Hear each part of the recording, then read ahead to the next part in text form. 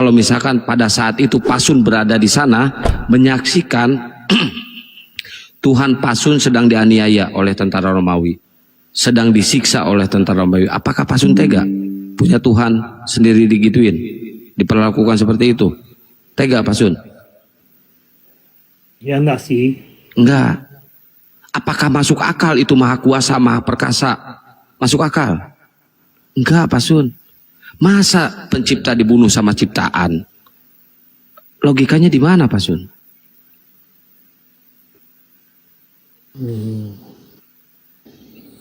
Nggak perlu Tuhan capek-capek turun ke dunia menjadi manusia cuma untuk mati terkutuk di kayu salib. Nggak perlu Pasun, nggak perlu. Assalamualaikum warahmatullahi wabarakatuh, Gurunda.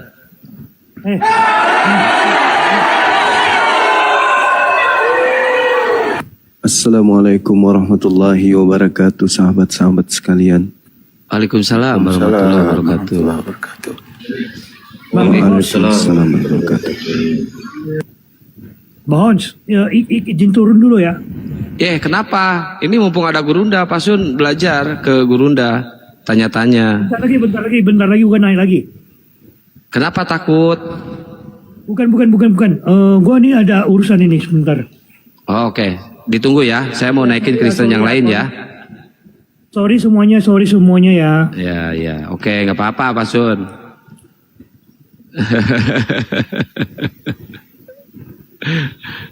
Itu dia nggak tahu. Kenapa? Masih bimbang dia Gurunda. Itu udah 3 kali ngobrol sama Akang, dia masih bimbang dengan keyakinannya. Dia merasa di Kristen itu nggak ada konsep kebenarannya. Dia mau masuk Islam tapi takut, satu, istrinya masih Kristen, kedua dia takut disunat, padahal umurnya udah 55 tahun, udah alot itu Gurunda.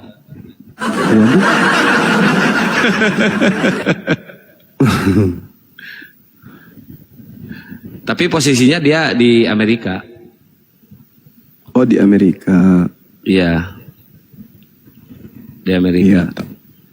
Itulah mungkin karena banyak pengaruh di sana kan ya. Sampai sulit. Awalnya dia dari Hindu. Terus dia kan ke Belanda. Dia pengusaha, dia orang China Gurunda. Dia ke Belanda, terus ketemulah sama seorang perempuan. Perempuan itu beragama Kristen. Akhirnya dia melakukan kumpul kebo kan di luar pernikahan, udah 1 kamar selama 1 tahunan. Emang di sana ada kerbau? Kebo nggak ada ya, banteng ada, kumpul banteng berarti ya, salah itu. Oh iya. Ya akhirnya dia masuk Kristen, tapi di dalam hati kecil dia ini gak yakin kok Tuhan gua seperti gini loh, harus mati terkutuk, harus seperti dianiaya itu. Dia perang dengan batinnya sendiri Gurunda. Oh, Masya Allah. Iya. Assalamualaikum warahmatullahi wabarakatuh. Waalaikumsalam warahmatullahi wabarakatuh. Allahu Akbar, walillahilham. Sahabat yang dimuliakan oleh Allah, satu kebanggaan kita sebagai seorang muslim, sebagaimana Allah dalam Al-Quran menjelaskan, a'udzubillahi minasyaitonirrajim, inna ibadi laisa laka alaihim sultan wa kafa bi rabbika wakila. Sesungguhnya kata Allah kepada hamba-hambaku umat Islam, orang-orang yang beriman, orang yang bertakwa, orang yang mukmin, engkau wahai iblis tidaklah dapat berkuasa atas mereka. Dan bagi kalian wahai umatku kata Allah, wa kafa bi rabbika wakila, cukuplah Allah sebagai Tuhanmu yang kamu jadikan sebagai penjaga. Jadi Al-Quran sendiri yang memberikan legalitas keamanan umat Islam itu dari kuasa-kuasa iblis. Inna ibadi laisa laka alaihim sultan. Sesungguhnya terhadap hamba-hambaku engkau wahai iblis tidak dapat berkuasa atas mereka. Lalu kalau umat Islam ini adalah umat yang iblis tidak berkuasa atas dirinya, lalu siapa yang disebutkan oleh Al-Quran di dalam surah Asy-Syu'ara ayat 95 dan seterusnya? Wa junudi iblisa ajma'un, dan bala tentara iblis semuanya. Kenapa mereka ini Allah katakan ya digiring oleh Allah bersama dengan orang-orang masuk ke dalam api neraka. Fakubakibu fiha hum wal gawun. Maka mereka, apa yang mereka sembah itu kemudian dimasukkan ke dalam neraka bersama dengan orang-orang yang sesat. Nah, kalau umat Islam ini iblis tidak berdaya terhadap umat Islam, maka orang-orang sesat ini siapa? Bahkan Allah mengatakan orang yang sesat ini nanti di neraka itu saling bertengkar. Qalu wa hum fiha yahtasimun. Mereka bertengkar, mereka ribut. Mereka kemudian mengakui, tapi nanti setelah dalam neraka, Tallahi in kunna lafi dalalim mubin. Demi Allah, sesungguhnya kita dahulu di dunia dalam kesesatan yang nyata. Umat Islam, umatnya Nabi Muhammad telah datang kepada kita. Para apologet Islam sudah menyuarakan kebenaran Islam. Apologet Islam sudah menjelaskan kalau ada dua Kristus. Apologet Islam sudah menjelaskan dan membuktikan mereka mensucikan nama Yesus, membersihkan nama Isa alaihissalam, menjaga kemudian kesucian dan kemuliaan Nabi Isa alaihissalam. Tapi kita tetap saja ingkar dan hidup dalam kesesatan yang nyata. Dalalim mubin, kata Allah. Kenapa demikian? Karena dulu kita ini adalah orang yang mempersamakan makhluk dengan Tuhan pencipta alam semesta. Istusawwikum birabbil alamin. Karena kita mempersamakan Allah dengan berhala-berhala. Kita mempersamakan kemudian engkau wahai iblis dengan Tuhan seluruh alam semesta. Nah, ini teman-teman sekalian, sebagai pembuka ya dari hadirnya saya di Qomal ini, saya mengatakan bahwa sejahat-jahatnya umat Islam, Allah mengatakan inna ibadi laisa laka alaihim sultan wa kafa bi rabbik wakila. Sejahat-jahatnya umat Islam, selama mereka tidak menyembah Yesus, selama mereka tidak menyembah Kristus, mati dalam kejahatannya, selama mereka bukan orang-orang yang kemudian menduakan Allah, maka baginya ada jannah. Ini keuntungan kita sebagai seorang muslim. Akan tetapi orang kafir, jangankan Allah, ya Yesus yang mereka sembah saja mengusir mereka, dan Yesus mengatakan, aku tidak mengenal kalian. Apatah lagi Allah. Bahkan tadi di Al-Quran surah Syura, mereka saling mengutuk nantinya di neraka.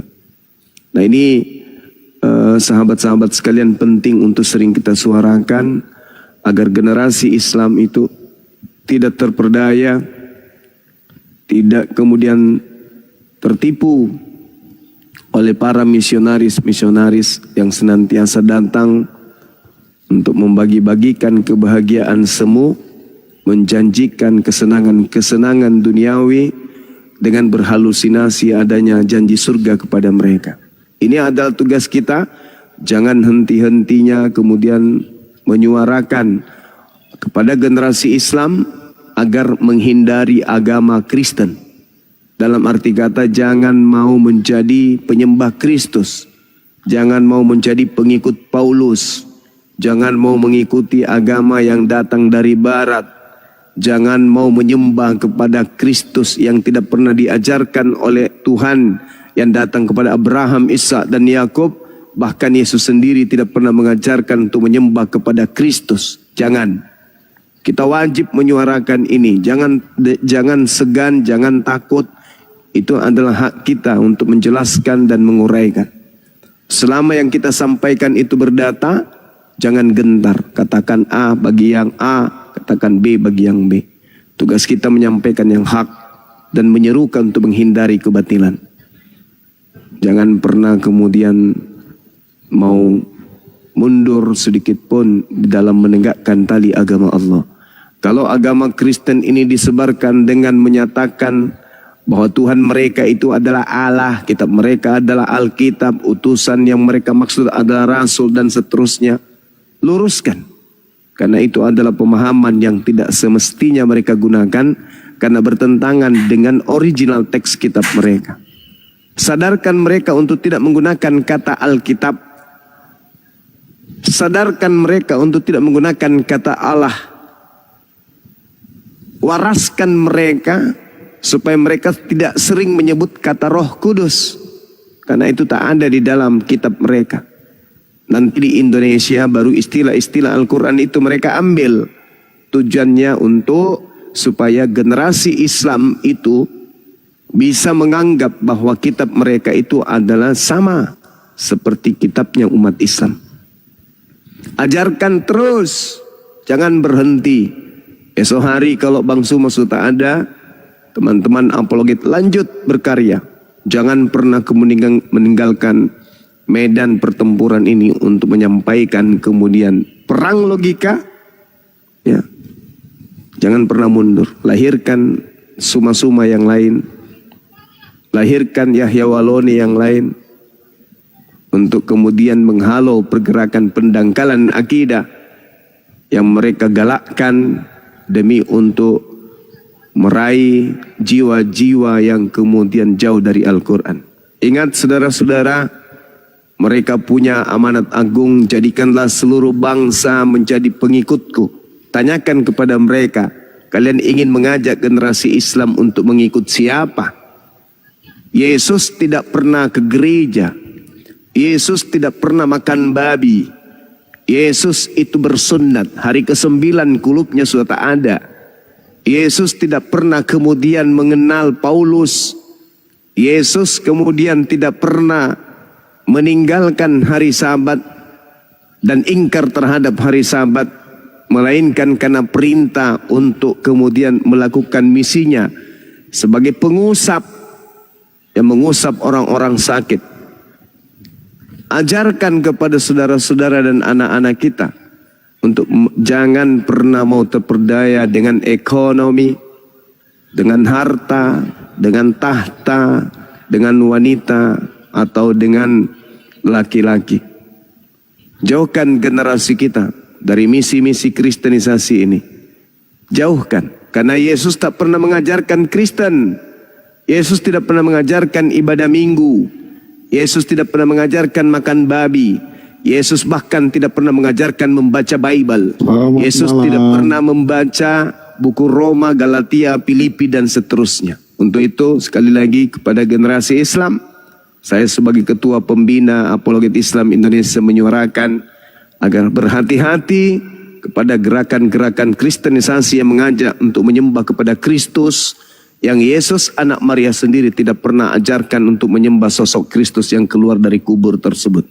Saya kira begitu sebagai pengantar teman-teman sekalian. Kalau ada yang ingin menanggapi atau bertanya, waktu dan tempat disilakan. Baik, ini ada Kapten. Kapten, Muslim apa Kristen, Kapten? Assalamualaikum warahmatullahi wabarakatuh. Waalaikumsalam warahmatullahi wabarakatuh. Waalaikumsalam warahmatullahi wabarakatuh. Alhamdulillah, terima kasih banyak telah diizinkan saya naik di room ini. Ini pertama kalinya saya langsung bisa berbicara ke guru Anda, Bang Zuma. Saya dari Aceh, Bang. Iya, Bang. Saya begini, Bang. Tapi kalau saya bertanya konteksnya berbeda, boleh nggak, Bang? Ini Bang, kita lagi diskusi lintas agama dulu. Kalau misalkan Anda ingin bertanya tentang keislaman, nanti ya Bang ya, di sesi lain ya. Izinkan kita untuk berdiskusi, untuk berdebat dulu ya Bang. Minta tolong kali ini Bang, karena saya nggak tahu harus nanya kemana Bang. Oke ya, silakan. Satu pertanyaan aja ya Bang, silakan. Boleh Bang, boleh. Ini saya tujukan ke guru Anda, Bang Zuma Bang ya. Ya. Tapi ini konteksnya berbeda bang, bukan masalah Iya, agama. silakan Bang, langsung Bang. Gini. Jadi saya anak laki-laki bang. Orang tua saya sakit hampir setahun ini. Jadi sayalah yang ngurus dia. Karena beliau tidak lagi bisa ke kamar mandi pun tak bisa. Terkadang-kadang saya melihat auratnya. Apakah saya berdosa itu bang? Nah, itu yang saya mau tanyakan. Gak berdosa. Hah? Kecuali Anda sengaja untuk mau melihatnya. Tidak bang. Atau Begini bang kan, orang tua saya tadi sakit karena beliau itu pakai pampers bang selama hampir setahun ini. Oh enggak, itu enggak berdosa. Kan beliau sakit. Betul bang, itu yang selama ini tergantung terbebani dalam pikiran saya. Ya Allah Tuhanku, apakah saya salah karena saya melihat aurat orang tua saya sendiri, padahal saya Enggak. tidak sengaja untuk melihatnya. Jadi di sini nggak ada tempat untuk bertanya. Saya kadang-kadang banyak ke tempat Ustadz itu minta pertanyaan itu, tapi nggak ada rezeki untuk dinaikkan di room itu. Tapi alhamdulillah pada malam ini satu rahmat besar bagi saya diberi kesempatan untuk bisa naik di sini dan bertanya langsung ke guru Anda Bang Zuma. Begitu bang. Enggak ada dosa bagi anak untuk mengabdi kepada orang tua sampai kepada batas-batas seperti itu bang. Selama kita tidak mengumbar aib orang tua kita, selama bukan tujuan kita selain daripada pengabdian. Iya betul bang, betul. Saya pakai Iya. ilmu bang, saya orang bodoh terhadap ilmu, jadi nggak tahu kemana harus bertanya bang, begitu. Baik, udah dijawab ya Bang. Masya Ya. Allah. Terima kasih banyak bang, izin. Sama-sama, terima kasih untuk menjadi anak yang baik. Masya Amin Allah. amin ya Allah, amin ya Allah. Izin turun bang ya. Assalamualaikum. Ya. Waalaikumsalam. Waalaikumsalam warahmatullahi wabarakatuh.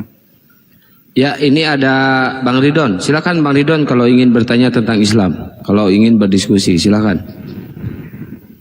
Assalamualaikum Kang Kian. Oh iya, Assalamualaikum Waalaikumsalam warahmatullahi wabarakatuh. Waalaikumsalam warahmatullahi Gurunda, wabarakatuh. taqabbalallahu minna wa minkum Gurunda. Ya, mohon maaf lahir dan batin. Gurunda. Baik, Ya, Bang Adinda Ridon, Zulkifli. dibuka mute-nya. Bang Ridon. Halo. Ya, silakan kalau ingin bertanya yang tertib ya, yang tertib, yang sopan ya. Silakan kalau ingin bertanya tentang Islam, silakan nanti kita diskusi. Aku tak ada pertanyaan tentang Islam. Atau ingin ditanya ya, kalau biasanya kan Bang Ridon ingin ditanya. Tapadol Gurunda. Baik, saudara, ini pembelajaran untuk kita ya. Dua agama, kalau agama Islam itu kan perintahnya serulah manusia kepada jalan Tuhanmu dengan cara yang hikmah. Berdebatlah mereka dengan cara yang baik. Ud'u ila sabili rabbika bil hikmah wal mau'idatil hasanah wajadilhum billati hiya ahsan. Maka berdebatlah mereka dengan cara yang baik. Nah, perintah di Islam menyampaikan kebenaran Islam, menyampaikan wa qulil haqqu mir rabbikum. Kebenaran itu semuanya sudah ditorehkan, sudah disampaikan oleh Allah. Dengarkan, simak, pelajari, renungkan. Setelahnya Anda mau beriman, silakan beriman. Anda mau kufur, setelahnya silakan kufur. Tak ada paksaan dalam beragama Islam. Nah, sedangkan di dalam Bible ada perintah amanat yang diagung-agungkan. Apa itu? Perintah untuk menjadikan umat Islam menjadi Kristen. Tertulis dalam Matius 28 nomor 19 nomor 20. Jadikanlah seluruh bangsa menjadi pengikutku. Jadi ada kata perintah, jadikan. Ketika perintah ini tidak dilaksanakan, sekiranya Kristen mengenal dosa, maka itu adalah dosa. Karena tidak melaksanakan perintah itu. Jadikan. Baptislah mereka dalam nama Bapa. Itu perintah. Nah, kami sebagai seorang Muslim yang pakir akan ilmu, yang selalu ingin mengetahui hal-hal baru, yang beragama dalam proses berpikir. Maka ketika ada saudara-saudara Kristen mengajarkan untuk menjadi seorang Kristen, maka kami tidak menerima begitu saja. Kami kudu wajib bertanya. Kita mau dijadikan pengikut siapa? Karena sejauh kami belajar, pengikut Kristus itu adalah mereka yang kemudian menjalankan hukum-hukum yang datang kepada Nabi Musa alaihi salam. Karena Yesus sendiri mengatakan, jangan kau mengikuti ahli Taurat dan orang Farisi. Mereka mengatakan perkataan-perkataan Taurat, tetapi mereka tidak mempraktekkan. Artinya, Yesus meminta supaya pengikut-pengikutnya punya niatan, punya perkataan, dan niat dan perkataannya itu terimplementasi dalam perbuatan atau praktek. Nah, yang kami temukan di Kristen, orang-orang Kristen itu jauh dari Taurat. Lalu kita mau dijadikan pengikut. Pengikut siapa? Ke gereja, menyembah Yesus, tidak bersunat, makan babi. Itu semua keinginan-keinginan siapa? Itu semua perintah-perintah siapa? Jadi kalau kita mau menjadi Kristen, kita kudu wajib bertanya ini. Kita mau dijadikan pengikut siapa? Kalau pengikut Yesus menjadi Yudaism. Kita pengen jadi orang Yudaism, kita bukan Bani Yakub. Materi subkurikulum yang diajarkan Nabi Musa, yang datang kepada Bani Israel, yang datang kepada keturunan Yakub, hanya berlaku bagi keturunan Yakub. Kita bukan keturunan Yakub. Lalu kita diajak untuk menjadi pengikut. Nah ini, sekali lagi untuk ketiga kalinya saya ulang. Kami umat Islam diminta, disuruh untuk dijadikan menjadi pengikut siapa? Sedangkan Kristen bukan pengikut Kristus anak Maria. Jadi kita mau jadi pengikut siapa ini? Ke gereja dan seterusnya ini. Kita menjadi pengikut siapa? Bisa saudara saya jelaskan supaya kami umat Islam itu bisa mendapatkan edukasi. Silakan. Ya, ini ada Bang Ridon sama ITG. Silakan jelaskan. Ini neon ini Muslim apa Kristen neon? Noen. Ya silakan Bang Ridon sama Bang ITG jelaskan satu-satu. Iya, saya kira di mana ada orang Kristen menyuruh Muslim mengimani Kristen. Kalau tidak menjalankan perintah, berarti kalian bukan pengikut Kristus. Karena jelas di situ, jadikanlah seluruh bangsa menjadi pengikut. Jadikan. Itu perintah. Iya, perintah di mana tertulis Islamnya? Enggak, seluruh bangsa kan kami juga bangsa.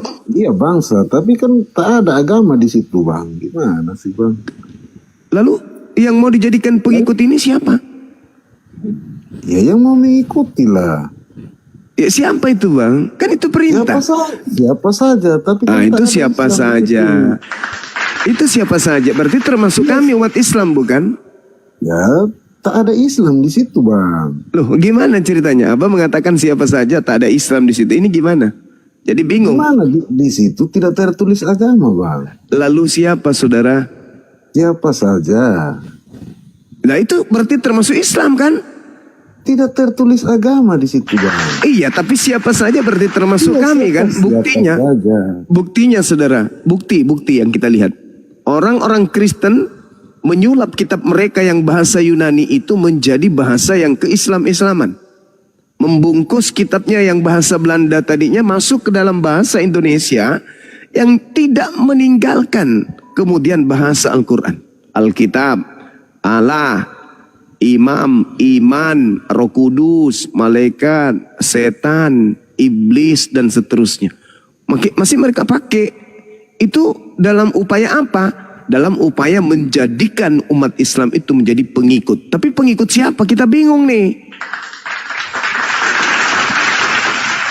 Kita mau dijadikan pengikut Yesus anak Maria. Anak Maria bukan Kristen. Jadi kita mau dijadikan sebagai pengikut siapa? Di mana, Bang? Di situ tertulis dijadikan umat Muslim. Tak ada, Bang. Saudara, misionaris, kristenisasi itu program yang terencana, terstruktur, dan terencana. Sekolah-sekolah STT mempelajari Islamologi, mencari kelemahan-kelemahan umat Islam. Gereja-gereja didirikan banyak di permukiman-pemukiman umat Islam, yang mana lebih dominan kepada misi. Itu banyak kepura-puraan menjadi orang Islam. Gimana, Bang? Itu kan Mengaku berpura-pura menjadi mantan ulama, mantan santri, mantan kiai, mantan penghafal Quran, mantan juara MTQ.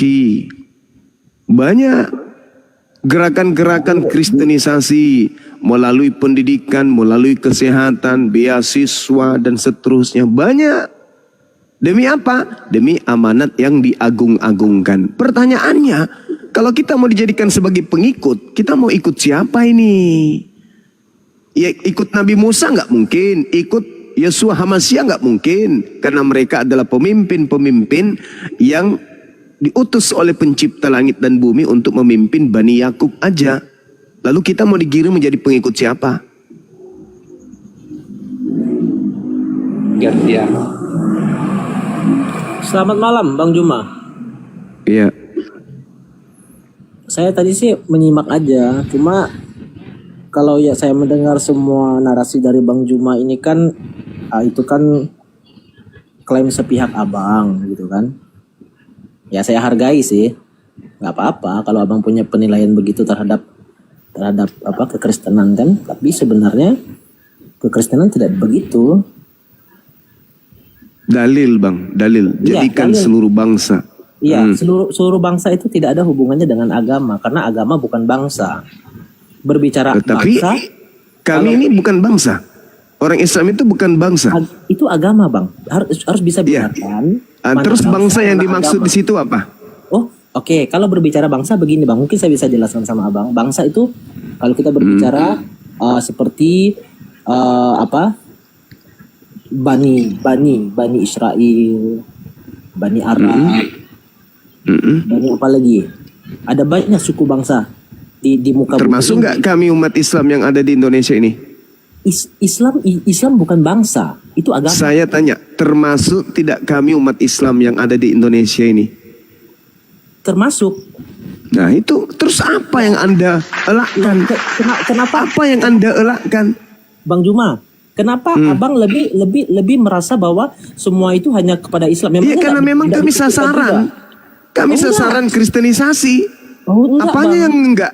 Apanya yang enggak? dong. Apa ke enggak? Memangnya di muka bumi ini hanya agama Abang Juma aja, Islam? Iya bukan, salah satunya kami jadi sasaran kristenisasi. Oh enggak, salah. Kok Kalau enggak sasaran. pula? Kok enggak pula? Kalau sasaran, kalau abang katakan sasaran, ya. Lah itu kan ada perintah di dalam kitab saudara, jadikan seluruh bangsa. Betul. Anda sudah mengakui, termasuk bangsa Indonesia yang adalah mayoritas Islam. Anda sudah akui tadi, kok Anda ngelak tetapi lagi? Di dalamnya abang, di dalamnya tidak ada paksaan. Jadikan. Iya, jadikan. Mana toh? Coba Anda tunjukkan kepada saya dalil di dalam kitab saudara, jangan paksa. Mana dalilnya? Kalau misalnya saya tawarkan Ada? Injil kepada Bang Juma, abang tidak terima, kan kita nggak bisa paksa. Iya, karena ini negara hukum. Oh, mau dimanapun kita nggak bisa paksa. Oh, enggak bisa dong. Enggak bisa dong. Baca sejarah gereja Katolik pertama kali. Coba Yang lihat yang tidak sepaham dengan paham gereja dibunuh. di mana datanya, minta data. Oh, ilmuwan. Ada berapa ilmuwan yang kemudian sangat familiar di kuping kita ini yang dibunuh Loh, kalau gara-gara abang, tidak sepaham dengan gereja. kalau abang bilang gitu, saya pun bisa membuat satu pernyataan demikian yang sama, toh. Ya, mana dalilnya di Al-Quran pemaksaan untuk menjadi Islam? Ada enggak? Yang abang Ada nggak? katakan tadi datanya mana? Galileo itu gimana? Galileo itu gimana? Data yang abang katakan tadi sama kita kan kita dengar. Sederhana itu bang. Sekarang Anda buka ulangan 20. Loh. Nomor 10, nomor 11, nomor 12, nomor 13. Kenapa? Jadi harus bisa dibedakan Bang Juma, mana bangsa, mana agama. Itu dua hal yang berbeda. Oke. Kami umat Islam ini termasuk bangsa nggak di situ? Oh tentu termasuk bangsa karena kan abang. Nah, ya sudah abang terus itu abang apa yang ada. Anda bantah? Iya, Apa tapi yang kan Anda bukan hanya bantah Islam kalau saja, begitu? kan? Bukan hanya Islam saja di muka bumi ini. Iya, saya ngerti. Iya. Kami berbicara skala Islam karena kami Islam. Kan perintahnya, Iya. jadikan seluruh bangsa. Anda sudah mengakui, termasuk Islam. Ya sudah. Tapi tidak ada pemaksaan. Bukan di situ. Nggak ada Bukan di situ pemaksaan. duduk perkaranya. Saudara, kalau Anda punya IQ, bukan di situ duduk perkaranya. Duduk perkaranya Anda harusnya menjawab, kalian umat Islam disuruh menjadi pengikut si ini. Itu. Si ini siapa? Si ini siapa? Ada satu kisah dalam Alkitab. Ketika Ya. Yesus Silakan. mengutus 70 murid. Dia suruh utus untuk memberitakan Injil itu, kabar baik itu. Lalu apa kata Yesus? Kalau kamu tiba di suatu tempat, lalu kemudian Ya. orang itu tidak menerima salammu, ya, artinya tidak menerima kehadiran maksud dan tujuanmu, kamu kebaskan kasutmu lalu tinggalkan tempat itu. Itu artinya apa? Tidak ada Ya, coba Anda tunjukkan tertulis di mana dalil itu. Silakan tunjukkan Sabar di ya, mana. sambil saya cari. Nanti ngomong-ngomong saya cari dulu. 10 Ya. ayat 12. Nah, itu dia. Oke. Teman saya dapat. Puji Tuhan. Oke. Iya, itu Kita salah baca satu. ya. Iya. Berapa tadi, Bang? Matius Saudaraku? 10 ayat 12. Oke, Matius 10 ayat 12. Itu Oke. Judul Dengarkan. perikopnya Yesus Iya, saya ngerti. mengutus ke-12 rasul. Oke, saya ngerti itu. Saya ngerti. Ini Yesus kan ya? Ini Yesus kan? Iya. Ini berbicara mengenai Yesus kan? Saya ngerti dan pemahaman saya ada di situ. Pengutusan rasul, Izin, Bang pengutusan. Juma. Iya, sabar. Izin saya baca dalilnya. Izin saya Ya, baca dalilnya, nanti Bang. saudara, sebelum Anda baca data nomor 12-nya, boleh saya minta izin Anda baca dari data nomor 5? Boleh. Oke, silakan. Saya baca 5 sampai lengkap aja nggak apa-apa, Kak? Boleh, silakan. Oke, saya minta 5 sampai 14 Ingat aja. dulu ya saudaraku ya, ingat ya. Ini perintah Yesus kepada Bani Israel muridnya ya. Ya, tapi izin saya Oke, baca oke. lengkap ya, Bang ya, Bang Juma ya. Boleh. Silakan dengan Siap. senang hati. Oke, Berarti Anda harus membacanya sampai nomor 15. Silakan. Siap. Matius 10 ayat 5 sampai dengan 12, demikian firman Tuhan. Ke-12 murid itu diutus oleh Yesus dan ia berpesan kepada mereka, janganlah kamu menyimpang ke jalan bangsa lain untuk masuk ke dalam kota orang Samaria. Melainkan pergilah kepada domba-domba yang hilang dari umat Israel. Pergilah dan beritakanlah kerajaan surga sudah dekat. Sembuhkanlah orang sakit, bangkitkanlah orang mati, tahirkanlah orang kusta, usirlah setan-setan, kamu telah memperolehnya dengan cuma-cuma, karena itu berikanlah pula dengan cuma-cuma. Janganlah kamu membawa emas atau perak atau tembaga dalam ikat pinggangmu. Janganlah kamu membawa bekal dalam perjalanan. Janganlah kamu membawa baju 2 helai, kasut atau tongkat, sebab seorang pekerja patut mendapat upahnya. Apabila kamu masuk kota atau desa, carilah di situ seorang yang layak dan tinggallah padanya sampai kamu berangkat. Apabila kamu masuk ke rumah orang, berilah salam kepada mereka. Jika mereka layak menerimanya, salammu itu turun ke atasnya. Jika tidak, salammu itu kembali kepadamu. Dan apabila seorang tidak menerima kamu dan tidak mendengar perkataanmu, keluarlah dan tinggalkanlah rumah atau kota itu dan kebaskanlah debunya dari kakimu. Aku berkata kepadamu, sesungguhnya pada hari penghakiman tanah Sodom dan Gomora akan lebih ringan tanggungannya daripada kota itu. Demikian firman Tuhan. Oke, baik. Saudara, Anda sudah membaca Matius 10 ini dengan katanya Anda telah membantu saya untuk kemudian memilah antara ajaran Yesus, anak Maria, dan Kristus yang keluar dari kubur. Data yang Anda baca tadi, jelas Yesus melarang murid-muridnya ke bangsa lain, melainkan kepada domba yang sesat dari umat Israel. Itu Yesus tuh. Ya, sedangkan yang keluar dari kubur meminta untuk ke seluruh bangsa, untuk menjadikan seluruh bangsa menjadi pengikutnya. Ini 2 misi yang berbeda. Yesus anak Maria melarang ke-12 muridnya ke bangsa lain. Kristus anak bumi itu justru mengajarkan seluruh bangsa menjadi pengikutnya. Kalau Yesus anak Maria, kan di awal saya sudah mengatakan, anak Maria ketika mengajar untuk menjadi pengikutnya, maka orang itu akan dihantarkan menjadi penganut Taurat, disebut Yudaism. Sedangkan yang keluar dari kubur ini anak bumi, anak yang dilahirkan oleh bumi, keluar dari kubur, itu memerintahkan kemudian pergi ke seluruh bangsa dan menjadikan seluruh bangsa menjadi pengikutnya. Muncul pertanyaan, ini Kristus yang mana? Menarik sekali ini. Ya, silakan Anda jawab, silakan. Ya, oke. Dari ayat yang saya bacakan tadi, betul memang itu tidak disuruh untuk menyimpang ke bangsa-bangsa lain, tetapi kepada domba-domba yang terhilang, yaitu umat Israel. Tetapi poin penting dari pembacaan itu adalah bahwa Injil diberitakan tidak dengan paksaan. Itu yang pertama dulu. Ya. Karena Yesus kasih pesan ayat 14 itu, apabila yang tidak ada orang tidak menerima, tinggalkan, kebaskan itu. Jadi jangan kau pernah paksa. Itu poin yang pertamanya. Lalu yang kedua, Bang Juma tadi katakan bahwa ini misi yang berbeda. Satu dari Yesus, satu dari Kristus yang bangkit. Monggo datanya, Bang Juma. Saya baru kali ini dengar datanya Bagus. bahwa ada Kristus yang lain ini. Ini bagus. menarik sekali. Kita bisa, Oh iya memang, bisa minta memang. pertanyaan Makanya bahwa duduk di sini. Anda Iya. duduk, jangan turun, jangan kemana-mana, Siap. gunakan akal, jangan doktrin, Siap. jangan dogma. Oke ya? Iya. Anda Iya. sadar nggak di Matius 10 itu kalau Yesus berpesan kepada ke-12 muridnya ke bangsa Israel saja? Anda sadar nggak? itu sudah fix Bang, itu oke, kita nggak masalah itu. Cuma tadi Oke, yang saya sepakat kejar, kita ya. yang saya kejar itu kan dari Abang Oke, sepakat kita. bahwa ini dua perintah yang berbeda. Sabar, gantian.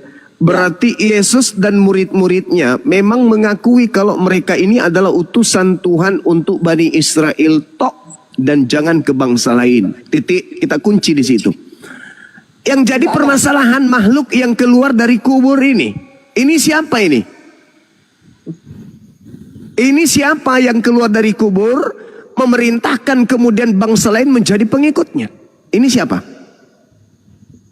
Jangan Anda jilat ludah Anda sendiri yang Anda panjang lebar membaca dalil ungkapan-ungkapan Yesus, konsep kurikulum pengajarannya dia. Jangan Anda jilat ludah Anda sendiri, Anda mengatakan itu adalah Yesus ada Maria. Ingat, tadi dia berpesan kepada ke-12 muridnya, jangan ke bangsa lain. Muncul pertanyaan, yang keluar dari kubur ini itu siapa? Oke, bisa saya jawab, tanggapi sedikit. Ya itu kewajiban Anda memang, tapi jangan ngeyel, silakan. Oke. Sebenarnya kita nggak pernah mempunyai narasi itu. Yang punya narasi itu kan Bang Juma. Keadaan yang memaksa. Nah, narasi itu dibangun oleh siapa? Kita nggak pernah membuat Keadaan yang memaksa itu tertulis dalam Bible. Keadaan yang mana?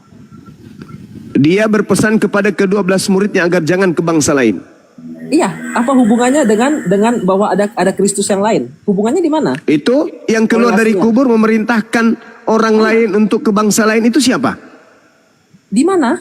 Ada dalilnya yang keluar dari kubur? Matius 28 nomor 18 nomor 19. Oh, itu. Lalu Matius. Anda bahas yang mana?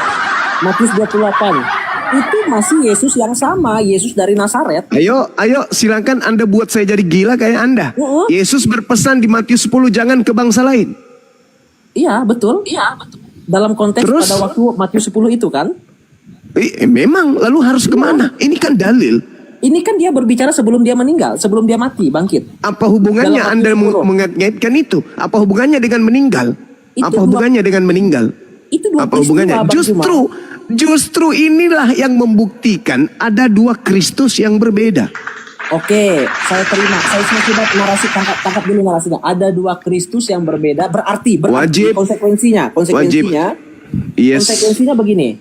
Kalau ada dua Kristus yang berbeda, berarti ada dua peristiwa kelahiran.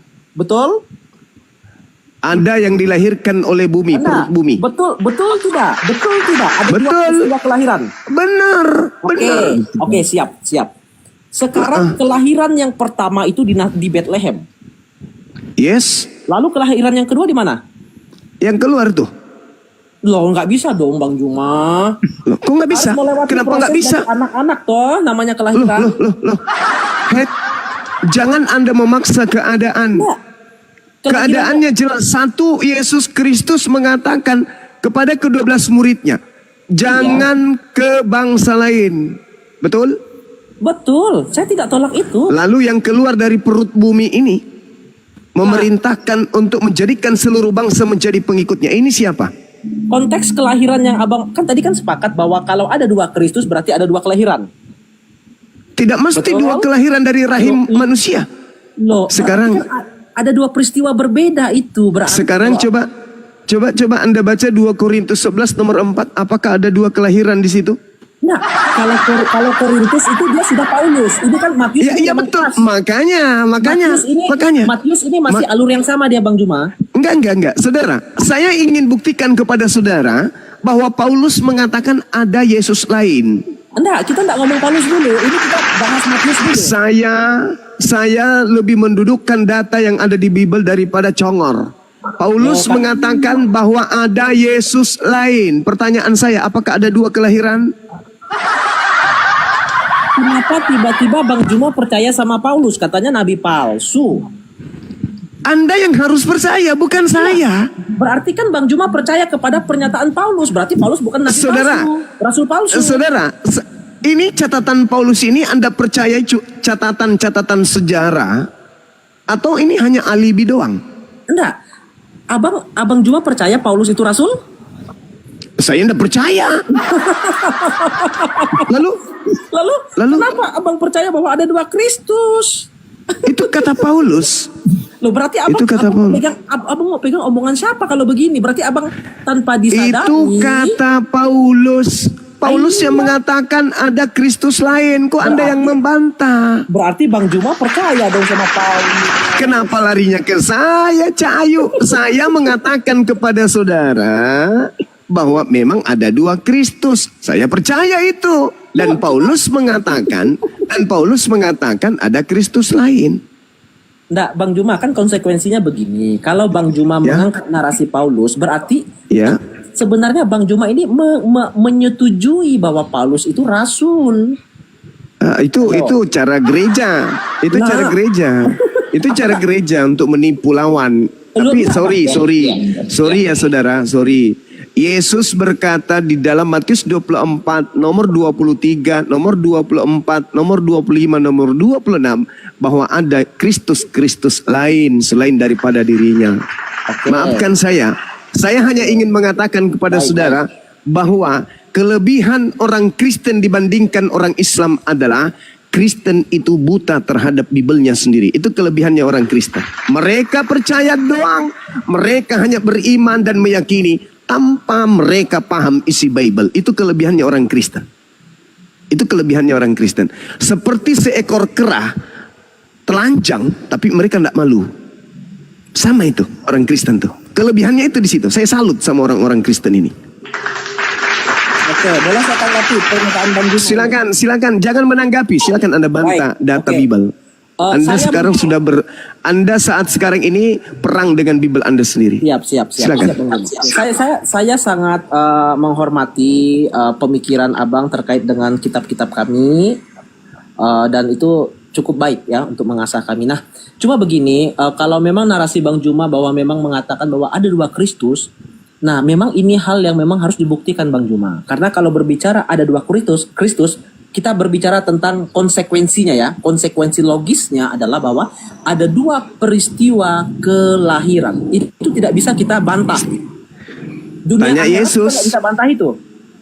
Setuju Bang? Tanya Yesus. Enggak, ya. Artinya Tanya Yesus. Karena Yesus mengatakan ada Yesus lain. Kita konsekuensi logis dulu Bang. Berarti Yesus Anda yang harus tanya. Yesus, kalau Anda mengatakan ada Yesus lain berarti ada dua kelahiran. Itu kan persyaratan yang Anda buat sendiri. Itu persyaratan yang Anda buat sendiri. Abangku. Anda yang membuat persyaratan itu. Maka beban untuk menjawab ya ada pada diri Anda. Betul, oke Kanda. Oke Kanda. Begini. Iya. Kalau tadi kan kita buka Matius 10 dengan Matius 28. Nah, kalau kami Kanda bahwa Matius 10 itu ketika dia belum disalibkan. Tapi Matius 28 ketika dia sudah bangkit. Jadi kita meyakini bahwa Kristus yang satu. Tidak mungkin ada Kristus yang lainnya gitu. Jadi tidak ada, tidak ada narasi dua Kristus. Gitu, artinya Anda ingin mengatakan bahwasanya ketika Yesus itu mati masuk ke dalam tanah, begitu dia bangun dari kubur, dia lupa ingatan. Enggak. Kalau dia lupa ingatan, kalau dia lupa ingatan, maka dia tidak akan menghubungi Petrus. Masalahnya bukan begitu. Yesus mengatakan di dalam Matius 24, sabar.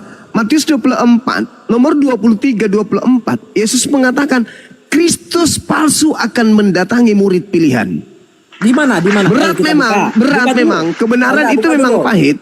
Tapi itulah yang Anda harus telan. Matius berapa? Matius 24, nomor 23, nomor 24. Kristus palsu mendatangi murid pilihan. Siap. Bisa saya tanggapi Kanda?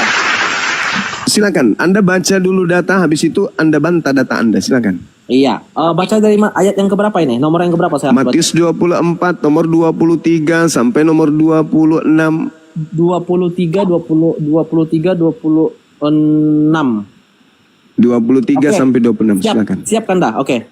Pada waktu itu jika orang berkata kepadamu, lihat Mesias ada di sana, di sini, atau Mesias ada di sana, jangan kamu percaya. Sebab Mesias palsu dan nabi-nabi palsu akan muncul dan mereka akan mengadakan tanda-tanda dan dahsyat dan mujizat-mujizatnya sehingga sekiranya mungkin mereka menyesatkan orang-orang pilihan juga. Camkanlah, aku sudah mengatakannya terlebih dahulu kepada kamu.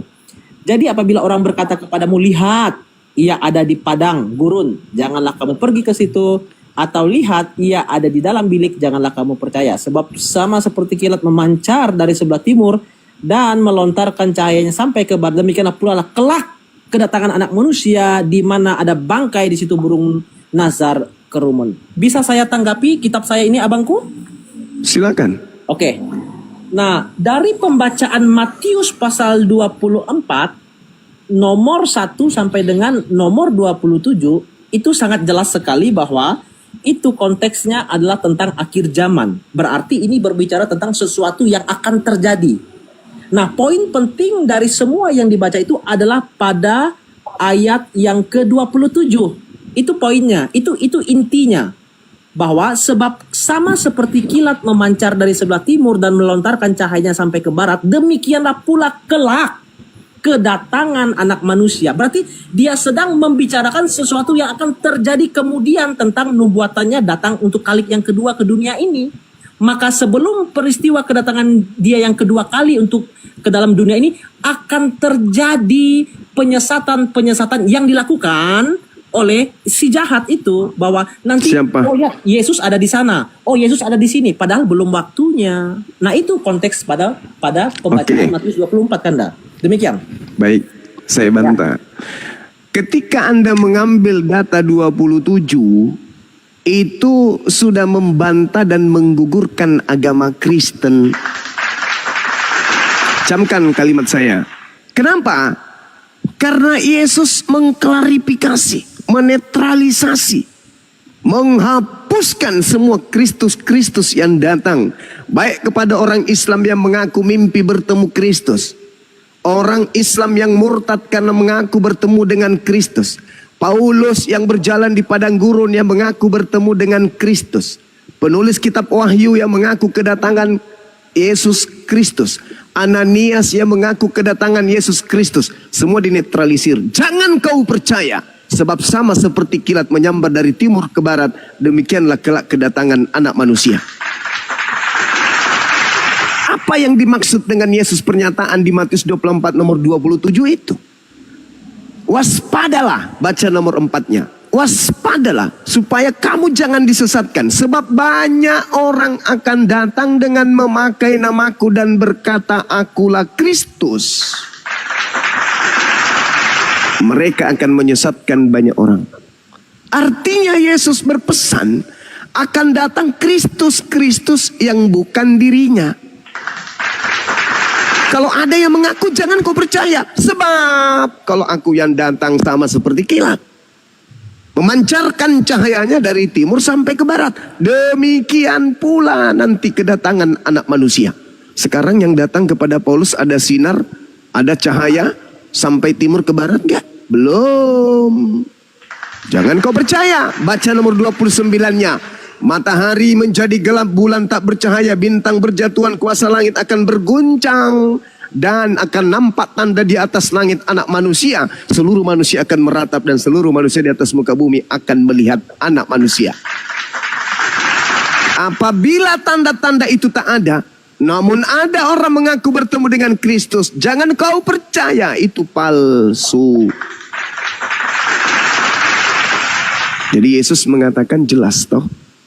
Kalau ada orang mengaku bertemu dengan saya di padang gurun, ada mengaku bertemu saya di dalam bilik rahasia, jangan ente percaya, itu bukan saya, itu palsu, itu Kristus palsu. ITG Inilah sama nanti sabar. Inilah makanya saya katakan, ketika Yesus mengaku Aku diutus hanya kepada domba yang hilang, yang sesat dari umat Israel. Lalu Yesus berpesan kepada ke-12 muridnya, jangan ke bangsa lain. Jadi kalau ada Kristus, ia mengajarkan untuk menjadi pengikutnya, dan yang menjadi pengikutnya ini bukan Yakub punya anak, maka itulah Kristus palsunya. Itulah yang keluar dari kubur yang kamu ikuti. Makanya tadi di awal saya mengatakan, kita disuruh ikut siapa ini? Yesus anak Maria hanya untuk domba yang sesat dari Bani Israel. Sedangkan yang keluar dari kubur ini seluruh bangsa mau dijadikan sebagai pengikutnya. Jangan-jangan ini adalah sibilisis. Karena Yesus mengatakan, waspadalah, dia akan menyesatkan banyak orang. Tapi memakai namaku. Banyak orang itu mana? Aliteng, Karisten. Itulah banyak orang yang disesatkan oleh Kristus palsu ini. Silakan. Oke, terima kasih. Darel ini nanti giliran Anda setelah Bang ITG. Bang ITG dulu, ini lagi hatuhan, nanti gantian. Silakan Bang ITG, di mute dulu Darel. Iya, sampai dengan saat ini saya tetap menghargai cara pemahaman Bang Zuma dalam melihat konteks Alkitab ini. Ya, kita hargai. Tetapi saya selalu ingin menyampaikan begini Bang Zuma, bahwa apa yang kita baca tadi di dalam Matius 10 dan Matius 28 itu dalam dua cerita yang berbeda. Bahwa Matius 10 itu tentang pada saat Yesus sebelum dia disalibkan, mati dan bangkit. Itu jelas dua hal yang berbeda. Lalu kemudian Matius pasal 28 itu setelah dia mengalami kemenangan, setelah dia mati di kayu salib, mati 3 hari lalu kemudian bangkit, lalu ada pesan. Nah, itulah yang dikatakan tadi di dalam Matius pasal 24 itu. Nah, bersesuaian dengan Matius pasal 24 itulah yang disampaikan oleh malaikat Tuhan ketika di dalam Kisah Para Rasul. Kisah Para Rasul 1 ayat yang yang ke-11. Saya bacakan sebentar. Dan berkata mereka, hai orang-orang Galilea, mengapakah kamu berdiri melihat ke langit? Yesus ini yang terangkat ke sorga meninggalkan kamu akan datang kembali dengan cara yang sama seperti kamu melihat dia naik ke sorga. Jadi dalam Matius pasal 24 tadi konteksnya itu adalah tentang untuk kedatangan dia kali yang kedua. Sedangkan dalam konteks Matius pasal 10 dan Matius pasal 28 itu dalam konteks pada saat itu sebelum dia naik ke sorga. Jadi ini dua hal yang tidak bisa Bang Juma paksakan begitu Bang Juma. Maka kita melihat secara utuh bahwa menurut Abang bahwa ada dua Kristus, oke, saya terima. Tapi kita buktikan dulu dong. Kalau ada dua Kristus berarti tetap ada dua peristiwa kelahiran itu. Kelahiran pertama itu adalah di Bethlehem. Lalu kelahiran yang Kristus yang lain ini di mana? Nah, itu kan harus ada pembuktian. Kalau tidak ya itu mungkin bisa saja itu mungkin pendapat, dan kita hargai pendapat demikian, tapi butuh pembuktian dong kalau begitu. Kalau ini kan kita bisa buktikan Bang bahwa Kisah pasal 24 itu bersesuaian dengan peristiwa nanti dia datang kali yang kedua, peristiwanya itu. Nah, ini yang saya mau supaya kalau memang Bang Juma bisa memberikan data-data yang konkret dan lain sebagainya, saya rasa kita hargai pendapat Abang bahwa ada dua Kristus. Berarti ada dua peristiwa kelahiran itu. Nah, satu sudah ketemu kita di Bethlehem. Nah, satunya ini di mana? Nah, itu poin penting. Karena kalau tidak bisa dibuktikan bahwa betullah yang bangkit dari kubur itu yang lahir di Bethlehem, Bang Juma. Selama Abang belum bisa membuktikan kelahiran Kristus yang satu itu di mana, maka yang bangkit dari kubur itu adalah Kristus yang lahir di Bethlehem, anak Maria itu. Demikian. Saya sederhanakan. Anda percaya nggak ketika Yesus berkata sebab Kristus palsu? Anda percaya nggak bahwa ada Kristus palsu? Kristus palsu dalam konteks sebelum dia datang memang ada. Oke, pertanyaan saya kalau begitu Anda sudah mengiyakan memang ada. Apakah ada dua kelahiran? Apakah ada dua kelahiran? Yang dimaksud oleh Yesus itu Kristus palsu itu Kristus yang mana dulu?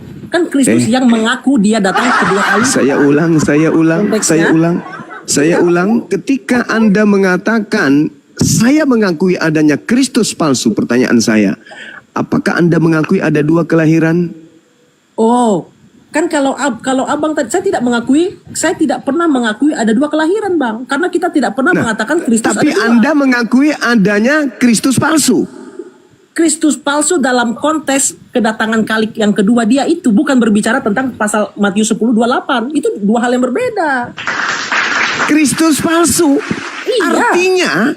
artinya Kristus yang bukan Yesus anak Maria, iya No. kan? Bang Juma kan mau membuktikan bahwa Matius 10 dengan Matius 28 itu dua pribadi yang berbeda, bukan? Justru Tahu itu. ini yang saya katakan, klarifikasi Yesusnya sendiri yang mengatakan di Matius 24 yang Iya. menceritakan tentang keluarnya manusia dari kubur itu 28. Sebelum Matius 28 diawali dulu Matius 24. Sadar nggak ini? Sadar nggak Anda ini? Bisa nggak saya Sadar runtutkan nggak ceritanya Anda ini? begini? Saya runtutkan dulu Bang ya. Saya runtutkan ceritanya begini. Matius pasal 10 dengan Matius 28 itu dalam konteks Yesus masih ada di bumi. Abang paham ya? Lalu dalam konteks Matius pasal 24 itu konteks ketika dia sudah naik ke surga. Itulah yang dijelaskan kisah para rasul 1 ayat yang ke-11 tadi. Oke. Jadi abang harus tahu peristiwa itu gitu loh. Oke. Saya ikuti maunya Anda. Saya ikuti Iya, maunya siap. Anda. Sekarang begini. Kalau yang dikubur dan yang disalibkan ini bukan Yesus anak Maria, berarti yang keluar dari kubur palsu kan? Kita tetap mengakui bahwa itu anak Maria semua. Ya itu karena Anda memaksakan. Ini kelemahan saudara. Ini kelemahan saudara. karena belum Kelemahan ada- saudara itu di situ. Abangku, Kanda, karena belum ada bukti yang mengatakan ada peristiwa kelahiran Kristus yang lain. Lalu Selama bagaimana belum dengan ada- Kristus palsu? Haruskah ada kelahiran? Kanda, Kristus palsu itu ketika Kristus yang asli itu yang putra Maria itu sudah naik ke sorga. Masa Kanda nggak bisa? Lalu ada kelahiran lain? Ada kelahiran? Enggak. Masa Nggak ada masa kelahiran, Kanda tidak bukan? bisa melihat peristiwa itu, Kanda? Nggak ada kelahiran bukan?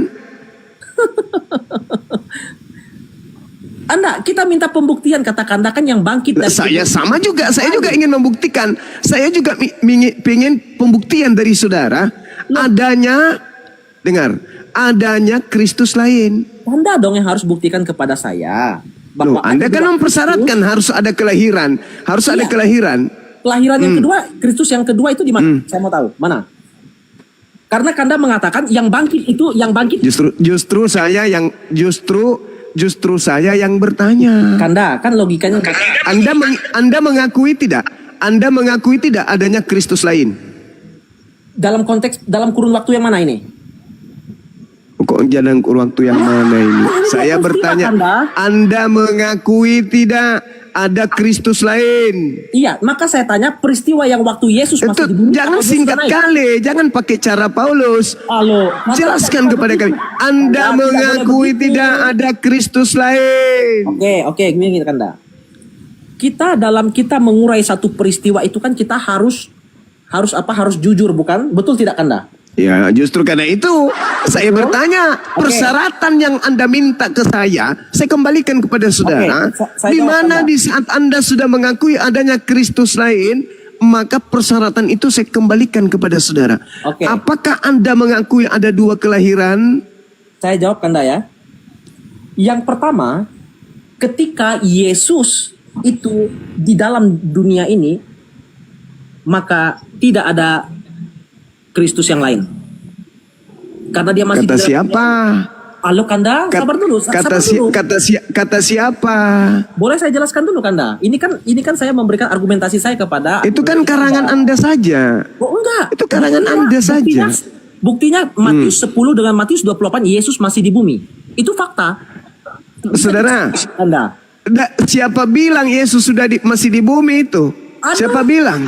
Itu belum naik dia Kanda. Siapa bilang Yesus Dia belum naik ke surga itu masih ada di pasal bumi? 28 itu. Justru saudara, justru untuk membedakan antara Yesus yang ada di bumi dengan Kanda. Yesus yang keluar dari kubur, itulah muncul dua Kristus yang berbeda. Kanda baca pasal 28 itu Kristus masih di mana? Ayo coba. Matius 24 dulu mana dengan Matius 28? Enggak, sabar dulu. Sabar juga dulu, Anda juga harus sabar dong. Anda juga harus sabar. Matius 24 dengan Matius 28 duluan mana? Bukan persoalan mana yang duluan, tapi dari urutan cerita. Itu yang kita lihat. Urutan cerita. Maksudnya Anda ingin mengatakan di kitab Anda itu ceritanya berakhir dulu belakangan, nanti baru enggak. dimulai gitu. Terus Enggak. lalu Bukan begitu Kanda, nggak bisa begitu Lalu cara bagaimana? berpikirnya. Lalu bagaimana? Gimana? Ngeyelnya Anda itu Matius melawan 24. Bible itu gimana? Bang kemarin Anda. jelasin aja. Kanda tahu nggak poin dari Matius pasal 24 itu? Kenapa? Itu pasal 24 itu pun dia masih di bumi, Kanda. Kanda tidak Ya, boleh baca. memang betul. Iya. Anda tahu nggak Pasal peristiwa dua- apa yang melatar belakangi itu? Pasal 28 pun dia masih di bumi. Sekarang begini. Ketika Yesus mengatakan hal tersebut di Matius 24, murid-muridnya sudah di langit atau masih di bumi? Oke. Murid-murid. Kanda sepertinya belum ngeh dengan cerita ini sepertinya. Saya dudukkan dengan tinjauan yang berbeda. Sekarang saya mau tanya kepada saudara, yang mendapatkan pesan di situ murid Yesus atau orang-orang Roma? Pasal 10, pasal 24, pasal 28 Yesus masih di bumi, Kanda. Oke, murid-muridnya? Oh, masih di bumi dong karena dia masih berbicara Oke, dengan baik. murid, Terima kan? kasih. Izinkan saya menerapi otak Anda untuk Anda paham. Anda sudah mengakui murid-muridnya masih di bumi. Oke. Jangan standar Yesus yang kita pakai. Kita pakai standar murid-murid Yesus. Ketika Matius 24, murid-murid masih di bumi. Ketika Matius 28, murid yang menerima pesan itu juga masih di bumi. Setuju kita? Muridnya pasti masih di bumi dong, Kanda. Ya, setuju kita. Setuju ya? Murid tidak pernah naik ke surga. Oke, setuju. Baik. Nah, sekarang ketika Yesus berpesan kepada murid-muridnya agar waspada kepada Kristus lain yang datang kepada muridnya. Pertanyaan saya, Kristus lain ini pemberitaannya datang nggak kepada muridnya? Kanda, waktu dia ngomong itu, dia masih di bumi. Saya tidak berbicara tentang Yesus. Saya berbicara tentang muridnya. Murid. Enggak. Murid. Ada apa dengan murid? Masalahnya apa? Murid datang kepada Yesus di Bukit Zaitun berkata, "Guru, apa tanda kedatanganmu?" Oke? Iya. Ini murid nih. Iya. Bertanya kepada Yesus, "Apa tanda kedatanganmu?" Kata Yesus begini, "Aku datang tandanya matahari menjadi gelap, bulan tak bercahaya, bintang-bintang berjatuhan, lalu kemudian kuasa langit berguncang, akan nampak di langit aku, seluruh manusia merantap, seluruh manusia melihat aku." Jadi apabila ada orang berkata, ada Yesus di sini, ada Mesias di sini, ada Mesias di sana, jangan kamu percaya. Pertanyaan saya, pada saat muridnya belum meninggal dunia, keadaan itu pernah nggak terjadi kepada muridnya? Ada orang yang datang mengaku bertemu dengan gurunya, ada nggak? Jawab dengan jujur. Tidak. Tidak. Saya jawab Kanda, saya jawab. Oh, Karena tidak. Iya, bisa saya jelaskan jawaban saya? Tidak. Karena yang ditanyakan oleh muridnya itu adalah peristiwa yang akan terjadi nanti. Pertanyaannya bukan ke situ. Pertanyaannya bukan ke situ. Saya jawab dulu. Pertanyaannya bukan ke situ. Tunggu. Saya berharap yang lawan diskusi saya ini orang yang pernah kemudian belajar. Siap. Supaya nggak nyita waktu saya untuk menggiring saya menjadi bodoh sama seperti lawan bicara saya. Murid Yesus dipesan, "Hei si fulan, waspadalah agar kamu jangan disesatkan. Sebab banyak orang yang akan datang kepadamu dengan berkata, akulah Kristus. Mereka akan menyesatkan banyak orang." Pertanyaan saya, apakah ada oknum yang datang kepada murid Yesus tersebut benar-benar mempraktekkan apa yang dinubuatkan oleh gurunya, bahwa orang itu mengaku bertemu dengan gurunya di padang gurun? Apakah ada atau tidak ada? Oke, saya jawab. 1000% tidak ada, karena yang dipertanyakan itu adalah peristiwa yang tepuk akan tangan. terjadi. Tepuk tangan Ya. semua teman-teman, kita lihat, kita urai kebohongan orang Kristen ini. Kita nggak bohong. Paulus ini Kita pernah uji. nggak mengaku bertemu dengan Kita Yesus uji. di padang gurun kepada murid Yesus? Kanda, kita uji. Kita uji, Kanda. Bisa kita uji? Paulus ini pernah nggak mengaku bertemu dengan gurunya, murid-murid Yesus di padang gurun kepada murid Yesus? Silakan.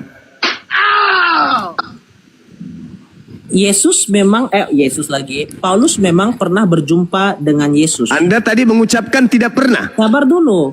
Apakah Anda masih layak berdiskusi dengan saya? Sabar dulu. Anda tadi mengatakan Tapi tidak dia pernah. tidak pernah mengatakan Sekarang dia Mesias. Anda mengatakan Paulus memang pernah. Tadi Anda mengatakan tidak pernah. Sekarang Anda tidak pernah mengatakan ya mengatakan Paulus dia memang Mesias. pernah. Saudara, apa Anda nggak punya malu? Paulus pernah ngaku dia Mesias tidak? Saya tanya. Saya tidak mempersyaratkan Paulus mengaku Mesias. Jawab dulu. Jangan menjadi penipu di sini. Hey. Saya bertanya, pernah tidak Paulus mengaku bertemu Kristus di padang gurun? Bertemu Kristus di padang gurun. Pernah nggak dia mengaku? Mohon maaf Gurunda, saya turunkan, saya tidak izinkan Gurunda berdebat dengan pembohong dan pendusta. Mohon maaf ya, saya turunkan.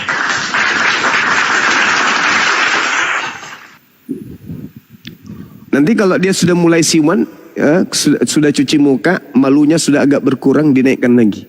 Ya, lihatlah ini saudara-saudaraku Kristen yang masih bisa diwaraskan. Tengok, orang yang so intelektual, mau datang dari sudut pandang manapun, kalau kebohongan pasti akan terbongkar. Penipuan pasti akan terbongkar.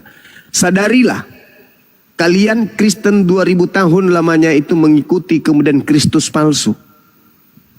Silakan, mari kita buktikan. Satu, wakil Kristen gugur dengan kebohongannya. Pernah tidak ada orang yang mengaku kepada murid Yesus bertemu dengan Yesus? Enggak pernah. Dibalik, pernah nggak Paulus mengaku bertemu dengan Kristus di padang gurun? Oh, pernah. Ditambahin waktu, dikasih waktu, apa kata dia? Tapi Paulus tidak pernah mengaku Kristus, padahal bukan itu soalannya. Ini kenapa pendeta takut, gentar, tidak mau berdebat dengan apologet Islam? Ini alasannya. Karena mereka akan terjebak sendiri. Inilah yang Allah Subhanahu Wa Taala katakan dalam Al-Quran. Wa makaru wa makarallah wallahu khairul makirin. Mereka ingin menipu, tetapi sesungguhnya mereka hanya menipu diri mereka. Makar yang mereka buat akan membuat mereka jatuh terhadap makar itu sendiri. Allah adalah sebaik-baiknya pembalas kejahatan. Yukhadi'una Allah walladzina amanu wa ma yakhda'una illa anfusahum wa ma yash'urun. Orang kafir laknatullah ingin menipu Allah, ingin menipu orang-orang beriman, tapi sesungguhnya mereka hanya menipu diri mereka sendiri. Sepanjang saya berdiskusi dengan saudara tadi, kurang lebih 1 jam, kurang lebih, dia mencerminkan, memberikan edukasi atau menunjukkan kalau dia sedang menipu dirinya. Coba saudara jujur, yang di bawah jujur, yang di YouTube jujur. Orang tadi mencerminkan cerminan penjelasan untuk menipu kita atau menipu dirinya sendiri? Menipu dirinya sendiri. Menipu diri sendiri. Oke, selamat malam. Betapa benar Al-Quran. Maha benar Allah dengan segala firman-Nya. Allahu Akbar. Ya, pasien selanjutnya. Jangan ngehujat, gua turunin lu ngehujat. Nggak perlu itu. Oke, Bang Juma, aku tadi mendengarkan tadi diskusi abang tadi sama kawan tadi, kawan siapa itu, ITG itu memang agak kurang kurang tegas dalam jawaban. Oke, tapi aku perlu juga sedikit ada pertanyaan sama Bang Juma. Nanti boleh Bang Juma tanya juga sama aku. Begini, yang bisa ku bedah, yang mungkin kawan-kawan Kristen juga yang nggak pahami tentang pemahaman Bang Juma dengan apologet tentang Yesus pra kematian dan Yesus pasca kematian. Jadi begini yang bisa ku dalami ya, bisa nanti Bang Juma membenarkan atau tidak benarkan. Bahwa menurut Bang Juma bahwasanya Yesus yang benar itu sebelum mati, sebelum disalibkan itu Yesus yang benar. Yesus anak Maria itu adalah Yesus yang benar itu sebelum naik ke kayu salib. Bahwasanya ketika naik ke kayu salib itu bukan Yesus anak Maria lagi, tetapi Yesus yang lain yang diserupakan. Stop dulu di situ. Kemudian Setelah kematian, 3 hari setelah kematian Yesus ini, kita anggaplah dulu, ikutlah dulu aku dengan narasi Bang Juma, bahwa si Mr. X itu yang diserupakan ini ternyata bangkit dari kematian. Si Mr. X yang diserupakan ini bangkit dari kematiannya. Sudah, setelah si Mr. X yang diserupakan ini, yang konon yang dianggap Yesus yang akhirnya jadi disalib itu, bangkit dari kematian, menunjukkan diri ternyata dia kepada Maria Magdalena dan Maria yang lain, Maria termasuklah ibu Yesus, dan juga kepada Thomas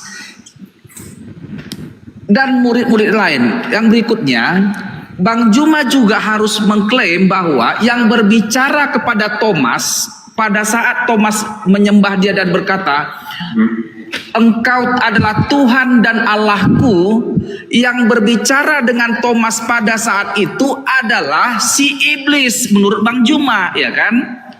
Dia itu yang berkata juga, yang menyampaikan amanat agung itu, yang menuju Bukit Zaitun, yang berkata segala kuasa telah diberikan, segala kuasa di bumi dan di sorga telah diberikan kepadaku, dan ajarlah mereka, jadikanlah seluruh bangsa menjadi muridku.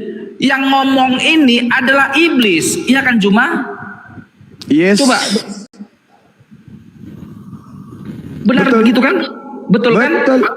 Oke, jadi itu yang gak dipahami oleh si ITG itu. Sebenarnya si Juma dan kawan-kawan ini tidak percaya bahwa Yesus itu bangkit. Yang bangkit dari kematian itu adalah iblis. Iblislah yang bangkit dari kematian. Iya kan Juma? Benar sekali. Betul. Jadi di sini kita salah paham, tidak duduk pada masalah sehingga kita ribut enggak pada konteksnya.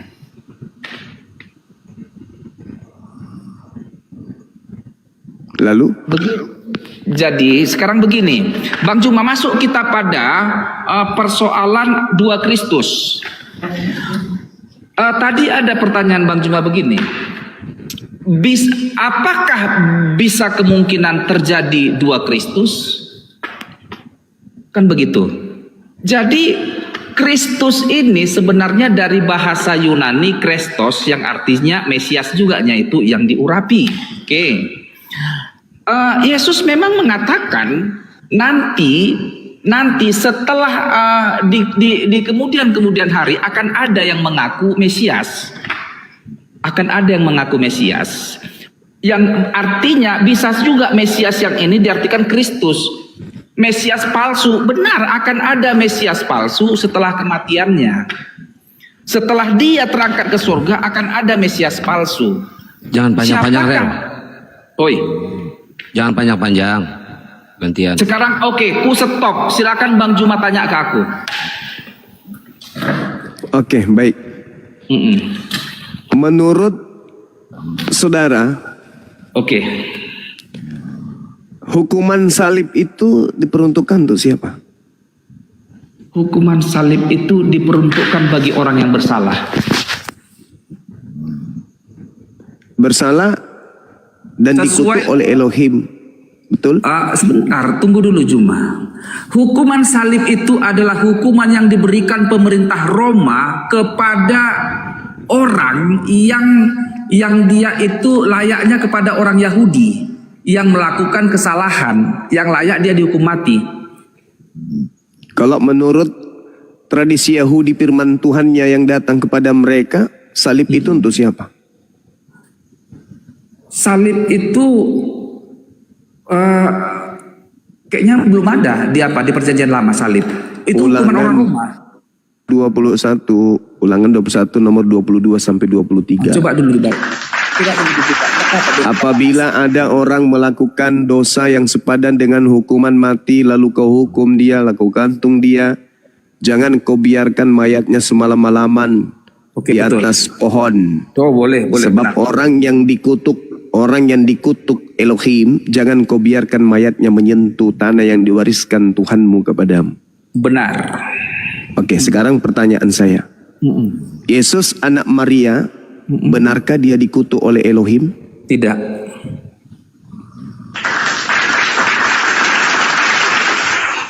Yang disalib ini orang yang dikutuk Elohim atau orang yang diberkati Elohim? Yang disalibkan itu adalah Yesus anak Maria. Apa alasannya? Karena Yesus memang dia sendiri berjalan menuju kayu salib itu.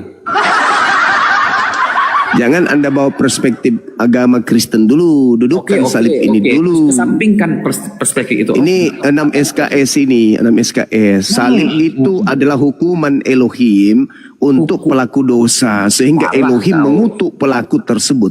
Sabar. Ulangan 21, 22, 23 itu. Bentar. Salib Nah, itu. coba kalau Anda mengatakan salah, silakan Anda tunjukkan kepada saya salib adalah hukuman atau salib adalah hadiah kemuliaan bagi orang benar. Silakan. Di mana Anda bisa menunjukkan dalil itu? Silakan. Aku nggak mematahkan ulangan itu, tapi aku tanya aja dulu, kalau kau mengatakan itu, yang menghukum Yesus itu Herodes atau Pilatus? Ini hukuman Tuhan terhadap yang disalib, ini hukuman Tuhan. Hukuman salib itu cuma apakah hukuman bangsa Yahudi atau bangsa Romawi? Itu hukuman bagi orang Yahudi berdasarkan Ulangan 21, 21, 22, 23. Itu hukuman yang diterapkan bangsa Yahudi atau hukuman yang diterapkan bangsa Romawi? Coba tanya Paulus, kenapa dia mengambil Galatia 3:13 larinya kepada Ulangan 21? Berarti Paulus sedang mendudukkan Yesus orang yang dihukum oleh Elohim. Sebab ada tertulis, terkutuklah dia yang mati digantung di atas tiang salib. Tertulis di mana? Ulangan 21. Berarti Paulus sendiri sebagai orang Farisi, keturunan Benyamin, itu sangat benci kepada Yesus. Sampai Yesus didudukkan sebagai orang pesakitan yang dikutuk oleh Elohim. Demi untuk menyenangkan majikan Romawi. Orang-orang Yahudi tidak pernah mau dihadiahkan tumbal berupa manusia untuk dosa mereka. Kenapa? Mereka sudah diajarkan Imamat 1-2. Kalau kau berdosa, ada domba, kambing, lembu, sapi untuk kau tebus, untuk kau gunakan, untuk kau sembeli, untuk nebus dosa-dosamu. Bukan manusia. Jadi hadiah yang Paulus berikan ini bukan untuk orang Yahudi, tapi untuk orang-orang Roma. Makanya dia mengaku dalam Galatia 1:15, aku diutus kepada non-Yahudi, orang-orang yang tidak bersunat. Ulangan berapa tadi Juma tentang Ulangan 21, 22, 23. Ulangan 21. Lanjut dulu narasinya. Ini karena kebencian Paulus terhadap Yesus. Orang Farisi yang sangat membenci kepada Yesus ini mencoba untuk membawa-bawa nama Yesus sebagai penebus dosa bagi orang Romawi. Bukan untuk orang Yahudi. Dia jual itu. Makanya dia mengaku, aku diutus untuk non-Yahudi. Orang Yahudi tidak akan mau menerima korban tumbal manusia untuk dosa mereka. Karena itu nggak ada konsep di dalam agama mereka. Bergejibun nabi yang diutus kepada mereka, tak ada satupun nabi yang mengajarkan nembus dosa pakai darah manusia, apalagi Tuhan. Itu nggak ada. Maka pola ini hanya dijual oleh Paulus kepada Romawi, Yunani, Belanda, dan orang Indonesia. Satu hal yang perlu saudara pahami, ketika berbicara mengenai salib, salib ini adalah hukuman. Hukuman yang diberlakukan oleh Tuhan kepada pelaku dosa yang sepadan dengan hukuman mati. Ulangan 21, 22, 23. Itu penjabarannya. Dan Paulus juga mengutip data itu. Sedangkan kalau berbicara mengenai kutuk dan kutuk itu terurai di dalam Ulangan 27. Kita ambil poinnya, yaitu nomor 15, nomor 25. Terkutuklah orang yang memakan suap. Kalau salib itu rencana Tuhan, maka Tuhan berencana menyalib pemakan suap. Itu kalau rencana Tuhan. Tapi kalau salib itu rencana iblis, iblis menginginkan orang benar yang disalibkan. Tapi pertanyaannya, akankah pencipta langit dan bumi yang mengutus orang yang dikasihinya membiarkan orang dikasihinya itu dianiaya, dibunuh, dizolimi oleh orang-orang kafir? Atau Tuhan akan menyelamatkan dia ketika dia terancam bahaya? Sehingga yang disalib bukan dia, tetapi si kutuk. Itu logikanya. Maka ketika yang disalib ini adalah si kutuk, maka yang disalib pelaku dosa. Maka wajar kalau dia bangkit keluar dari kubur. Kenapa? Karena dia bangkit bersama dengan iblis. Sebagai iblis, tentu menginginkan manusia untuk menjadi pengikutnya. Kalau Yesus, saya menggarisbawahi tadi, Matius 10, nomor 5, nomor 6. Berpesan kepada ke-12 muridnya, kalau dia mengajak mereka hanya untuk kepada orang-orang Yahudi saja. Itu garis bawahi. Kemudian yang datang kepada Yesus dalam Lukas 4, dalam Matius 4. Iblis datang mencoba Yesus. Apa kata iblis? Yesus! Iblis! Kata iblis, Yesus! Segala kuasa dunia akan aku berikan kalau engkau menyembah aku. Sebab aku berkuasa memberikan kepada siapapun yang aku kehendaki. Berarti iblis berkuasa juga memberikan kepada si kutuk yang mati, yang digantung di tiang salib. Berkuasa juga memberikan orang yang mati di dalam kubur. Sehingga ketika orang yang mati dalam kubur, dia sama seperti Yunus, keluar dari perut bumi dalam keadaan hidup. Dan yang ada di dalam dirinya sudah bukan lagi dirinya, melainkan iblis. Aku berkuasa memberikan kuasa kepada siapapun yang aku kehendaki. Sehingga oknum yang keluar dari kubur, apa katanya? Kepadaku telah diberi kuasa baik di langit maupun di surga. Pergilah, jadikanlah seluruh bangsa menjadi pengikutku. Pertanyaan saya, apakah Yesus pernah menerima kuasa dari langit dan di bumi? Tidak. Ketika Yesus diserahkan kuasa itu, Yesus menolak. Lalu siapa oknum ini? Dia adalah oknum yang digantung, terkutuk oleh Elohim. Silakan Anda renungkan. Oke, bantuan.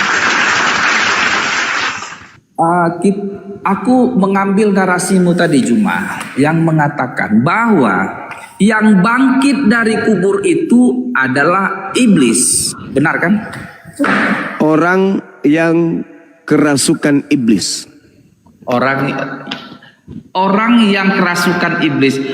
Yang aku pengen juga kita saling menjawab dengan tegas dan pengakuan bahwa aku mau tanya sama kau, Juma, apakah menurut pendapatmu bahwa orang yang kau bilang diserupakan itu bangun dari kuburnya? Benarkah itu? Yes. Bangun dari kuburnya. Ku tanya lagi kau, siapa yang membangunkan dia? Iblis. Iblis yang membangunkan orang yang diserupakan ini kan? Oke. Iya. Iblis yang membangunkan dia. Berarti aku tanya sama kau, apakah iblis bisa membangunkan orang mati? Saya jawab. Di dalam Kisah Para Rasul 2 nomor 36 khotbah Petrus, orang Yahudi harus tahu bahwa Yesus yang kau salibkan itu. Cuma sebentar, pelan-pelan. Kisah Rasul 2 ayat berapa? Nomor 29, 30, 31, 32, 33, 34 sampai nomor 40. Itu satu perikop. Kisah Rasul 2. Pelan-pelan aja kita. Kisah Rasul 2 ayat 31. Ya, 31, 32 dan seterusnya. 31, 32. Oke, kita harus saling membuktikan. Kau harus membuktikan bahwa ada iblis bisa membangkitkan orang dari kematiannya. Silakan. 31.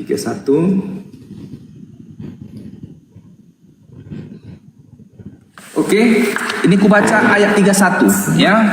Kisah Rasul 2 ayat 31. Karena itu ia telah melihat ke depan dan telah berbicara tentang kebangkitan Mesias. Oke. Yes. Ketika ia mengatakan bahwa dia, huruf besar ini tidak ditinggalkan di dalam dunia orang mati dan bahwa tubuhnya tidak mengalami kebinasaan. Apa yang terangkanlah apa yang tentang ayat ini, sepemahamanmu. Ya. Yesus dinubuatkan oleh Daud. Dia adalah orang yang kemudian tidak ditinggalkan di alam kubur, Jasadnya tidak mengalami kematian. Baca nomor 33-nya. Tangan kanan Elohim mengangkatnya kemudian. Oke. Baca Cuma, nomor 36. Sebentar. Nanti kau lanjut lagi pun. Tadi narasimu mengatakan Daud menubuatkan bahwa Yesus tidak akan ditinggalkan di dunia orang mati. Benar nggak? Yes. Berarti Yesus tidak akan ditinggalkan ke dunia orang mati.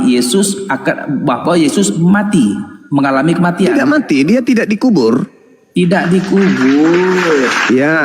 Sebentar, tubuhnya Yesus Tidak mengalami kematian. Daud juga, kau bilang tadi, menubuatkan tubuh Yesus tidak mengalami kebinasaan. Benar begitu? Yes, betul.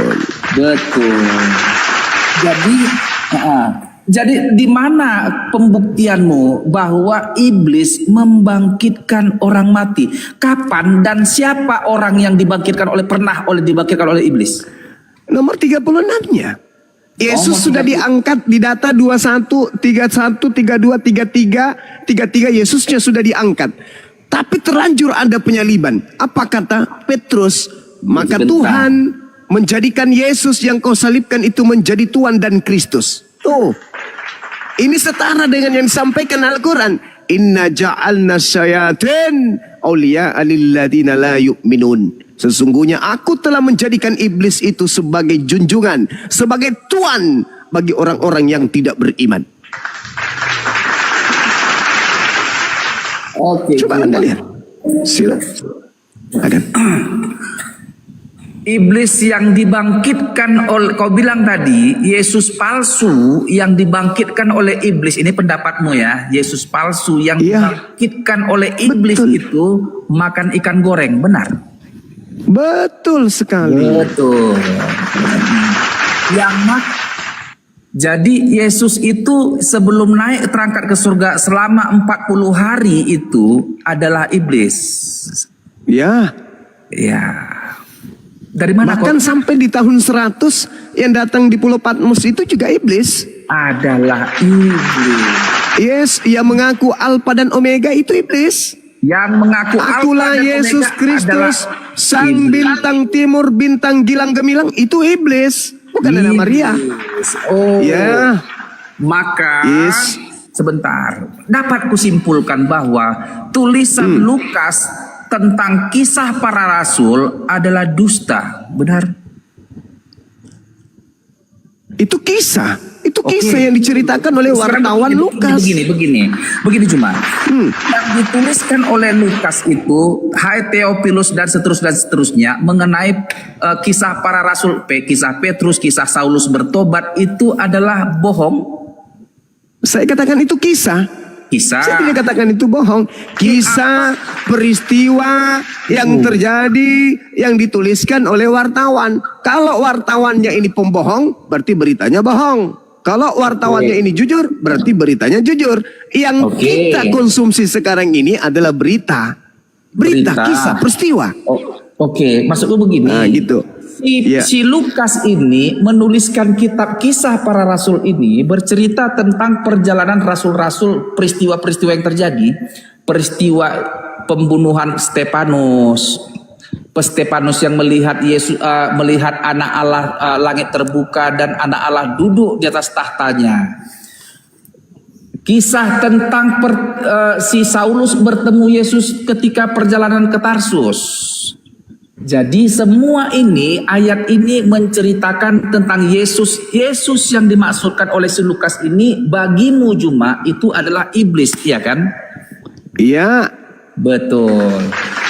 Berarti kitab kisah para rasul yang ditulis oleh Lukas adalah menceritakan iblis jadi-jadian yang mengaku sebagai Yesus. Oke, yang kedua, semuanya juga begitu.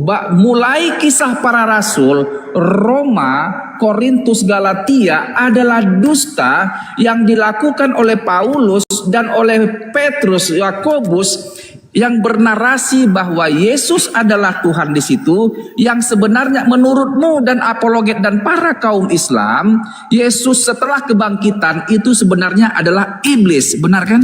Yes. Betul. Maka debat ini nggak berguna. Selamat malam lah Juma, capek kita bertengkar karena memang udah salah paham kita dari awal. Oke lah. Kasihan ente ini. Izinkan saya berbicara agar Anda paham. Penulis-penulis Bible itu adalah seorang wartawan. Tugas Anda menilai ceritanya. Seperti ketika saya punya teman bernama Irwandi. Dia adalah seorang penulis. Dia adalah seorang peneliti peristiwa. Dia adalah seorang wartawan. Menuliskan satu kejadian, dia ada di TKP. Maka catatan-catatannya adalah karya ilmiah yang harus kita hargai. Tapi sevalid apapun ceritanya, sesahih apapun narasinya, itu tidak sampai pada level firman Tuhan. Kita harus menghargai. Ini karya, ini catatan, ini tulisan. Maka apa yang harus kita lakukan terhadap catatan-catatan ini? Uraikan dengan apa yang tertuang di dalamnya. Yesus berkata, waspadalah kepada penyesat yang datang kepadamu. Wajib. Kalau itu Anda imani sebagai sabda Yesus, maka wajib nubuat, ramalan, peristiwa itu berlaku. Maka harus ada penyesat yang datang kepada murid Yesus angkatan pertama yang mengaku sebagai Kristus. Wow, apakah cerita itu ada? Ada. Pada zaman apa dan pada saat gimana? Pada saat Paulus menuju ke Damsik, ada tokoh yang datang kepadanya mengaku Yesus Kristus. Satu. Yang kedua, pada saat murid Yesus masih hidup di bumi, ada tokoh yang datang mengabarkan dia pernah bertemu dengan gurunya di padang gurun. Terpenuhi. Siapa yang datang kepada mereka? Paulus. Siapa yang datang kepada Paulus? Yesus. Apa yang Anda ragukan? Kalau Anda menggunakan akal, perkara ini udah selesai. Makanya Anda, oh sudah kita nggak usah berdiskusi. Memang betul. Karena uraian-uraian itu sudah menjabarkan isinya sendiri, bahwa apa yang dinubuatkan oleh Yesus tergenapi. Dan orang banyak yang disesatkan Kristus yang datang kepada Paulus itu namanya aliteng alias Kristen. Cobalah Anda mendewasakan diri. Coba matangkan diri Anda dalam beragama. Jangan doktrin, jangan dogma. Kalau hanya dogma doktrin pasti akan menolak isi Bible. Tapi kalau Anda menggunakan data, logika, akal sehat, intelijensi yang Anda punya, logika, kemampuan berpikir, kerangka yang ada dalam otak Anda, dari A, B, C, dan Z dan seterusnya, hijau, kuning dan seterusnya, benar baik tidaknya, Anda pakai itu semua untuk menganalisa apa yang muncul dalam Bible, akan menghantarkan Anda kepada syahadatain. Sederhana saudara, hanya karena saudara terlanjur Kristen. Dari kecil dicocokin oleh apa? Doktrin dogma. Mama, itu foto siapa ma? Itu foto Tuhan kita sayang. Mama, itu patung siapa? Itu patung mama Tuhan kita. Lalu yang digendongnya, itu Tuhan kita. Anda kemudian menapaki hidup Anda detik, menit, jam, hari, minggu, bulan, tahun dengan doktrin dan dogma yang sudah mendarah daging. Berhadapan dengan para apologet Islam, kalang kabut. Kenapa? Dasar pijakan kepercayaan Anda bukan proses berpikir. Anda hanya doktrin, Anda hanya dogma. Yang Anda suka ke gereja, nyanyi-nyanyi, joget-joget sama mama, Natalan dan seterusnya. Itu yang Anda suka. Tapi ketika Anda menelaah Bible, ternyata yang ada hanya kehampaan. Yang ada hanya keputusasaan. Yang ada hanya kekecewaan. Yang ada hanya apa? Merintih, kesakitan, pedih. Ketika mengetahui bahwa ternyata Bible sendiri menolak ketuhanan Yesus. Dan Bible sendiri menyatakan bahwa Kristen ini akan diusir oleh Yesus yang asli, sebab mereka menjadi Kristen karena mengikuti Yesus yang palsu. Selesai bukan? Sederhana bukan? Adalah hal yang sangat mudah bagi Tuhan. Ketika Anda mengatakan tak ada yang mustahil bagi Tuhan, maka tak ada yang mustahil Tuhan menjadikan mayat menjadi Tuhan bagi orang-orang yang tidak beriman. Al-Quran saya mengatakan itu. Inna ja'alna syayatin awliya'a lilladina la yu'minun. Aku Tuhan menjadikan iblis itu menjadi Tuhan, sembahan, junjungan bagi orang-orang yang tidak beriman. Itu tidak ada masalah dengan Tuhan. Sangat mudah bagi Tuhan untuk menjadikan itu suatu kenyataan. Al-Quran mengatakan farikan hada wa farikan haqqa alaihimud dalalah. Innahum ittakhazus syayatin awliya'a min dunillah wa yahsabuna annahum muhtadun. Mereka orang-orang kafir menjadikan iblis sebagai pelindung mereka selain daripada Allah. Mereka mengira bahwa mereka mendapatkan petunjuk, padahal mereka sebenarnya digiring oleh iblis masuk ke dalam api neraka Jahannam. Maka yang Anda harus lakukan hari ini apa? Mendengarkan, menyimak. Toh yang saya jelaskan tentang Yesus dan rujukan saya bukan Al-Quran.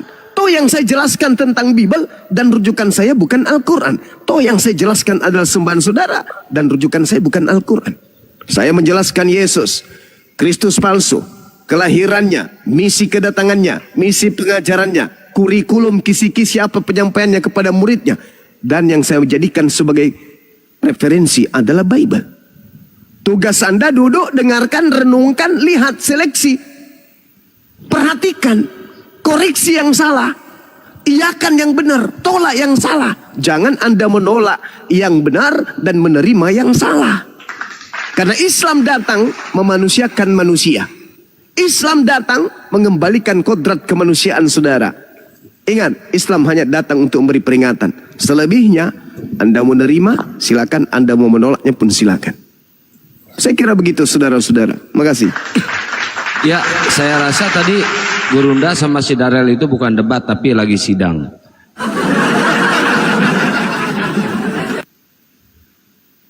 Ini ada Ridon dulu, Ridon. Alea sama Yohanes, Muslim apa Kristen? Alea, Yohanes, dibuka mute-nya. Alea, Yohanes, Muslim apa Kristen, dibuka mute-nya bro. Yohanes. Iya, iya. Kristen bang? Iya. Ya silakan, kalau mau diskusi silakan, kalau mau bertanya silakan, kalau mau ditanya juga nggak apa-apa. Aduh, si Riyandi jangan dinaikkan moderator. Ini kita nggak menanggapi orang gagap. Silakan Bang Yohanes.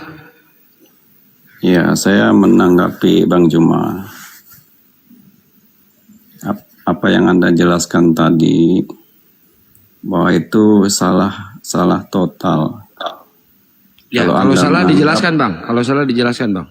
Ya, kalau Anda menganggap bahwa Yesus itu tidak bangkit dan dia bukan Tuhan.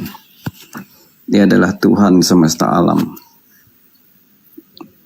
Dan dia dikutuk itu bukan menanggung dosa yang diperbuatnya, tetapi itu dosa manusia, termasuk dosa saudara.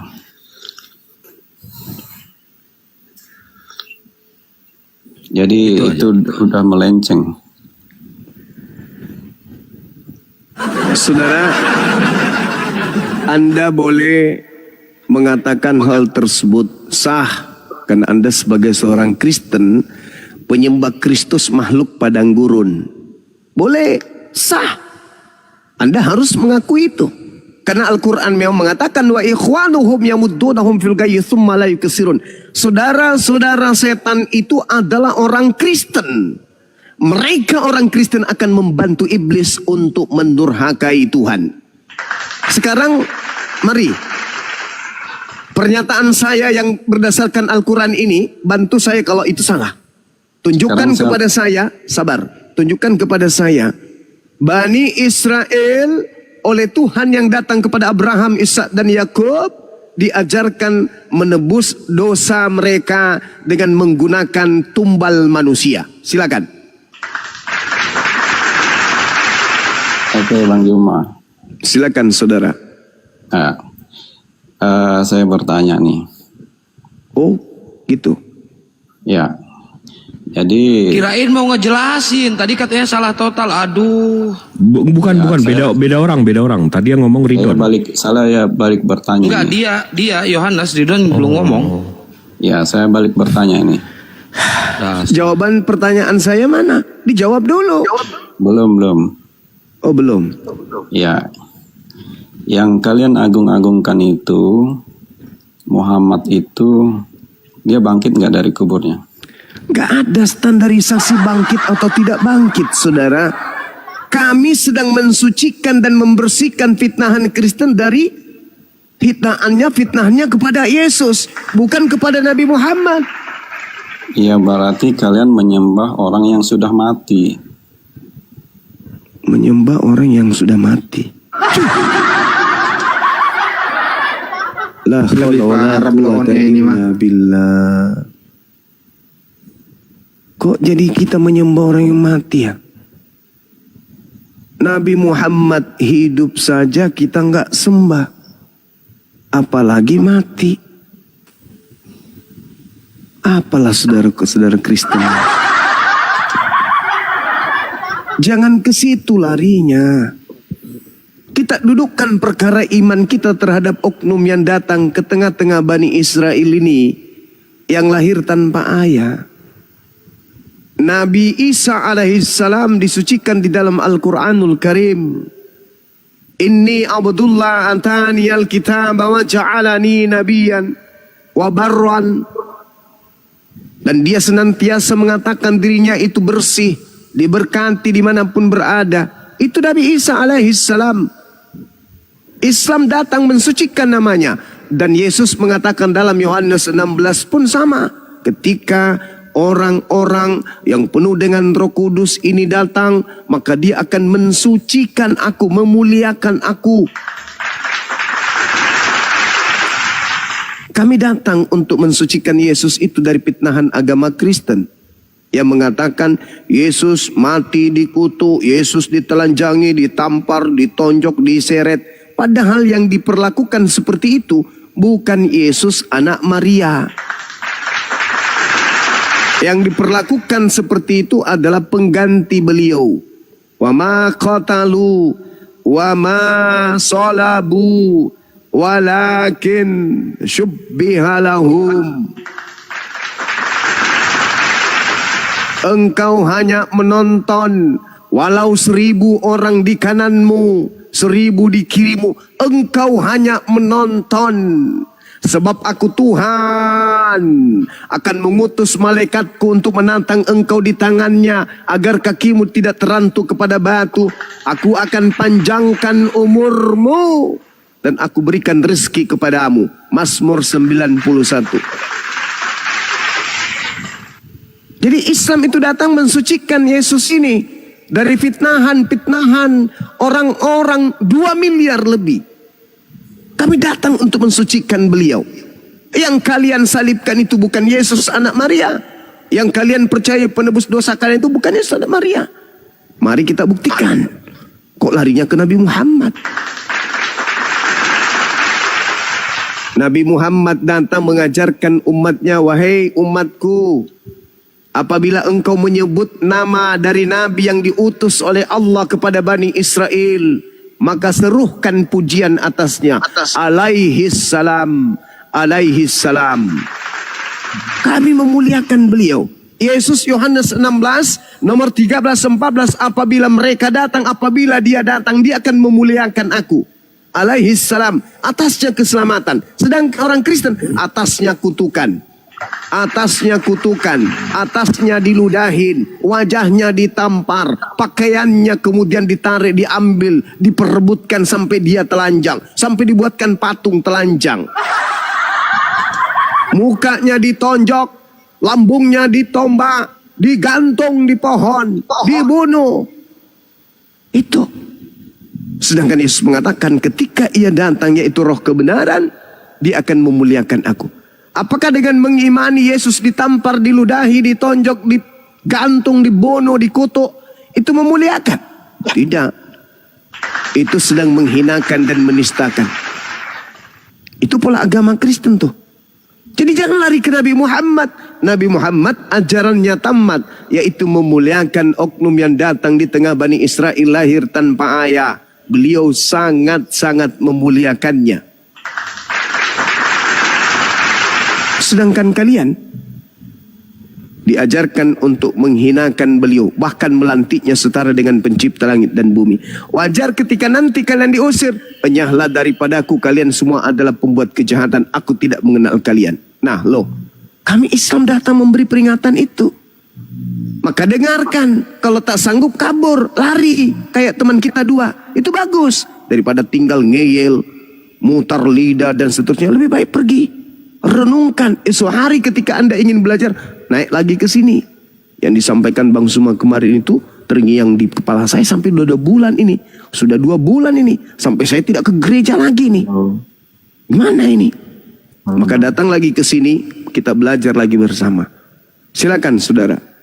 Ya, Ustadz Alif, assalamualaikum warahmatullahi wabarakatuh. Waalaikumsalam warahmatullahi wabarakatuh. Ya, saya menanggapi ya, karena saya Kristen dan semua sebagai semua ini salah semua. Aduh, si gagap. Waalaikumsalam warahmatullahi wabarakatuh. Sorry, dari mic dulu barusan. Siap ya, biar semuanya. Al-Quran. Iya Dinda, Masya Allah. Karena Al-Quran ini sebenarnya justru ini penghujat Gurunda. Kemudian Al-Quran menulis tentang Yesus lewat Isa Al-Masih ini. Jadi masalah di sini karena Isa Al-Masih ternyata berbeda dengan Yesus. Nah, kenapa berbeda? Yesus dengan Kristus yang keluar dari kubur itu berbeda. Jangan ke situ. Jangan ke situ. Sebentar, jangan dulu, kamu diam dulu. Jangan ke Isa alaihi salam. Karena Isa alaihi salam ini kemudian Isa alaihi salam ini adalah manusia yang dimuliakan. Yesus sudah ada berbeda dengan Kristus. Yesus manusia yang dihinakan. Maka tugas kami membersihkan nama Yesus dari Kristen. Nggak ada hubungannya dengan Nabi Isa. Nabi Isa manusia mulia, terkemuka di dunia dan di akhirat. Itu di dalam Al-Quran. Nggak ada hubungannya dengan Kristen. Nggak ada hubungannya dengan itu. Yang Yesus sampaikan kepada murid-muridnya itu adalah Kristus palsu. Kristus palsu. Kristus palsu yang datang kepada murid-muridnya. Yang datang kepada Petrus, yang datang kepada Andreas, yang datang kepada Yakobus, yang datang kepada Kepas dan seterusnya. Tuhan Yesus ini Al-Quran. Kemudian para injil palsu membuat Injil yang berbeda tentang Yesus ini. Injil berbeda inilah yang diambil oleh Muhammad masuk dalam Al-Quran. Yes, Al-Quran itu sampah. Karena sumbernya sampah gitu. Kenapa tadi itu? Penuh muka lu. Oh, ludah rohani itu rasain. Ludah rohani itu rasain tuh. Ember tinju.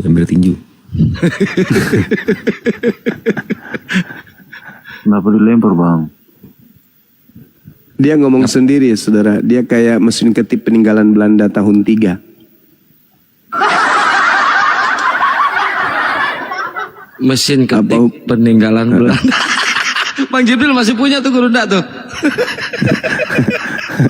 Apa hubungannya coba apa hubungannya dengan Nabi Muhammad Isa alaihissalam dengan Yesus Kristus yang keluar dari kubur? Apa hubungannya? Yesusnya mengatakan waspadalah kepada penyesat yang mengaku bertemu Kristus di padang gurun. Nabiku Nabi Muhammad tidak pernah mengaku bertemu dengan Kristus di padang gurun. Paulus mengaku bertemu Kristus di padang gurun. Kok larinya ke Nabi Muhammad? Ini orang nggak mau belajar ini. Lembutkan hati kalian menerima kebenaran. Jangan egois. Toh kalau kalian ini membela. Toh Yesus tidak mengakui kalian. Tidak mengenal kalian. Kalian bermukjizat, kalian bernubuat. Tapi Yesus mengatakan apa? Kalian pembuat kejahatan, aku tidak mengenal kalian. Apa nggak malu digituin sama Yesus? Nggak malu? Kami datang untuk menolong saudara, lembutkan hati saudara. dengarkan, kalau ada yang keliru luruskan. Bang Suma salah, tidak seperti itu Bang Suma, luruskan, jangan nyebrang ke Al-Quran. Kalau di Al-Quran kami sudah final, saudaraku Islam, Kristen, kami sudah final. Nabi Isa adalah Nabi yang kami muliakan. Udah final. Kami muliakan. Itu Nabi yang diutus kepada Bani Israel. Udah final kami. Menyebutnya dengan nama Isa alaihi salam. Beliau tidak dibunuh. Beliau tidak disalib. Melainkan diangkat ke langit. Datang kedua kalinya membawa tanda kiamat. Udah selesai. Iman kami nggak ada masalah di situ. Karena itu adalah Nabi yang diutus kepada Bani Israel. Kami bukan Bani Israel. Cuman kami beriman atas kenabian beliau. Sekarang yang bermasalah itu Kristen. Kenapa? Karena Kristen mengajak kami untuk menjadi Kristen. Jadikanlah seluruh bangsa menjadi Kristen. Tunggu dulu. Sebelum Anda menjadikan kami Kristen, sebelum kalian membaptis kami, terangkan dulu kepada kami. Kami mau diajak menjadi pengikut siapa? Jadikanlah seluruh bangsa menjadi pengikutku. Nah, kami mau diajak menjadi pengikut siapa? Pengikut Yesus. Yesus yang mana? Yesus yang datang kepada Bani Israel hanya untuk Bani Israel. Silakan. Ya, silakan saudara Suko. Boleh bertanya Bang? Boleh. Ini cuman bertanya aja lah. Iya saudara, silakan. Gini, cuman mau pengen tahu surganya Islam tuh gimana Bang? Surganya Islam itu penuh dengan kenikmatan dan kebahagiaan. Adakah manusia di muka bumi ini tidak ingin berbahagia? Hanya orang gila yang tidak ingin berbahagia. Surganya Islam penuh kebahagiaan, penuh dengan kenikmatan. Maka hanya orang yang kekurangan akal yang tidak mau kenikmatan. Hanya orang gila yang tidak mau kebahagiaan. Surganya Islam penuh dengan kebahagiaan dan kenikmatan. Terus? Iya, soalnya kita pernah dengar-dengar surganya Muslim katanya banyak bidadari ya? Iya, betul. Wow. Kenapa jadi wow? Maksudnya ngapain bidadari di surga? Islam surganya penuh dengan kebahagiaan, penuh dengan kenikmatan. Jadi bukan hanya bidadari, tetapi seluruh kebahagiaan disiapkan oleh Allah. Segala kenikmatan disiapkan oleh Allah di dalam surga. Sekarang kalau saya disuruh memilih, di surganya umat Islam penuh dengan kebahagiaan. Tetapi di surganya Kristen penuh dengan kesengsaraan, penuh dengan ketakutan, penuh dengan hal-hal yang kemudian mengerikan. Itu di surganya orang Kristen. Sekarang sebagai orang yang berakal, hidup sebagai seorang Islam di atas muka bumi ini, diperintahkan beramal, berbuat kebaikan. Hablum minallah dijaga, hablum minan nas dijaga. Lalu kemudian ketika mati masuk ke dalam surga, alam yang penuh dengan kebahagiaan dan kenikmatan. Apa yang salah dibandingkan dengan Kristen? Hidup di dunia tak ada larangan haram halal, semua diambat. Lalu kemudian mereka mati masuk ke dalam tempat yang penuh dengan kesengsaraan, penuh dengan hal-hal yang mengerikan. Lalu masalahnya adalah konsep surga Islam ini diambil dari agama Zoroaster. Bidadari itu diambil. Tak ada urusan mau diambil dari manapun, tak ada urusan. Itu surga kami. Itu surga kami. Jangan lempar-lempar aja. Itu urusan kami, itu surga kami. Sekarang kita membandingkan. Kalau di surgamu, suara Tuhan menyemburkan nyala api. Tahta-tahta diletakkan. Lalu duduklah yang lanjut usianya, Pakaiannya putih seperti salju dan rambutnya bersih seperti bulu domba. Kursinya dari nyala api dengan roda-rodanya dari api yang berkobar-kobar. Sebab Tuhan adalah api yang menghanguskan. Tuhan yang cemburu. Sebab Tuhan kita adalah api yang menghanguskan. Maka timbullah peperangan di surga. Mikail dan malaikat-malaikatnya berperang melawan naga itu. Dan naga itu dibantu oleh malaikat-malaikatnya. Asap mengepul dari hidungnya. Api yang menghanguskan keluar dari mulutnya. Bara api keluar dari dalamnya.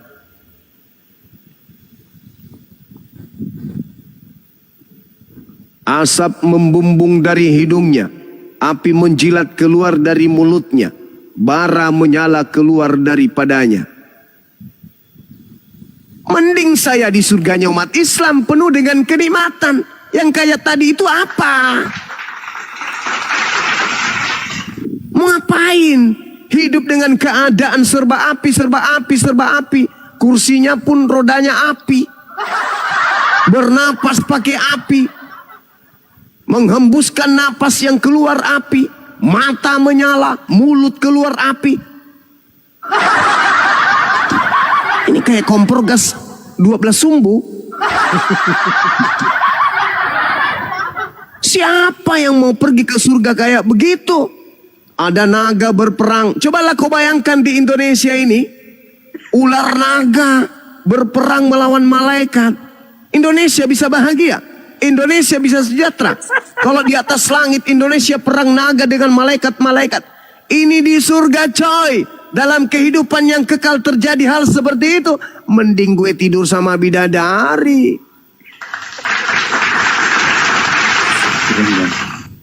Ya iya dong. Sekarang pilih mana? Duduk bersama bercengkrama dengan bidadari-bidadari. Atau duduk bersama dengan makhluk yang matanya keluar api, napasnya keluar api, kursi rodanya dengan api. Kau suka mana? Kau pilih mana? Coba. Kira-kira kau suka yang mana? Gini bang. Iya. Surga kan suci nih kamu. Tempat suci? Tahu. Makanya bidadarinya bidadari suci. Jangan Anda bayangkan kelakuan-kelakuan orang Kristen di dalam film bokep. Surganya Islam tak begitu. Keren. Oh iya dong. Orang suci bagaimana mungkin mau seperti orang Kristen yang menyebabkan lahirnya penyakit AIDS, yang membuat kemudian anusnya orang itu kena kutil dan seterusnya, itu kan dari kalian. Di gereja laki sama laki dibuatnya itu saling tembak anus. Di surga tempat suci, bidadari suci. Mereka kemudian menjaga diri mereka, kesucian mereka. Oh, masuk di surganya Kristen mau ngapain? Duduk bersama dengan makhluk yang keluar api dari matanya. Asap membumbung keluar dari hidungnya. Api menjilat keluar dari mulutnya. Siapa yang mau ke situ? Hanya orang dompala, kardoba, dongo yang mau ke situ bang. Ya iya dong. Ngeri, woi, ngeri. Sudah begitu, yang masuk ke surga kita. Kita ini siapa? Kita manusia. Berarti kodrat kemanusiaan kita masih kembali ke surga. Sebagai manusia, duduk bersama dengan makhluk yang asap membumbung keluar dari hidungnya, api menjilat keluar dari mulutnya. Kebahagiaan apa yang akan terjadi? Itu bukan surga, Cahayu. Itu neraka. Cobalah kau duduk sama ayahmu. Duduk berdampingan. Tiba-tiba keluar asap dari hidungnya. Membumbung. Habis itu mulutnya keluar api. Manra saya anak buah. Tidak bisa. Maka gunakanlah akal pikiran. Jangan kebencian. Oh di surga ada kemudian bidadari. Ya dibandingkan di kitabmu. Yohanes 21:31. Pesundal-pesundal memenuhi surga. Mending bidadari kalau pesundal masuk di dalam surga. Oh, udahlah kata blender, bola kaki pun bisa masuk. Kalau pesundal, Bung, singkong begitu masuk keluar tape. Kalau pesundal, ini bidadari, coy. Bidadari. Keren bang surga kalian. Oh, Masya Allah, luar biasa. Itu baru surga. Kata Yesus begini. Di dalam Yohanes 5 nomor 29, manusia seluruhnya akan dibangkitkan. Bagi yang berbuat baik akan dihukum, akan diganjar dengan surga. Bagi yang berbuat jahat akan diganjar dengan neraka. Begitu orang Kristen keluar, orang baik diganjar dengan kebahagiaan katanya. Dengan kebahagiaan diganjar dengan surga. Tapi masuk surga menggaplek sama makhluk yang keluar api dari mulutnya. Bah, hancur gapleknya, kebakar. Baru juga mau makan, yang di sampingnya bersin, keluar api. Hancur sudah. Gimana ceritanya? Baru mau ngomong, babe mau kemana babe? Baru mau sudah keluar api menyala kayak disiram bensin. Ini apaan rek? Mending di surganya umat Islam.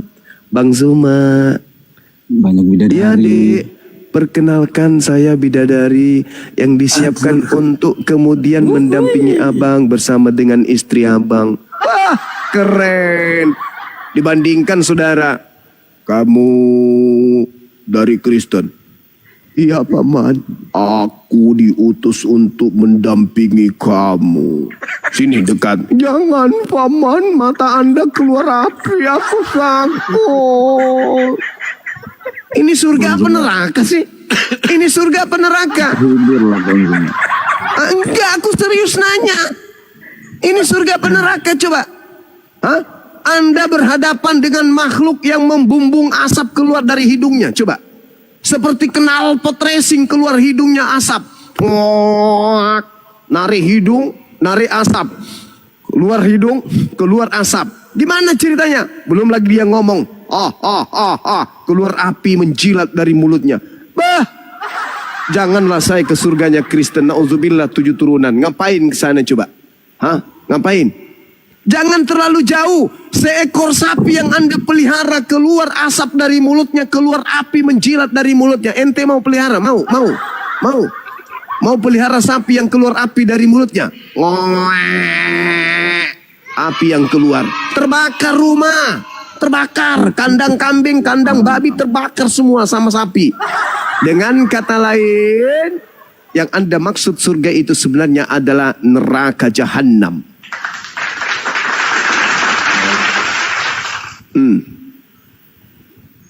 Boleh tanya satu lagi kak? Iya. Oke. Keo.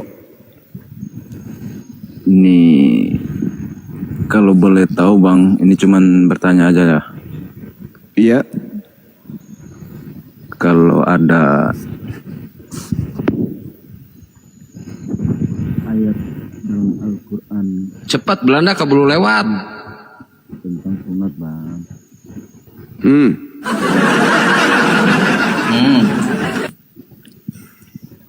Bertanya aja lamanya minta ampun. Apa bang? Adakah ayat dalam Al-Quran tentang sunat? Ada. Al-Quran surah An-Nahl ayat 123. Tsumma auhayna ilaika anittabi'a millata Ibrahim hanifa wa ma kana minal musyrikin. Aku wahyukan kepada Nabiku Muhammad, ikutilah agama Ibrahim yang lurus dan dia bukanlah termasuk orang musyrik. Apa agama Ibrahim yang lurus ini? Millah. Millah itu apa? Sunnat. Anda boleh lihat di dalam tradisi Yudaism yang disebut Brit. Brit itu perjanjian, millah itu adalah sunnat. Berarti kalau berbicara millah Abraham, berarti berbicara mengenai tradisi keagamaan Abraham, salah satunya itu adalah sunnat.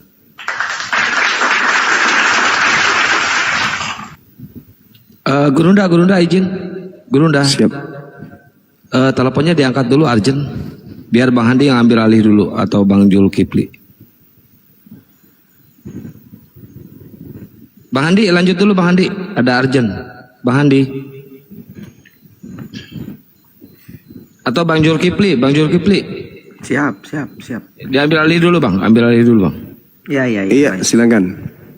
Silakan Bang Suko. Kita bahas. lanjut. Enggak, cuman bertanya aja. Iya, apa? Kalau memang ada boleh bisa ditunjukin Apa itu apa? Tentang sunnah tadi bang, dalam Quran. Nah itu sudah Dalam Quran. dijelaskan sama Gurunda tadi. Salah satu perintah dan larangan. Salah satu perintahnya adalah yaitu mengikuti mila Ibrahim. Salah satu mila Ibrahim adalah sunat.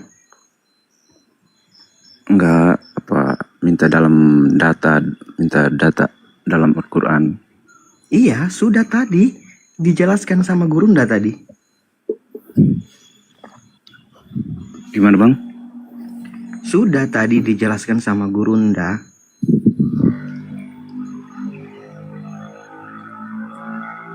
Salah satunya itu mila Ibrahim itu. Boleh tunjukin bang? Allahu Akbar. Mari kita lihat ya. Di dalam Quran surat An-Nahl bang, ayat 123. Abang ada Al-Quran gak di situ? Nggak punya bang. Nggak punya. Nah, salah satu bunyi ayatnya itu seperti yang Gurunda sebutkan tadi.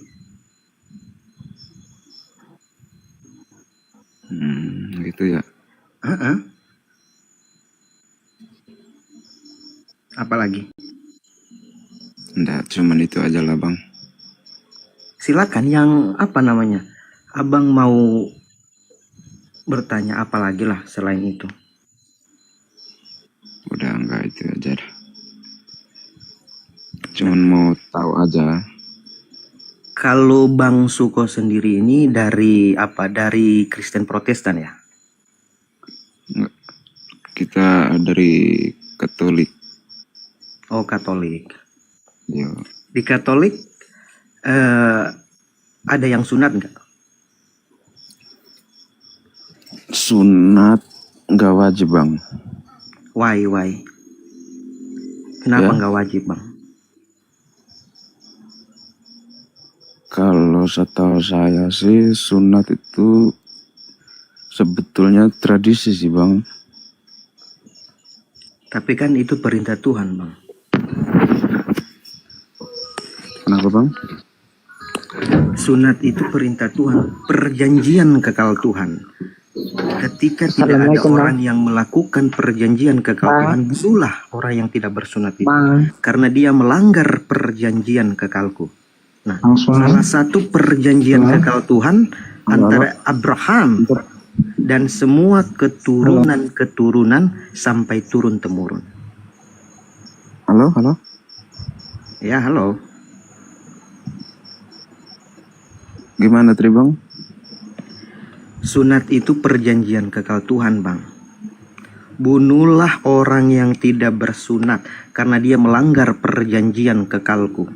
Nah ini kan salah satu perjanjian kekal Tuhan antara Abraham. Ya kan? Dan sampai semua beribu-ribu keturunannya sampai turun-temurun. Nah pertanyaannya, kalau misalnya Bang Suko katakan bahwa itu hanyalah tradisi. Nah bagaimana di firman Tuhan yang teman-teman Kristen percayakan sebagai wahyu atau sebagai perkataan Tuhan, tapi Bang Suko sendiri tidak mengikuti apa yang diperintahkan oleh Tuhan? Kalau kami orang Islam mengikuti milah daripada Ibrahim alaihissalam. Diperintahkan sunat, kami bersunat. Diperintahkan jangan makan babi, kami gak makan babi. Diperintahkan jangan mabuk, kami gak mabuk. Ya kan?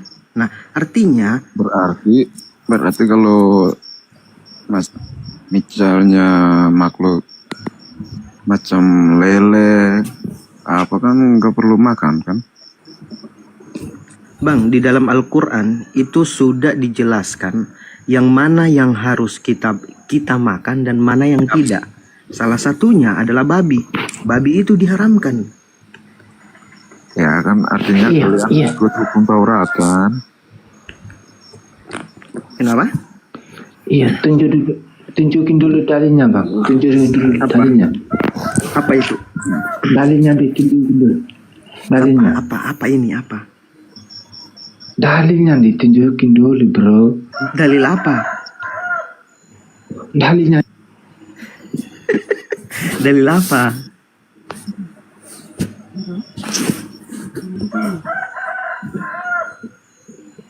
Dalil apa Bang Nathan? Kami orang Islam diharamkan, berarti dilarang untuk memakan sesuatu yang diharamkan oleh Tuhan. Ya, salah satunya adalah babi. Orang Islam mengikuti itu semua. Pertanyaannya nih, seperti yang dikatakan oleh Bang Suko. Bang Suko tadi mengatakan bahwa itu tradisi. Tapi kemudian ini tertulis jelas di dalam Bible. Nah, pertanyaannya, kalau tertulis di dalam Bible, kenapa tidak diikuti? Kalau dengan alasannya bahwa itu adalah perjanjian-perjanjian lama, loh itu perjanjian kekal Tuhan kok.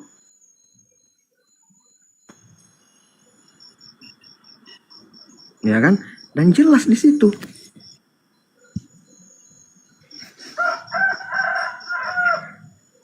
Nah, silakan Bang Suko. Enggak, cuman itu aja lah Bang. Apa lagi? Bang Nathan mungkin mau bertanya Bang. Apa? Abang Nathan mau bertanya mungkin. Lindy. Ya silakan.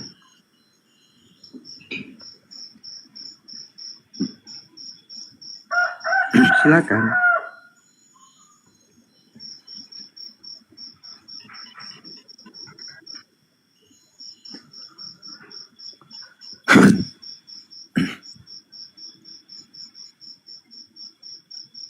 Nah, kenapa diam ini? Ini Linda ini Islam atau Kristen Linda ini?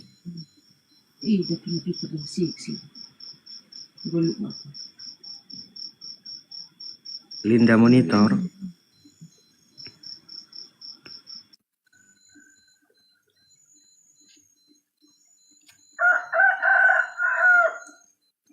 Bang Nathan, silakan Bang Nathan.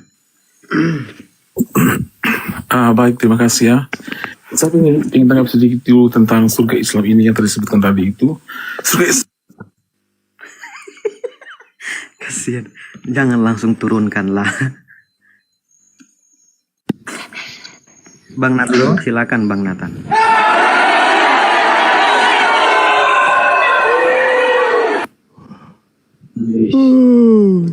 Oh, tanya Bang. Silakan Gurunda. Bang. Ya, sudah sampai mana tadi? Itu Gurunda sampai di pengharaman bangkai daging babi dan tentang sunat tadi. Silakan Fadl Gurunda. Iya, kalau di Islam perintah sunatnya tadi sudah ya. Ketika berbicara mengenai millah, berarti berbicara mengenai ajaran. Ajaran Ibrahim. Dan ajaran Nabi Ibrahim itu tentu orang Kristen pun tahu. Salah satunya adalah mengajarkan keturunannya untuk bersunat. Mana lagi Bang? Nabi Muhammad diperintahkan untuk mengikuti ajaran tersebut. Salah satunya perjanjian millah, Brit millah, perjanjian sunat. Silakan. Aduh. Coba tunjukin dalilnya di mana itu yang suruh kalian sunat di mana? Itu Al-Quran surah An-Nahl ayat 123. Coba baca dulu. Coba Summa Bismillahirrahmanirrahim. Summa auhayna ilaika anittabi' millata Ibrahim hanifan wa ma kana minal musyrikin. Kemudian aku wahyukan kepadamu wahai nabiku Muhammad, ikutilah agama Ibrahim yang lurus dan dia bukanlah termasuk orang yang musyrik. Agama artinya ajaran. Salah satu ajaran Nabi Ibrahim adalah perjanjian kekal kepada keturunannya, yaitu sunnat. Makanya disebut dalam tradisi Yudaism Brit millah. Brit perjanjian millah itu sunnat. Nah, di sini diterangkan kemudian dalam Al-Quran anittabi'a millah. Begitu saudara. Nah, Ada nggak perintah kemudian untuk jangan bersunat? Siapa yang Kristen ikuti untuk jangan bersunat? Silakan.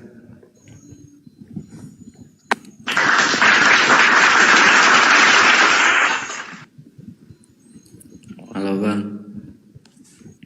Biarkan saudara Nathan dulu untuk menjawab.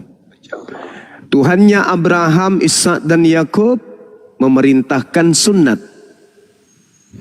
Tuhan yang datang kepada Nabi Muhammad, Tuhannya Nabi Muhammad memerintahkan kemudian ikut millah Abraham atau Ibrahim. Sama antara perintah yang datang kepada Nabi Ibrahim, perintah yang datang kepada Nabi Muhammad sama, yaitu sunat.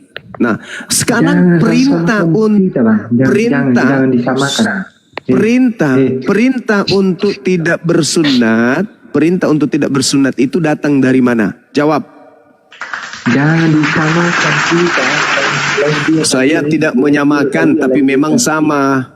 Saya tidak menyamakan, tapi memang sama. Summa awhayna ilaika an ittabi'a millata Ibrahim hanifa wa ma kana minal musyrikin. Sama. Kalau lainnya sudah ya Bang. Sekarang saya bertanya, siapa yang memerintahkan Aliteng tidak bersunat? Jawab. Jawab. Silakan.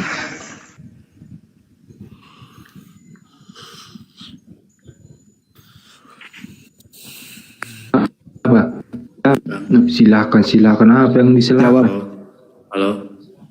Siapa yang memerintahkan Kristen untuk tidak bersunat? Silakan. Nggak ada kita yang namanya kajian itu. Nggak ada yang bersunat kita di sana Bang, di sini Bang. Siapa yang memerintahkan Kristen untuk tidak bersunat? Ada di Alkitab kita ini kita baptis saja udah kita. Pertanyaan saya ulang. Siapa yang melarang Kristen untuk tidak bersunat? Paulus. Nggak ada kita itu. Galatia 5 nomor 2. Barang siapa yang menyunatkan dirinya, maka Yesus Kristus tidak berguna baginya. Galatia 2 nomor 21. Barang siapa yang mengharapkan kebenaran dari hukum sunnat, maka sia-sialah kematian Yesus Kristus.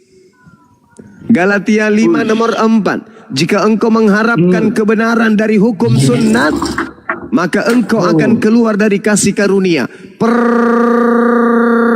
Pertanyaan saya, Paulus mendapatkan perintah untuk tidak bersunat ini dan mengatakan hukum sunat itu bukanlah sebuah kebenaran, itu dari mana? Jawab. Please.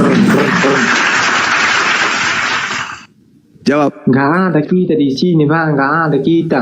Goblok. Siapa yang mengajarkan Paulus mengatakan bahwa hukum sunat itu bukanlah sebuah kebenaran? Nggak ada kita sunat di sini Bang, nggak ada. Galatia 5 nomor 4, Galatia 2:21, Galatia 5 nomor 2. Bang, lain juga kitabnya kamu tuh. Coba kamu baca Galatia 5 nomor 2. Kamu, Bang. Lain juga kitabnya kamu. Saudara, coba Anda baca Galatia 5 nomor 2. Beda Bang, beda. Coba Anda baca Galatia 5 nomor 2. Beda kita nih Bang, beda agama. Biar kita beda, tetapi saya meminta Anda membaca Galatia 5 nomor 2. Apa kamu ini? Bacalah itu Galatia 5 nomor 2. Susah kali kau. Diajak jadi manusia berat. Halo Bang Juma. Halo. Iya halo. Saya mau nanya Bang. Iya. Ini pasien semua ini yang naik. Iya. Kalau Yesaya 29 ayat 12 itu apa menceritakan nubuatan Nabi Muhammad Tuhan? Gimana? Yang Yesaya berapa? Yesaya 29 ayat 12. Dan apabila kitab ini diberikan kepada seorang yang tidak bisa membaca, apakah itu nubuat Nabi Muhammad?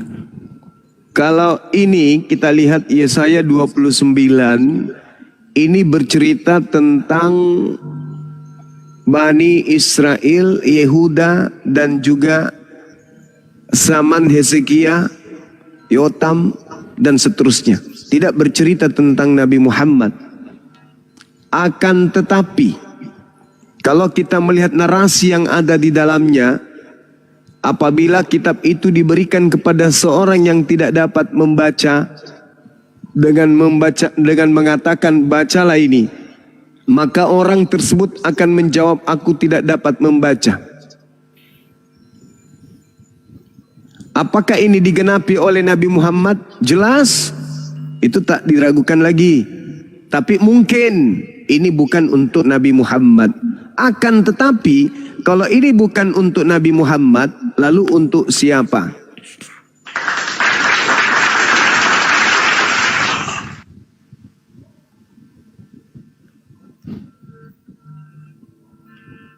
Untuk siapa itu, Bang?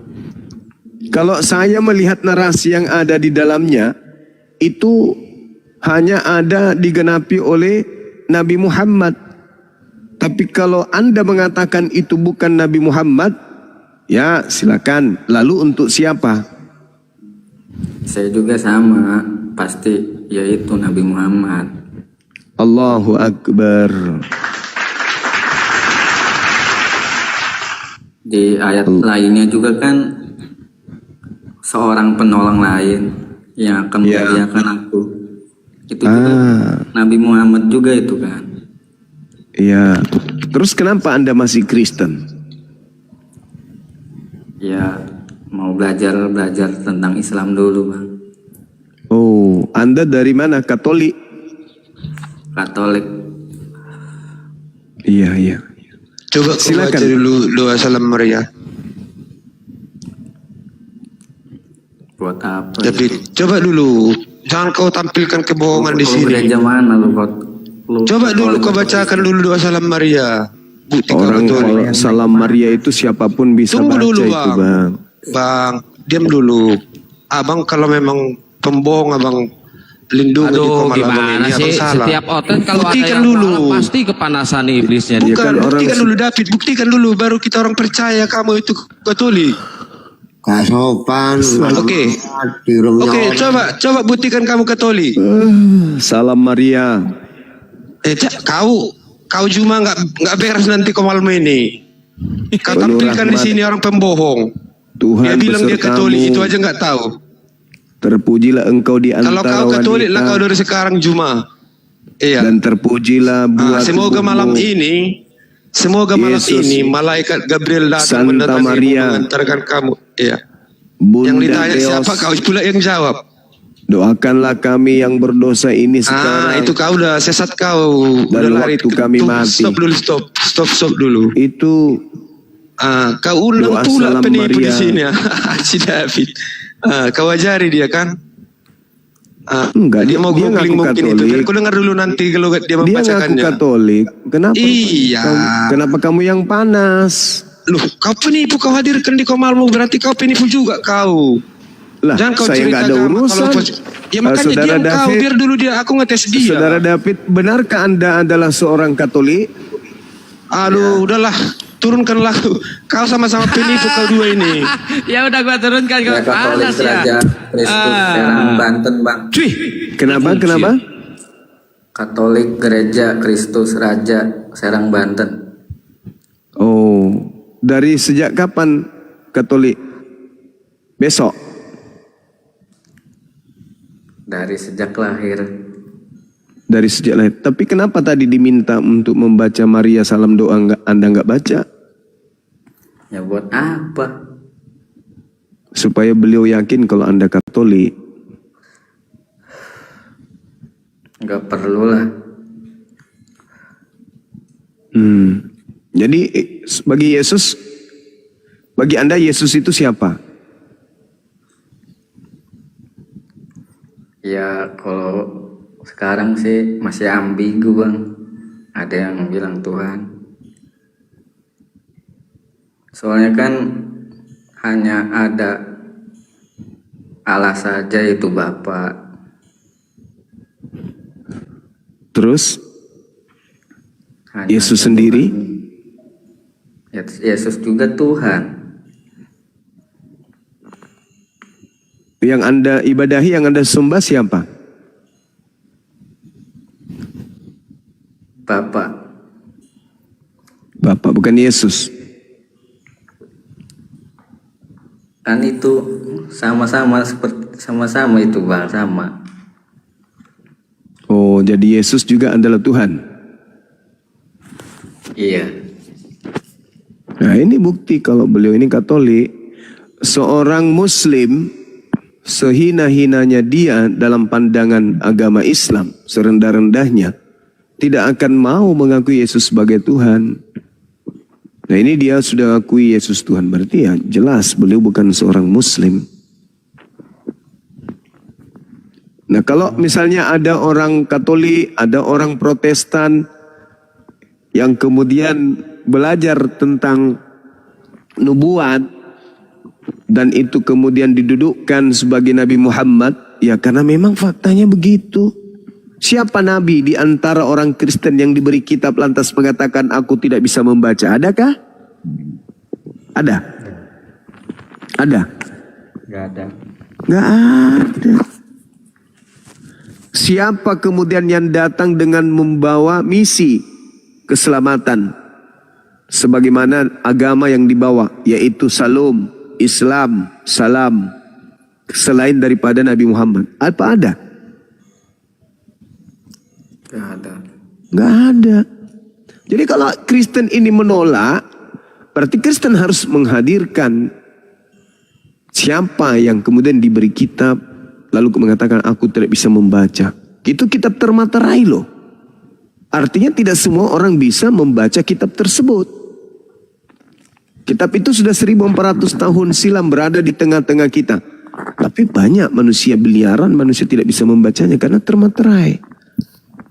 Oke lah, mungkin bukan Nabi Muhammad. Tapi boleh tidak saya minta tolong pada saudara-saudara Kristen? Di dalam Kisah Para Rasul 3:22-23.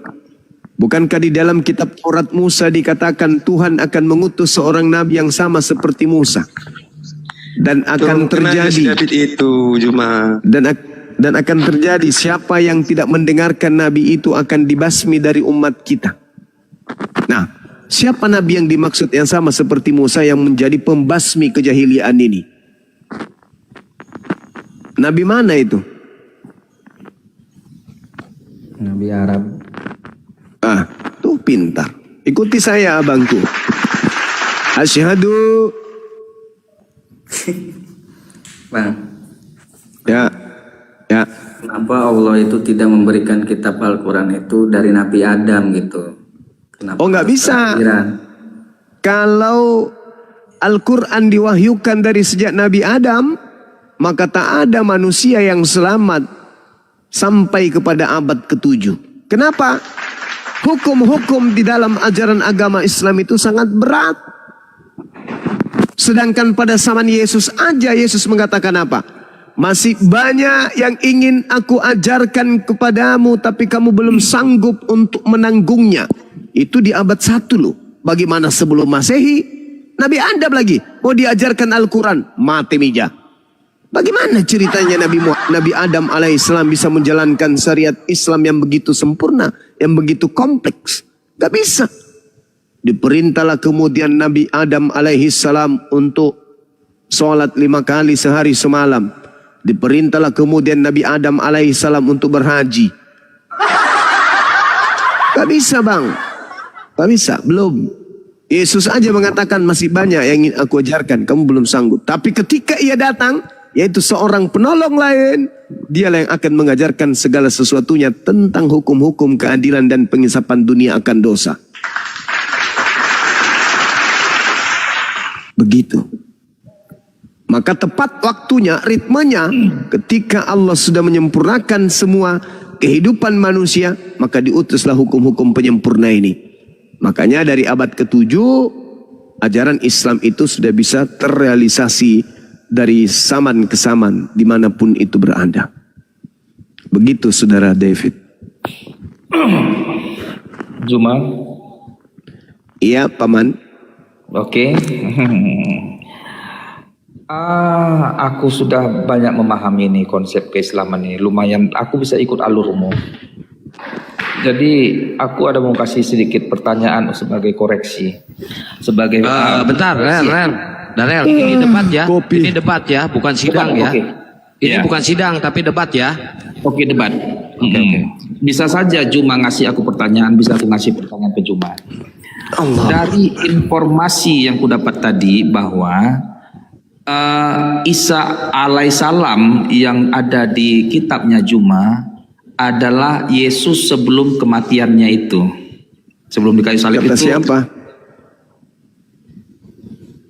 Tapi aku tanya dulu Juma, apakah Isa alaihissalam itu adalah sama dengan Yesus? Enggak. Jadi Isa alaihissalam itu bukan Yesus? Bukan. Jadi ngapain kalian singgung-singgung Yesus kalau kayak gitu? Karena Yesus mengatakan waspadalah kepada Yesus palsu. Bukan.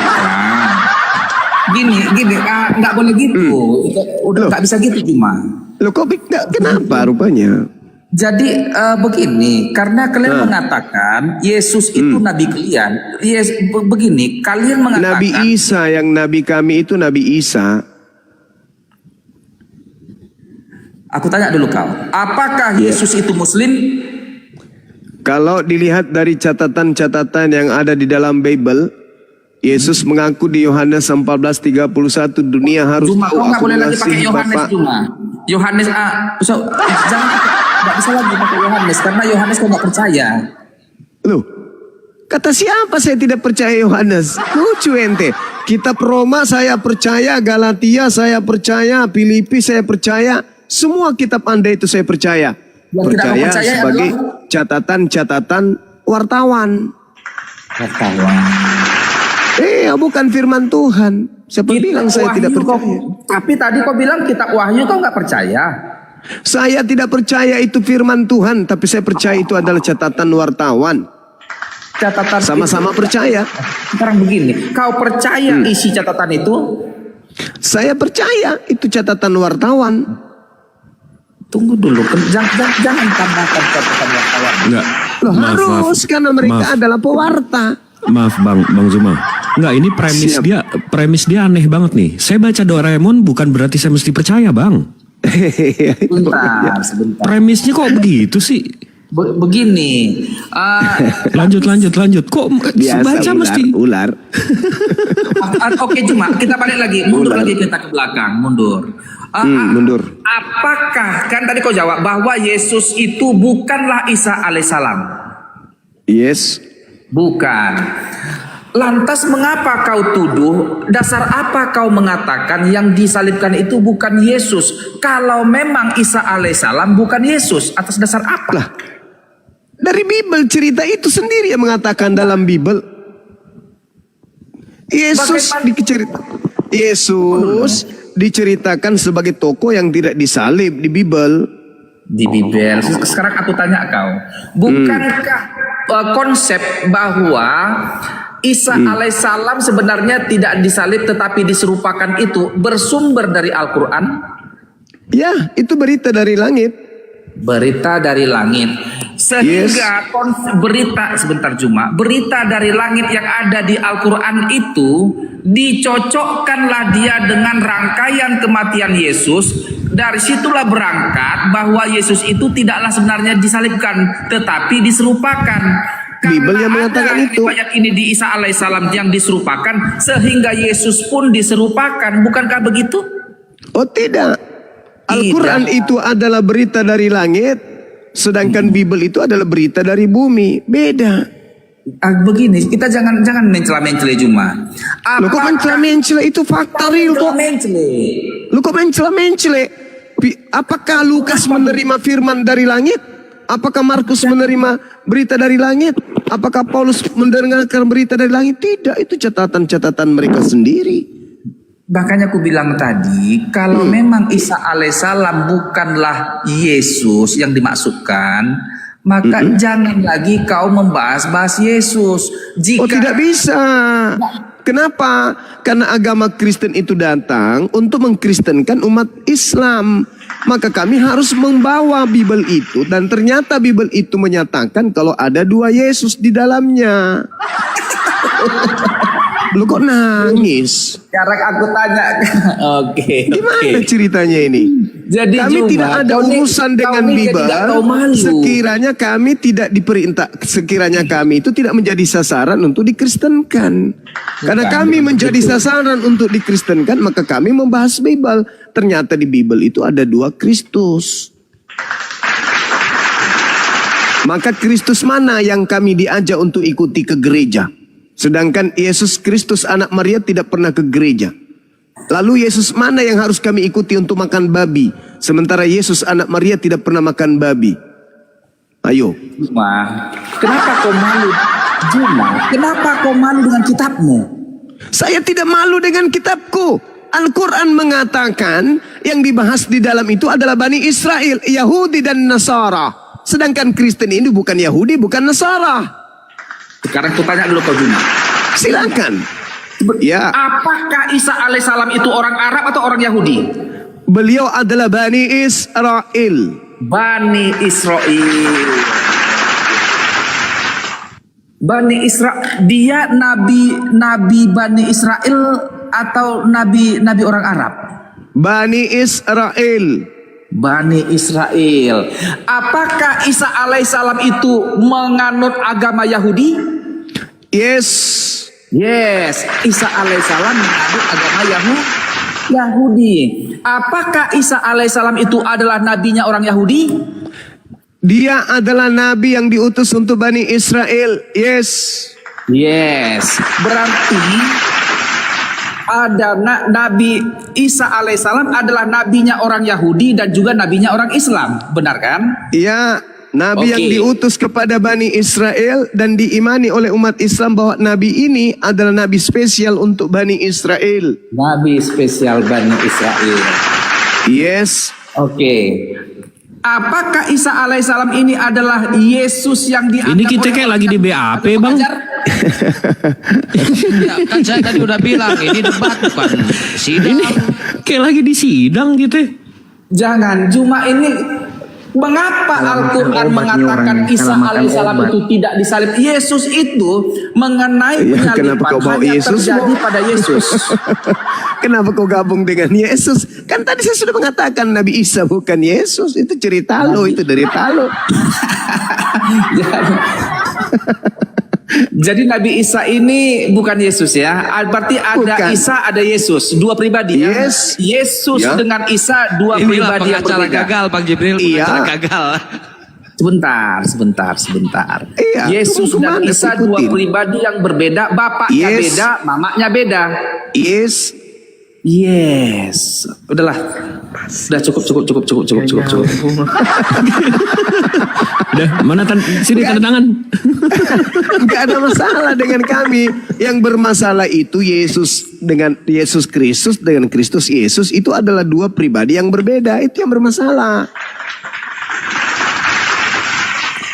Itu yang Anda harus renungkan. Yesus anak Maria tidak makan babi, tidak ke gereja, tidak minta dituhankan, tidak minta seluruh bangsa menjadi pengikutnya. Dia melarang muridnya ke bangsa lain malah. Dia memproklamirkan dia diutus hanya kepada domba sesat dari Bani Israel malah. Dia tidak mengenal kitab Roma, Galatia, Filipi, Markus, Lukas, Yohanes, Matius, Petrus, kisah para pewarta. Yesus tidak kenal itu. Sedangkan Kristus yang datang ke padang gurun, dialah yang mensuplai pengajaran kepada Paulus in the gang. Jadi 2 Yesus yang berbeda. Boleh kita nanya Juma sedikit lagi? Boleh.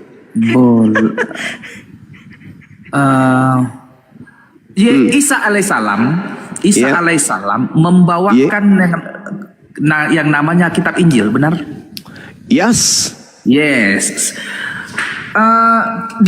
Kitab Injil itu diberikan kepada Isa alaihissalam. Di mana sekarang kitab itu? Disembunyikan oleh kaumnya Bani Israel. Disembunyikan. Al-Maidah ayat itu 15. pada saat zaman Nabi Muhammad masih ada kitab itu? Nggak ada. Nggak ada lagi? Iya. Udah Kitab disembunyikan. yang dipakai Kristen Koptik itu Injil. Jadi Injil ini ditahu Muhammad dari mana? Al-Quran berita langit. Berita langit. Tapi yes, berita langit gitu-gitu aja. Nggak pernah lembarannya diketahui sampai di Arab abad ke-7. Ya itu kitabnya Bani Israel, bukan kitabnya Arab. Oke. Sebenarnya dia belajar ini bang, tapi songong. Bentar. Dia sebenarnya belajar ini, tapi songong. Ya. Tapi begini, Jibril, apa yang Suara dinyatakan, dibuat sesangar mungkin. bukan. Kalian ini apa? Pengacara gagal lu, Darel. Manipulatif. Kenapa kau malu mengakui bahwa kisah Isa alaihissalammu itu adalah representasi kisah Yesus yang tidak benar? Al-Quran kitab dari langit, ketetapan dan hukum-hukum informasi dari langit, sedangkan Bibelmu itu dari wartawan barat. Mana ada sama? Lucu ente ini. Satu berita dari langit, satu berita dari bumi. Beda dong. Bukanlah Yesus yang dimaksudkan, maka berhentilah engkau membahas Yesus. Masalahnya kami disuruh ikut menjadi pengikut Yesus, tapi ternyata ada dua Yesus. Keberat kali Anda paham. Kurasa ajaranmu kau memalukan Juma. Kenapa kau berbicara? Lucu ente ini. Saudara, Al-Quran saya mengatakan Nabi Isa alaihissalam diutus oleh Allah untuk kaumnya Bani Israel. Wa isqala Isa bin Maryam ya Bani Israel inni rasulullahi ilaikum. Jelas toh? Terang toh? Nabi Isa alaihissalam untuk Bani Israel kan? Jelas kan? Bukan datang diutus untuk kami, tapi untuk Bani Israel. Tiba-tibanya orang barat datang ke Indonesia, mempengaruhi orang Indonesia untuk menjadi pengikutnya, dan terikutlah saudara-saudara kami. Mereka bernama Kristen. Di dalam kitab mereka diperintahkan untuk diajarkan seluruh bangsa menjadi Kristen. Ya tunggu dulu. Kalau kami menjadi Kristen ini, kami ikut siapa? Yesus anak Maria tidak pernah mengajarkan untuk menjadi pengikut Kristen. Nah sedangkan kita dituntut untuk menjadi pengikut Kristus. Kristus yang mana? Maka kewajiban Anda untuk menjelaskan itu. Sederhana bukan? Bang Suma, ya Paman, kita disuruh ikut Kristus yang bangkit dari kubur, Bang. Loh kok bisa? Kenapa bisa disuruh ikut Kristus yang keluar dari kubur? Kalau memang Isa alaihissalam supaya kita menjadi hamba setan, Bang. Nggak perlu bertengkar. Apanya? Anda datang menjual agama dari barat. Jadikanlah seluruh bangsa menjadi pengikutku. Baptislah mereka dalam nama Bapa, Anak, dan Roh. Dan ajarlah mereka melakukan segala apa yang kuperintahkan kepadamu. Tunggu dulu. Kalian mengajarkan kami untuk menjadi pengikut Kristus. Kalian ingin membaptis kami. Kalian ingin memerintahkan segala sesuatu yang diperintahkan oleh Kristus makhluk roh itu. Tunggu dulu. Kami punya akal. Kristus mana yang harus kami ikuti? Siapa yang memerintahkan kita ke gereja? Siapa yang memerintahkan kita nggak sunat, makan babi, menjadi Kristen, menyembah kepada Kristus? Yang ngajarin itu siapa? Jawab dong. Yesus. Di mana Yesus mengajarkan untuk menuhankan dirinya? Mana dalilnya? Jadi yang datang kepada Paulus itu yang berkata, akulah Yesus yang kau aniaya. Nah, nasihat Yesusnya percaya atau jangan percaya? apa yang diajarkan oleh Paulus bersumber Dari dari Roh buahnya kau Kudus. dapat melihat mereka. Memanggil aku Benar. Tuhan bermujizat mengusir setan. Benar. Dari Tapi buahnya lah. Sekarang aku tanya sama kau, tunjukkan sama aku di mana buah kejahatan Paulus terhadap yang tidak sesuai dengan kemanusiaan, yang berbau kejahatan. Mengajarkan bahwa tidak ada kebenaran di dalam hukum Taurat.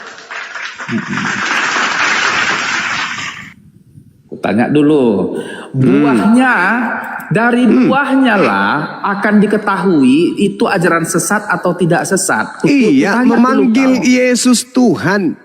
Sebentar Juma, kami ini Kristen ini sebentar. Dari buahnya Kau tahu, Kristen itu berseliweran di Indonesia ini. Tunjukkan sifat sikap kami orang Kristen ini yang berbau kejahatan, yang salah, Tidak yang pernah diajarkan oleh menyembah Paulus. Tuhan. Tidak pernah menyembah Tuhan. Itu contohnya nih yang tidak bisa dulu, yang bertentangan dengan ajaran kemanusiaan, ya, yang Tidak pernah menyembah Tuhan. Tunggulah dulu, ajarannya adalah Kan Anda minta. Saya tunjukkan Kristen kumpulan manusia yang tidak pernah menyembah Tuhan yang benar. Mereka menyembah Tuhan-Tuhanan yang mereka buat sendiri dengan tangan-tangan mereka. Gak itu. Contoh Loh, kok nih, nggak itu? ajaran aku buah-buah kalian yang kurang baik biar kutunjukkan samamu adalah perintah untuk memperistri sampai dengan 4 orang mengakibatkan terjadinya kecemburuan. Artinya ketidakadilan itu terjadi pada perempuan. Lukas 18 nomor 29 nomor 30. Barang siapa yang karena ajaran Tuhan meninggalkan istrinya, maka dia akan memperoleh istri berlipat kali ganda saat ini juga. Itu bermakna alegoris, metafor, bukan makna tekstual yang sebenarnya. Para. Itu perintah Yesus, itu ajaran Yesus kepada muridnya Bani Israel, bukan kepada Kristen. Kalau Kristen kemudian tidak ingin berpoligami, itu sama halnya dia sedang melegalkan persinahan. Oke. Kalau kau bilang bahwa Yesus itu memberitahukan itu kepada orang Israel, benar. Memang pada saat itu Yesus itu adalah beragama Yudaisme. Yesus itu orang Yahudi. Yesus itu melaksanakan ritual-ritual Yahudi, benar. Betul sekali. Betul. Jadi memang, tetapi ada perumpamaan diberikan Yesus. Aku juga menjawab tadi perdebatanmu dengan si IGT itu tentang utusan ke-12 rasul. Tentang pergilah ini itu yang pengutusan 12 rasul itu sebenarnya ke-12 rasul itu diperintahkan kepada orang Israel, benar itu. Perintah. Kau mau ngomong apa? Lalu sebelum kematian Kristus itu dia memang diperintahkan kepada seluruh orang Israel. Tetapi ada diberitahukan dalam perumpamaan tentang raja yang memberikan undangan. Undangan itu sebenarnya perumpamaan itu mengarah kepada undangan kerajaan surga kepada bangsa Israel. Namun bangsa Israel menolaknya. Akhirnya si raja dalam perumpamaan itu mengundang kepada fakir miskin, kepada penjahat. Karena si Mr. X ini yang diundang ini tidak datang, banyak alasan. Maka bangsa luar lah yang diundang. Termasuklah si Darel inilah orang luar yang diundang. Orang Israel itu tidak mengenal dan tidak mendapatkan bagian karena dia menolak undangan itu. Itu asumsi. Itu asumsi serigala yang nyamar domba. Yesus mengatakan, aku hanya diutus kepada domba yang sesat dari umat Israel. Apa pula kau tambah-tambahin? Benar, pada saat itu benar. Yesus itu sebenarnya diutus untuk domba sesat di Israel. Namun ketika dia diutus, bangsa Israel menolaknya, meludahinya. Maka undangan itu diberikanlah ke si Darel yang ada di Indonesia di si borong-borong. Itu pengakuanmu. Kutanya dulu kau, sekarang aku cuma kutanya kau, terangkan samaku makna daripada perumpamaan si raja yang memberikan undangan itu. Apa artinya itu? Raja itu artinya yang memenuhi panggilannya, itulah kami umat Islam. Sebentar, Islam belum diarahkan, belum ditunjukkan ke situ. Islam itu, kalau Anda berbicara mengenai saudara, ceritakan dulu makna kontekstual perumpamaan raja yang mengundang, tetapi yang diundang nggak datang. Terakhirnya diundangnya para gembel, para bandit penjahat untuk ikut ke pesta itu. Saudara, kalau Anda kemudian mengatakan siapa yang menjadi pengikut Yesus di antara Islam dan Kristen, ya tentu Islam. Jangan. Anda kan berbicara mengenai perumpamaan, ya kan?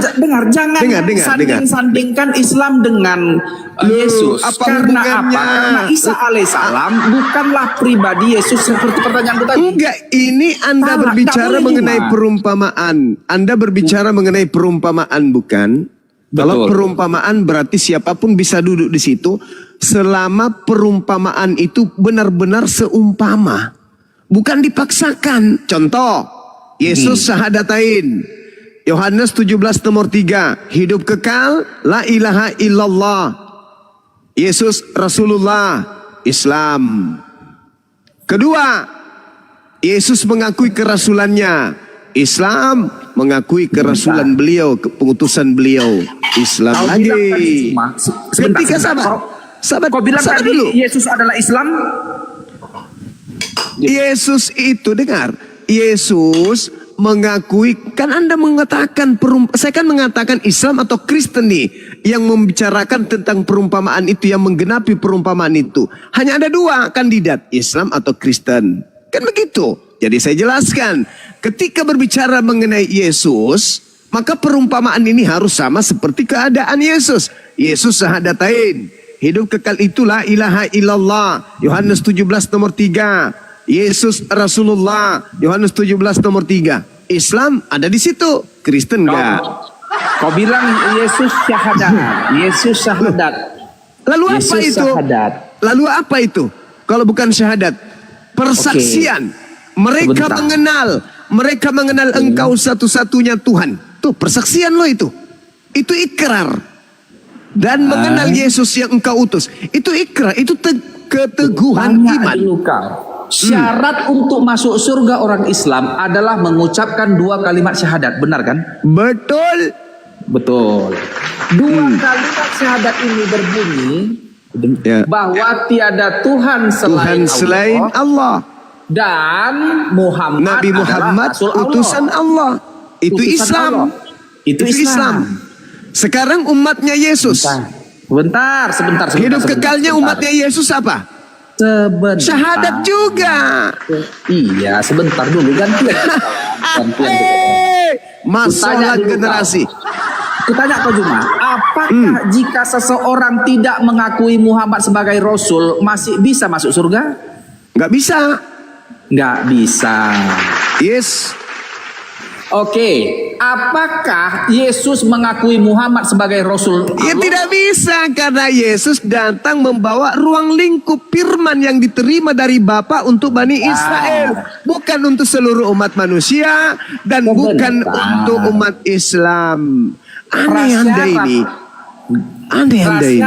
Saya katakan, saudara, Anda kan berbicara mengenai perumpamaan, jangan melebar kemana-mana. Jadi kalau berbicara mengenai perumpamaan, siapa yang duduk pada perkara itu, Islam atau Kristen?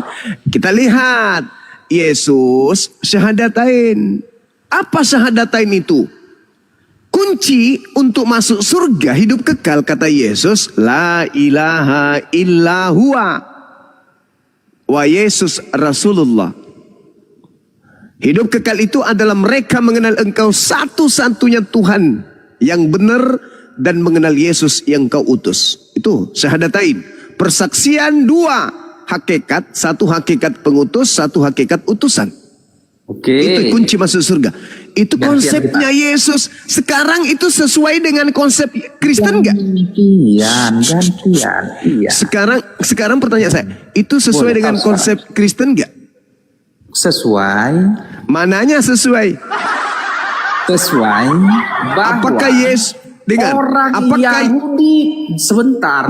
Perumpamaan itu menyatakan diundangnya orang-orang si raja. Orang Yahudi menolaknya. Undangan itu kepada orang Yahudinya sebenarnya. Ya. Orang Yahudi gantian cuma. Orang Yahudi diundang. Kenapa kok saling Yahudi diundang untuk mengimani Yesus sebagai Tuhan atau sebagai utusan Tuhan? Sebentar. Undangan itu Yesus berkata dia itu anak Allah. Bahkan malaikat Yesus mengundang orang Yahudi untuk mengenal dirinya sebagai utusan Tuhan atau Tuhan? Sebagai Tuhan. Ya. Masolang generasi. Yesus mau dikenal bagi Bani Israel sebagai utusan Tuhan. Yohanes 17 nomor 8. Masolang generasi. Inilah teman-teman kacau sudah diskusi kalau yang dikedepankan itu dogma. Yesus Yohanes 5 nomor 36. Yesus Yohanes 17 nomor 3. Yesus 17:8 mau dikenal sebagai utusan Tuhan. Oke, lagi. Aku nggak akan lanjut. Aku putus dogmaku, nggak apa-apa lah itu. Tapi aku tanya kau bilang tadi, wah Yesus Rasulullah. Kau bilang begitu kan? Betul. Wah Yesus Rasulullah. Yesus utusan Allah. Benar nggak? Sebentar, gantian dulu kita. Biar ku sinkronkan dua datamu yang menjadi tidak sinkron. Kau bilang Isa berbeda dengan Yesus. Isa memang beda. Sebentar. Ini Yesus saya tidak sedang berbicara tentang Nabi Isa. Yesus berbeda. Saya tidak berbicara tentang Nabi Isa. Saya berbicara tentang Yesus yang datang di tengah Bani Israel mengaku sebagai utusan Tuhan. Yohanes 17 nomor 3. Anda berbicara mengenai syahadat kan? Saya mengatakan Yesus mengajarkan syahadatain. Isa mengajarkan syahadatain. Maka syahadatain yang diajarkan oleh Yesus, la ilaha illa huwa wa ana Yesus Rasulullah. Itu syahadatain. Syahadat Isa. Syahadat Isa gimana? Syahadat Isa alaihissalam. Ya jelas Nabi Isa mengakui, ma qultu lahum illa ma amartani bi ani abudullah rabbi wa rabbakum. Aku mengajarkan kepada kaumku Bani Israel, sembahlah Allah Tuhanku dan Tuhanmu. Mengakui kaumku berarti dia mengakui dirinya rasul yang mengajarkan kepada kaumnya untuk menyembah kepada Allah, Tuhannya Nabi Isa dan Tuhannya Bani Israel. Jelas Al-Quran surah Al-Ma'idah ayat 117 kalau nggak salah. Berarti syahadatnya Yesus dengan syahadatnya Isa berbeda. Yesus mengatakan dirinya rasul utusan. Nabi Isa mengatakan dirinya rasul utusan. Nabi Isa mengajarkan menyembah kepada Allah, Tuhannya dan Tuhannya kaumnya. Yesus mengajarkan menyembah kepada Tuhannya dan juga Tuhannya kaumnya. Yohanes 20, Yesus berkata kepada Maria, Maria jangan kau sentuh aku, tapi datanglah kepada saudara-saudaraku. Katakan kepada mereka, aku akan pergi kepada Tuhanku dan Tuhanmu. Yohanes 4 nomor 22, aku dan muridku menyembah apa yang kami kenal, dan mereka menyembah apa yang mereka tidak kenal. La ilaha illallah. Yesus Rasulullah.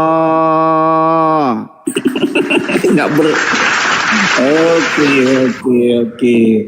Apa yang Anda ingin tolak di situ? Apa yang Anda ingin tolak? Apa yang Anda ingin tolak di sana? Apa? Ada. Tuhannya Yesus adalah Elohim. Iya betul. Kan saya sudah bilang. Yesus dan Nabi Isa itu hakikat, itu pribadi yang berbeda. Kan sudah aku bilang. Yesus menyembah Elohim. Isa menyembah Allah. Kan begitu. Isa menyembah Allah, Yesus menyembah Elohim. Dan Yesus tidak menyembah Kristus. Oke, sebentar. Kau bilang tadi ada syahadat Isa, syahadat Yesus. Syahadat Yesus mengakui bahwa la ilaha illallah yang adalah Allah yang kau maksudkan itu adalah Allah SWT. Betul. Tetapi kau bilang tadi beda Tuhannya Yesus dengan Tuhannya Isa. Karena dia menyebut Elohim. Itu kan gelar. Elohim itu kan gelar. Tapi kalau berbicara mengenai hakikat pencipta langit dan bumi, orang Kristen pun mengaku satu hakikat, bukan dua hakikat, apalagi tiga. Iya kan? Benar kan?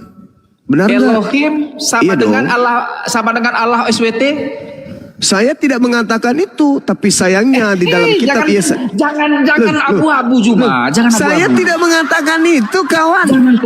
Jangan pengecut, tegaslah. Saya kok jadi pengecut. Tunjukkan karakter. Kau ingin memaksakan sesuatu yang saya tidak ucapkan. Saya mengatakan bahwa Yesus menyembah Elohim, Nabi Isa menyembah Allah. Ketika berbicara mengenai hakikat pencipta langit dan bumi, itu adalah hakikat yang satu. Hakikat pencipta langit dan bumi itu tidak dua, tidak tiga. Orang Yahudi menyebutnya Hashem, Adonai Eloheinu, Adonai Ahad. Jadi dikatakan Yod-Heh-Vav itu Ahad, tunggal. Kami menyebutnya La ilaha illa huwa. Kami menyebutnya itu. Hakikat pencipta langit dan bumi itu adalah Allah. Dialah Tuhan, tak ada yang lain. Lalu yang salah karena orang Israel mengatakan Tuhannya itu Ehad dan Islam mengatakan Tuhannya itu Ehad, lalu kau mengatakan bahwa ya dari segi penyebutannya sama tetapi pribadinya berbeda, kan begitu? Sebutan berbeda, hakikatnya sama. Tuhan itu cuma satu. Masih abu-abu penerangnya. Tidak abu-abu, saya nggak abu-abu. Tuhannya orang Yahudi dikatakan dalam 2 Samuel 7:22, laisa kamitslihi syai', tidak serupa dengan Yesus. Tidak serupa dengan manusia. Jangan bawa dulu Yesus, kita membandingkan. Tidak serupa dengan manusia. Antara Elohim dan Bilangan 23 nomor 19, Tuhan Elohim bukan manusia dan bukan anak manusia. Oke, benar. Ulangan 32 nomor 39, Elohim Maha menghidupkan, Maha mematikan. Yesaya 5 nomor 16, Tuhan Maha Suci, Maha Tinggi, Subhanahu wa Ta'ala. Apa yang salah? Kau belum menjawab pertanyaanku, Juma. Apalagi anak bau. Allahnya orang Israel itu apakah Allahnya orang Islam? Kalau dikatakan pencipta langit dan bumi, Rabbus samawati wal ardh, saya katakan kalau yang datang kepada nggak bisa kayak gitu. Kenapa nggak bisa? Saya sebagai Muslim punya hak untuk menjawab dengan pola keislaman saya. Nggak boleh Anda atur, nggak boleh. Kalau saya ditanya, apakah Elohim, apakah Allah itu hakikat yang sama? Jawaban saya tegas.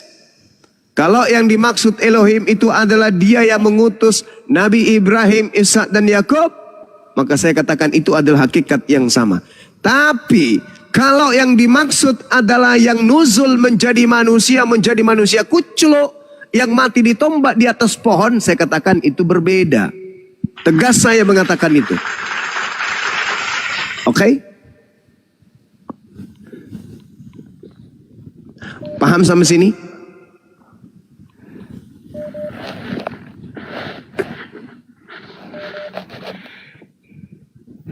Boleh dong saya balik nanya? Boleh. Diizinkan. Oke, baik. Oke. Di dalam Al-Quranul Karim dijelaskan dalam surat Taha. A'udzubillahi minasyaitonirrajim. Bismillahirrahmanirrahim. Di dalam surat Taha dikatakan begini. Allahu la ilaha illahu lahul asmaul husna.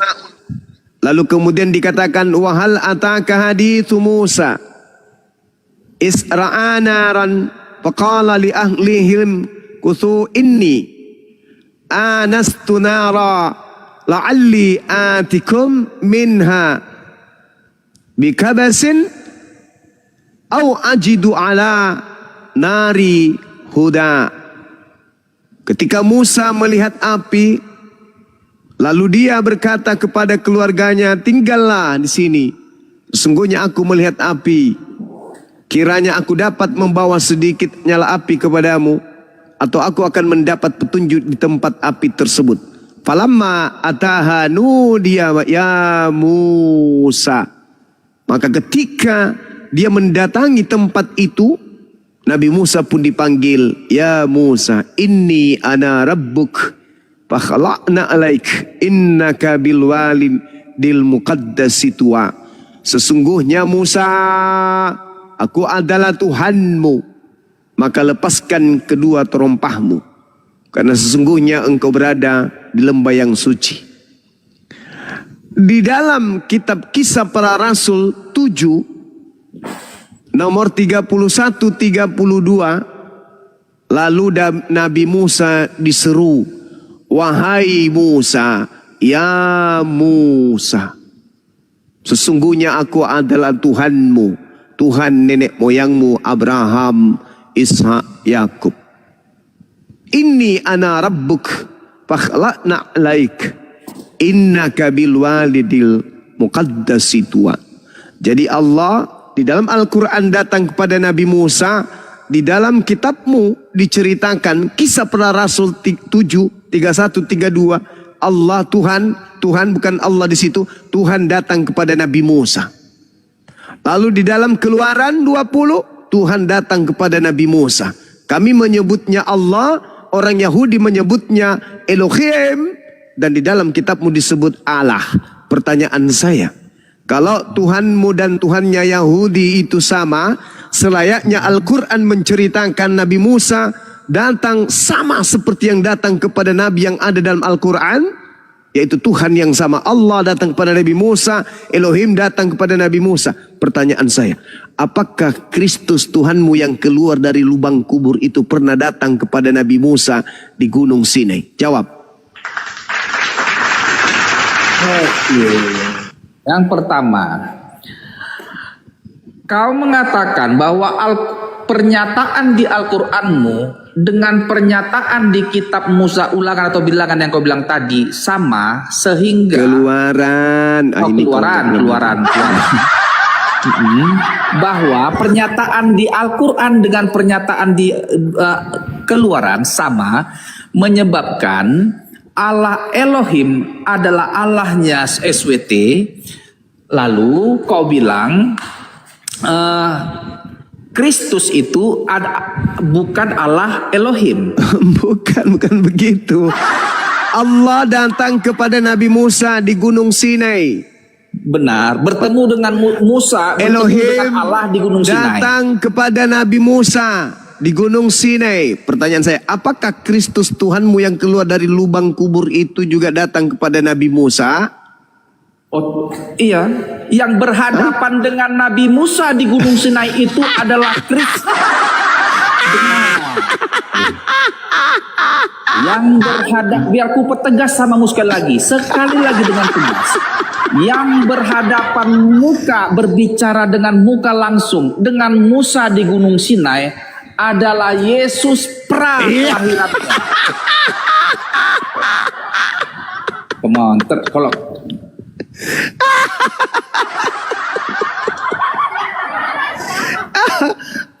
sejak kapan anak Maria lebih tua daripada Maria sendiri? Kalau dia kemanusiaan Yesus,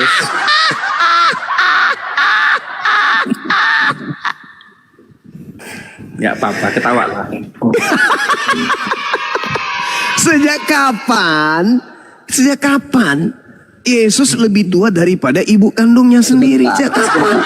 Oke, biar ku jawab. Kejadian yang terjadi di Bukit Sinai itu di abad 14 sebelum Masehi. Yesus lahir di abad pertama Masehi. Kan ku bilang Juma, kan ku bilang prainkarnasi sebelum Salome. Kalau itu pola yang kamu bawa, maka bom-bom pun bisa kau imani. Bom-bom pernah datang kepada Musa di Gunung Sinai.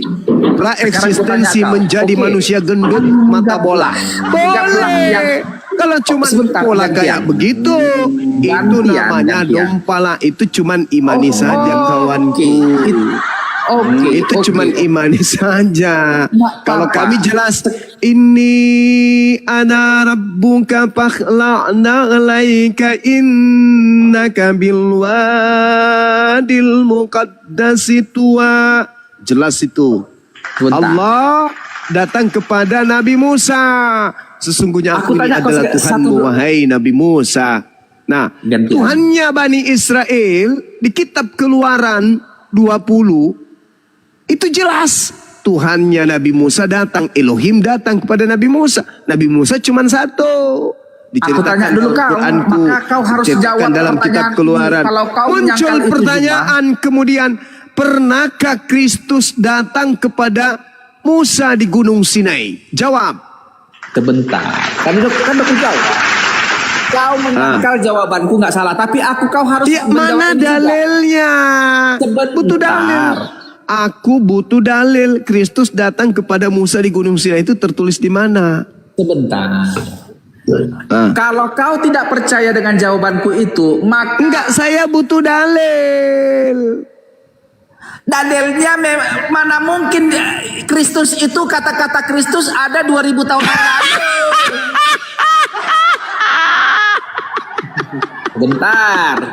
Sebentar. Bukan cuman Kristus.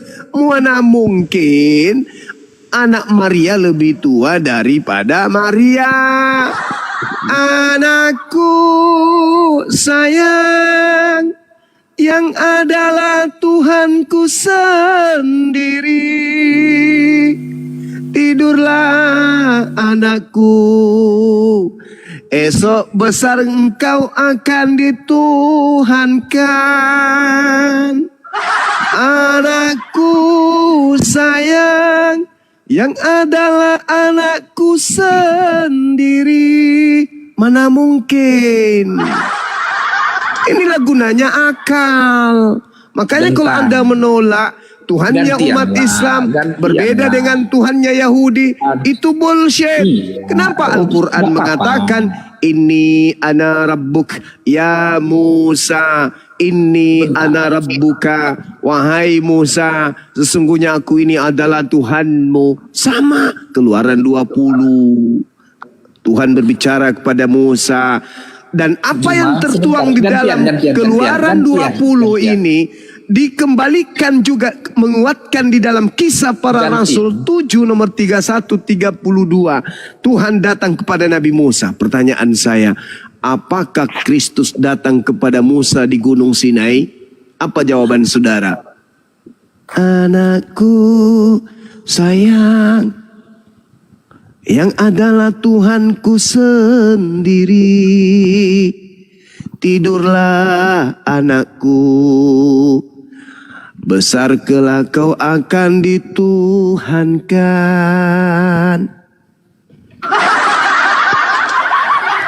Pikirlah itu, renungkanlah itu saudaraku. Islam datang meluruskan kalian dari pola akidah yang miring melenceng. Mainlah kalau kau anakku, kasih orang berbicara. Ya. Nggak kasih kesempatan sama lawan bicaranya. Ya silakan, saya butuh dalil. Janganlah 1, 2, 3, silakan. Dalil, saya butuh dalil, silakan. Bentar, Darel, lu sebelum bertanya tap layar dulu sampai 100 rel. Tap layar dulu. Iya, so.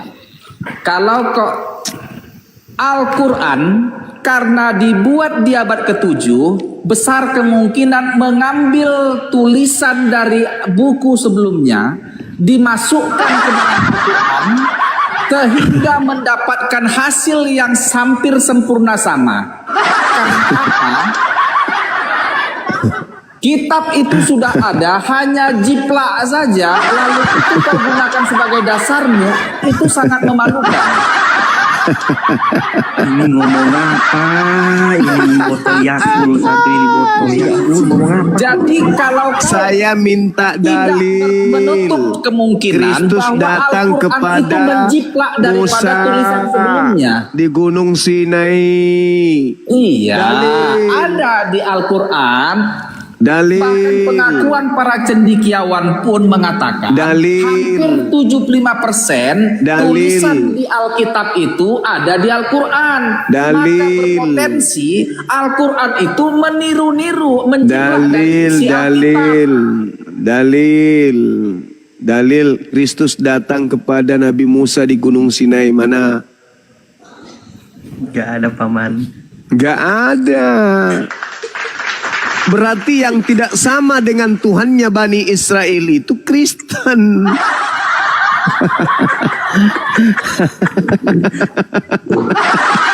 Karena tidak mungkin anak Maria lebih tua dari Maria.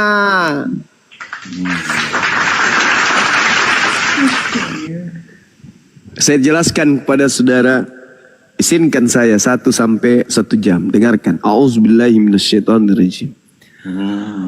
Walaqad ahzallahu mithaqa bani Israil wa ba'athna minhum 12 naqiba wa qala Allahu inni ma'akum la in akamtumus shalah wa ataitumuz zakah wa amantum birusuli wa azzartumuhum wa aqradtumullah qardan hasana la ukaffiranna ankum sayyi'atikum wa la udkhilannakum jannatin tajri min tahtihal anhar faman kafara ba'da dhalik minkum faqad dalla sawa'as sabil. Al-Quran menerangkan sungguh Allah telah mengambil perjanjian dari Bani Israel. Allah mengangkat 12 pemimpin dari Bani Israel. Allah berfirman kepada Bani Israel, inni ma'akum, aku bersama dengan kalian. Sungguh jika kamu tunduk beribadah kepada aku, sujud, menunaikan kemudian tugas-tugasmu kepada si miskin, serta beriman kepada utusan-utusanku, nabi-nabiku, dan kamu bantu mereka dan kamu pinjamkan kepada Allah pinjaman yang baik, pasti akan aku hapus dosa-dosamu dan pasti aku masukkan engkau ke dalam surga. Akan tetapi barang siapa di antara kamu wahai Bani Israel kafir di antaramu setelah itu, maka sesungguhnya dia telah sesat dari jalan yang lurus. Jadi Allah memang pernah memilih Bani Israel. Allah pernah berfirman kepada Bani Israel melalui nabi-nabi yang datang kepada mereka. Jadi kalau hari ini Nabi Muhammad datang menerima wahyu dari sang sumber yang pernah menjadi sumber dari nabi-nabi yang datang kepada Bani Israel, dan ajarannya itu ada kemiripan, itu disebabkan karena berasal dari pabrik yang sama. Pabrik yang tidak sama itu Tuhan turun ke bumi jadi bayi. Itu nggak berasal dari pabrik yang sama. Utusan Tuhan yang datang kepada Bani Israel itu adalah Tuhan itu sendiri. Itu pabrik yang berbeda. Firman Tuhan yang datang kepada Bani Israel itu adalah sampah. Itu bukan membawa manusia pada keselamatan. Itu adalah apa? Ajaran yang berasal dari pabrik yang tidak sama. Syukran Abanda Afida. Barakallahu fikum. Syukran Bang Hafid. Ini yang harus Anda pahami. Kalau berbicara mengenai Islam, itu kami udah tamat. Fabinaqdihim mitsaqahum la'annahum wa ja'alna qulubahum qasiyah.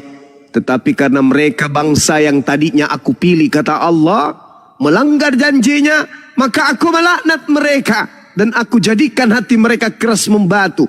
Mereka gemar mengubah firmanku dari tempatnya. Mereka sengaja melupakan sebagian pesan yang telah kuperingatkan kepada mereka.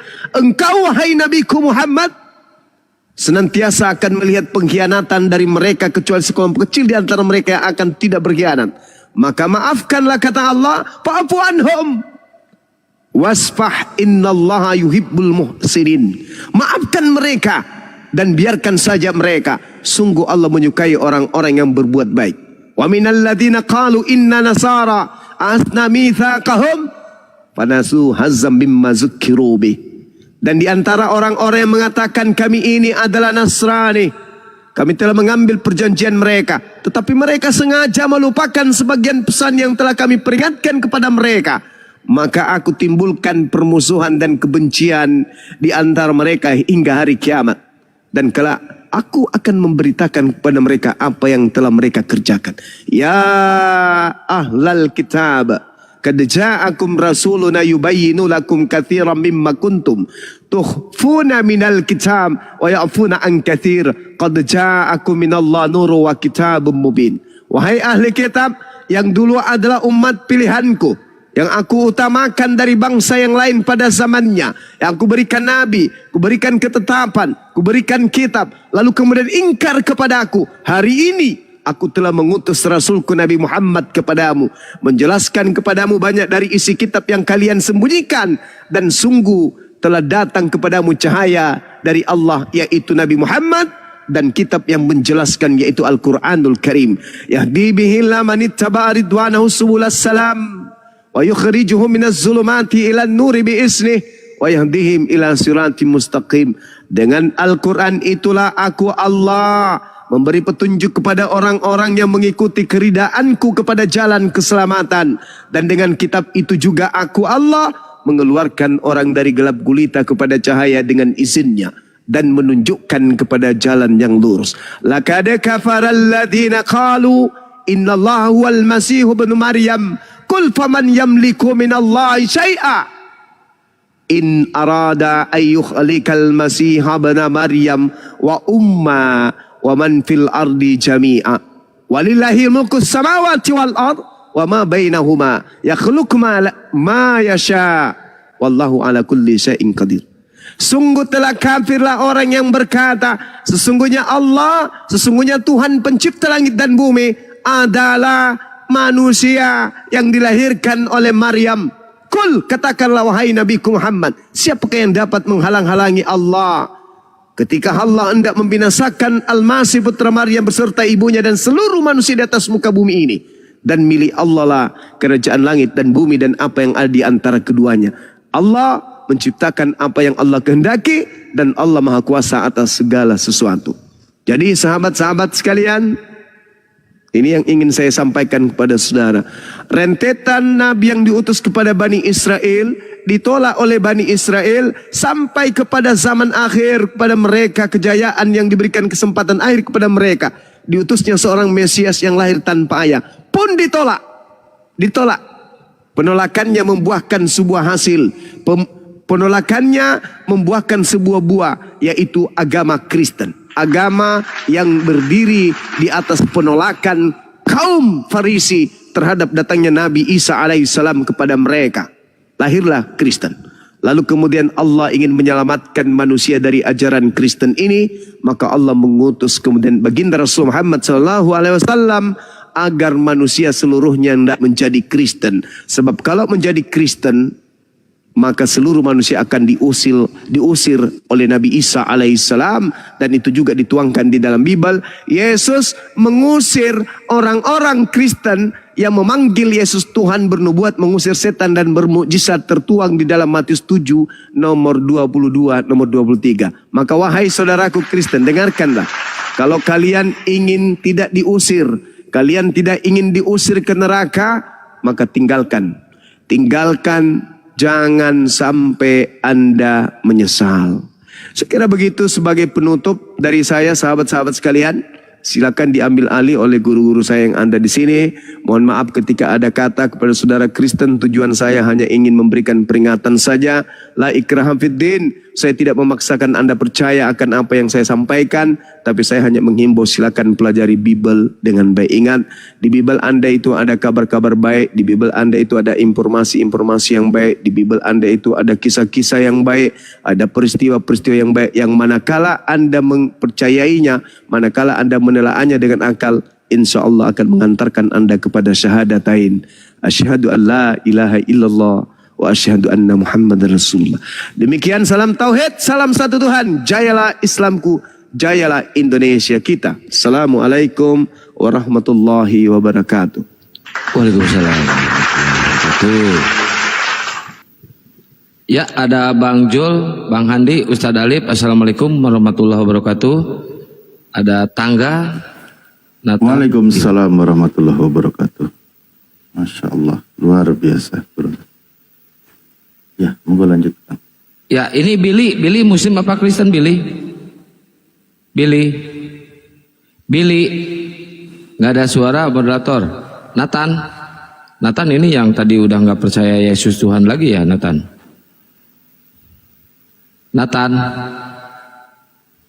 Suara saya ada ya?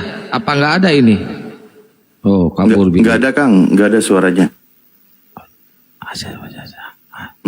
Nah, ini baru kedengeran. Nah, ini baru kedengeran ada.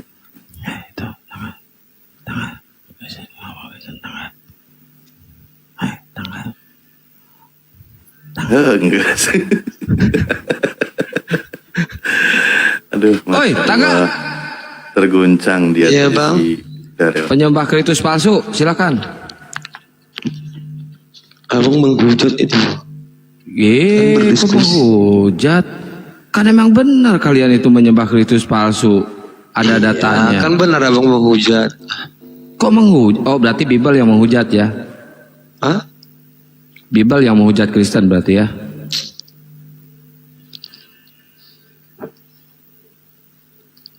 Ya, apa yang mau kita diskusikan ini, Bang?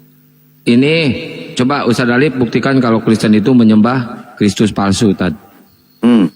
Sederhana sekali. Masalahnya ini Mas Tanggang ini masih sanggup diskusi, Bang? Sanggup, Bang. Tapi dia baru 2 botol. Saya harus mengaku dulu, Bang. Tuaknya, Tad. Saya baru Kristen. 2 botol. Baru 2 botol dia minum tuaknya, belum 5 botol. Jadi masih sanggup. Gak boleh, Bang. Itu fitnah, itu dosa, Bang. Ajaran siapa yang Abang ikuti? Ajaran Paulus. Oh, pantas.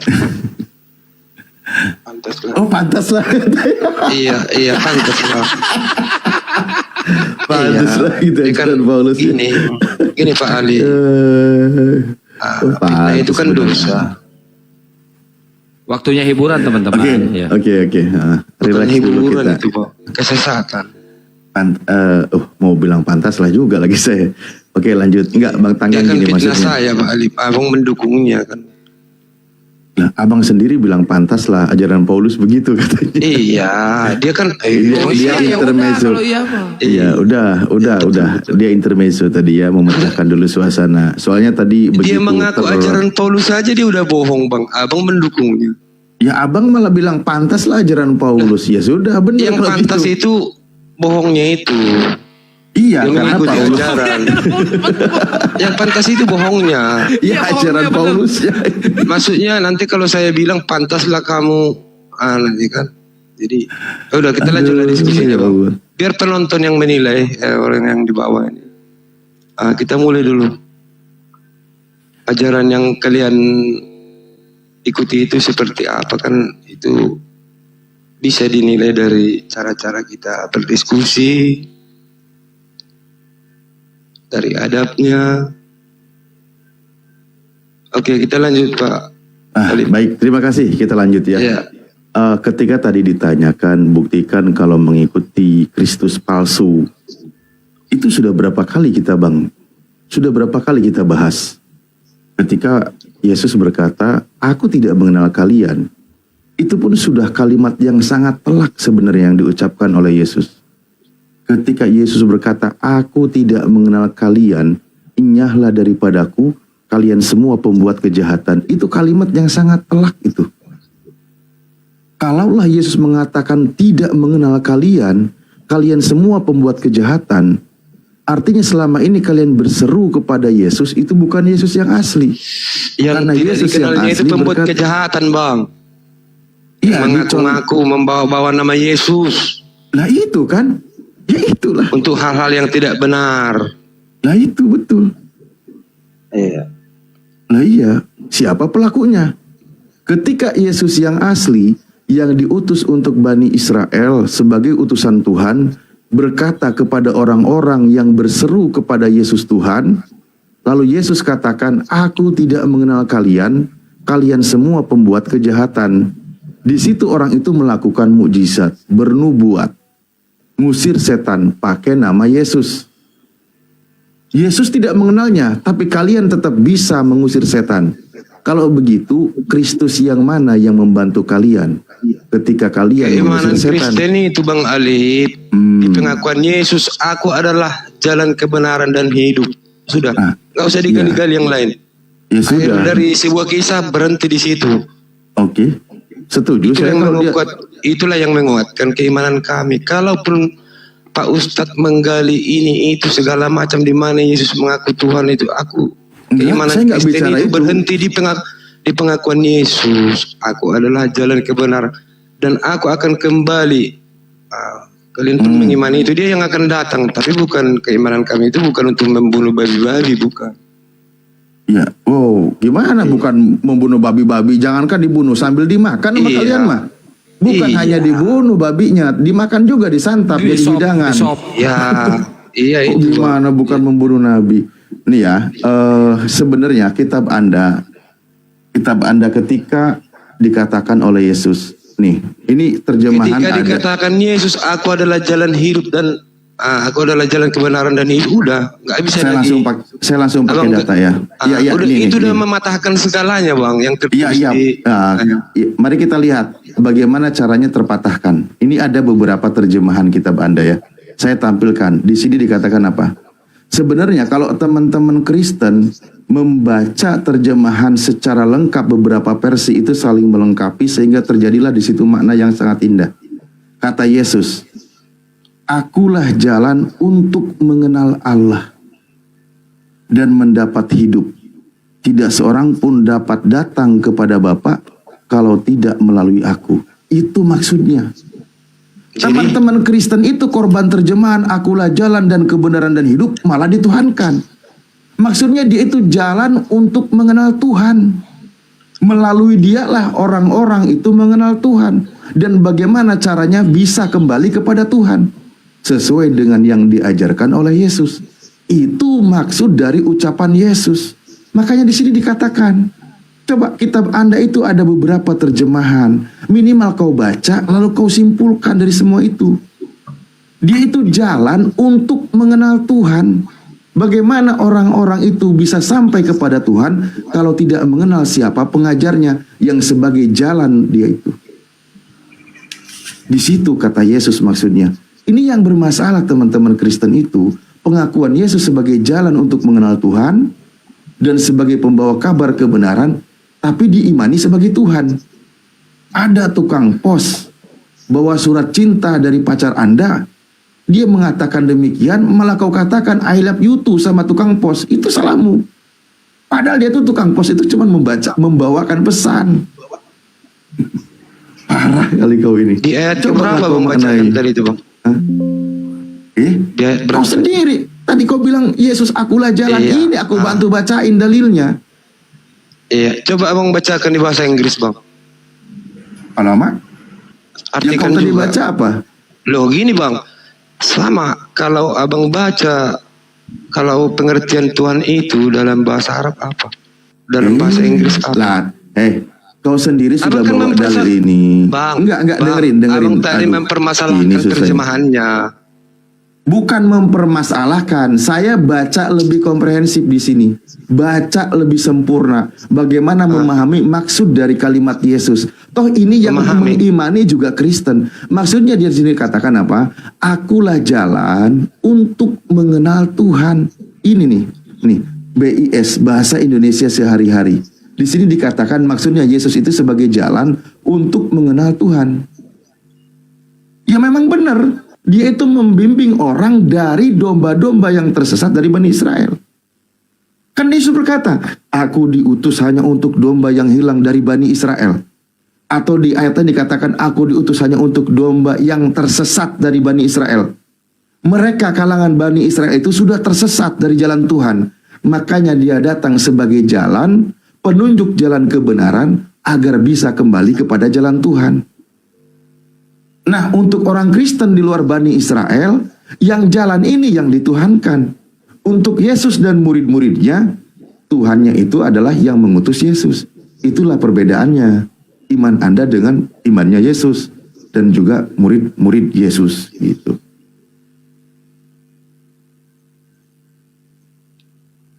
Paham ya? Itu perkataan Jelas Yesus. paham lah, Bang. Justru apa yang tidak paham? Ya udah, Maknanya akulah nggak jalan. Oke, kalau gitu saya baca ulang contoh ya, bagaimana Anda paham atau tidak. Paham Kata lah Yesus, maknanya ya. akulah jalan dan kebenaran dan hidup. Tidak ada seorang pun Maknanya yang sambil maknai, Bang. Ya, sambil dimaknai ya. lagi baca, sabarlah kenapa. Iya. Akulah jalan dan kebenaran dan hidup. Tidak ada seorang pun yang datang kepada Bapa kalau tidak melalui aku. Pertanyaan saya, yang Tuhan ini yang jalan atau tujuan? Jalan kebenaran, Bang. Jalan kebenaran. Iya, Yesus itu jalan, udah tahu. Tak seorang pun yang bisa sampai kepada Bapa kalau tidak melalui aku. Nah, yang dituju ini Bapa atau jalan? Udah Bang simak tadi. Aku adalah jalan kebenaran dan hidup. Gurunda, gua kebagian yang model kayak gini lagi. Aduh, seharian. Aduh, sedih. Seharian gimana maksudnya? Abang yang pertanyaan saya. Iya, yang pertanyaan Tuhan pertanyaan saya. Bilang aja lah yang diakui Tuhan. Ya simpel aja. Kau ngomong dulu lah. Iya maksudnya Bang. Maksud dari pertanyaan abang itu apa? Apa ada yang nggak setuju di pikiran abang pengakuan Yesus itu gitu? Di situ Yesus sebagai jalan. Lalu ada Bapa sebagai yang dituju. Kan gitu bunyi ayatnya. Ya iyalah Bang. Nah, saya tanya, yang Tuhan yang hakiki itu, Tuhan yang sebenarnya itu, yang dituju yang disebut Bapa atau yang jadi jalan? Jalan menuju Bapa. Kang, mendingan saya mayar akang 500.000 daripada diskusi jadi nggak manukia Kang. Sanggup Ya nggak sanggup lah, orang abang memahaminya nggak bisa. Mualah mau waras. Bukan nggak waras, abang nggak bisa memaknainya. Bentar, teman-teman ya, tolong di tap-tap, teman-teman di tap-tap, diposting ulang dan di share-share ya, buat teman-teman yang di YouTube juga, yang di Zulkifli Mabas, yang di Bang Handi Celebes Official, dan di Panglima Apologet Islam, ya. Debat ini atau diskusi ini disiarkan langsung oleh beberapa channel YouTube dan disponsori oleh Paramek, obat sakit kepala. Silakan yang mau Paramek ada di keranjang warna ungu ya, keranjang warna ungu sama warna pink ya. Silakan di order ya dari sekarang, silakan. Daripada pusing aing lieur sia belum sia ontohot barokokok sia. Udah dibacain dalilnya, dijelaskan bahkan keterangannya itu bagaimana terjemahan yang lain menjelaskan. Dia sendiri yang bawa ayat ke situ. Ditanya nggak ada nyambungnya, beneran Kang. Emang mesti mendingan isuk transfer ke Akang aing daripada suruh ngadepin dia setengah jam aing. Ampun. Ya, ini ada PES Okhai. Astagfirullah, ya Allah. PES Okhai. Kalah kabur sama ditanya teh. Tadi waktu debat Gurunda teman-teman, di bawah 15 orang yang antri. Bagus, kompak, saya suka itu. Saya suka itu. Sukanya kenapa? Itu yang antri nggak ada satupun Muslim, Kristen semuanya itu. Oten semuanya yang minta. Ini. Nah jadi kalau ada perdebatan kayak gitu teman-teman lagi seru-serunya, tolonglah yang muslim jangan minta naik dulu, karena udah cukup para gurunda-gurunda kita yang di atas ya. Jadi jangan, aduh gurunda saya pengen banget. Nah, lagi debat gitu nggak etis, nggak elok ya.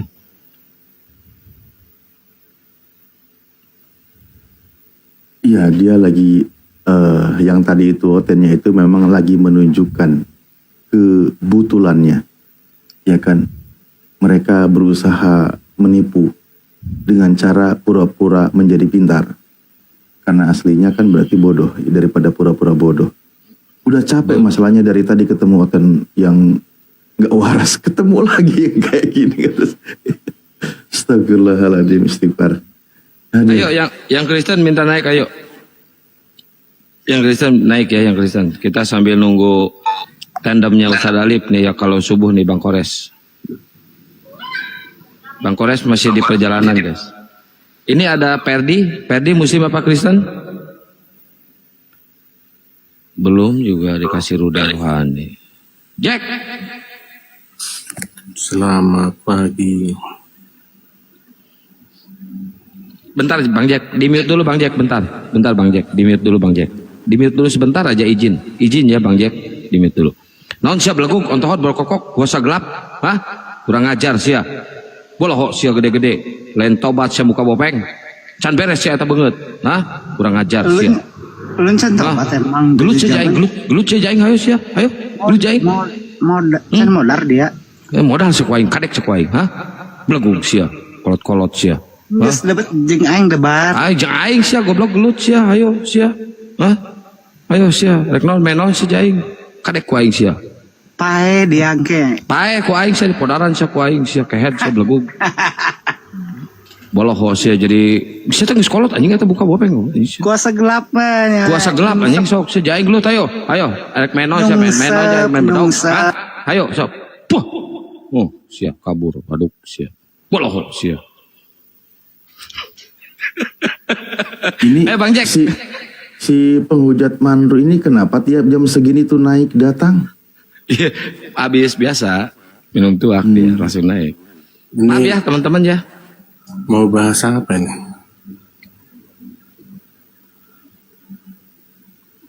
Ya, lanjut aja dari tadi kita membahas Bang. Enggak. Boleh kalau tadi menyimak silahkan ditanggapi dulu poin yang mana yang ingin ditanggapi. Enggak, saya baru masuk, jadi nggak tahu. Oh iya, kalau gitu kita kembali dulu ya. Saya coba izin menyampaikan dulu sedikit begini. Yesus itu melakukan sebuah nubuat kan, menyampaikan sebuah nubuatan. Jadi kalian bertanya tentang Yesus. Ya, katanya saya narasi dulu boleh? Silakan. Oke, baik. Nah, Yesus itu pernah melakukan atau menyampaikan sebuah nubuatan. Waspadalah terhadap nabi palsu, pengajar palsu yang akan datang kepadamu. Sebenarnya dia itu adalah serigala yang buas, yang menyamar seperti domba. Itu kata Yesus. Nah, dalam nubuatannya tersebut, dia berkata di akhir perikopnya, pada waktu itulah aku akan berterus terang kepada mereka dan berkata, aku tidak pernah mengenal kamu, nyala daripadaku, kalian semua pembuat kejahatan, kata Yesus. Nah, Yesus pernah bernubuat seperti ini. Ketika Yesus menubuatkan sesuatu, maka perlu ada penggenapan. Dalam nubuatannya tersebut, dia akan mengusir satu golongan. Kira-kira nih Bang, pertanyaan saya mungkin, Anda bisa jawab, siapakah golongan tersebut yang akan diusir oleh Yesus? Gitu.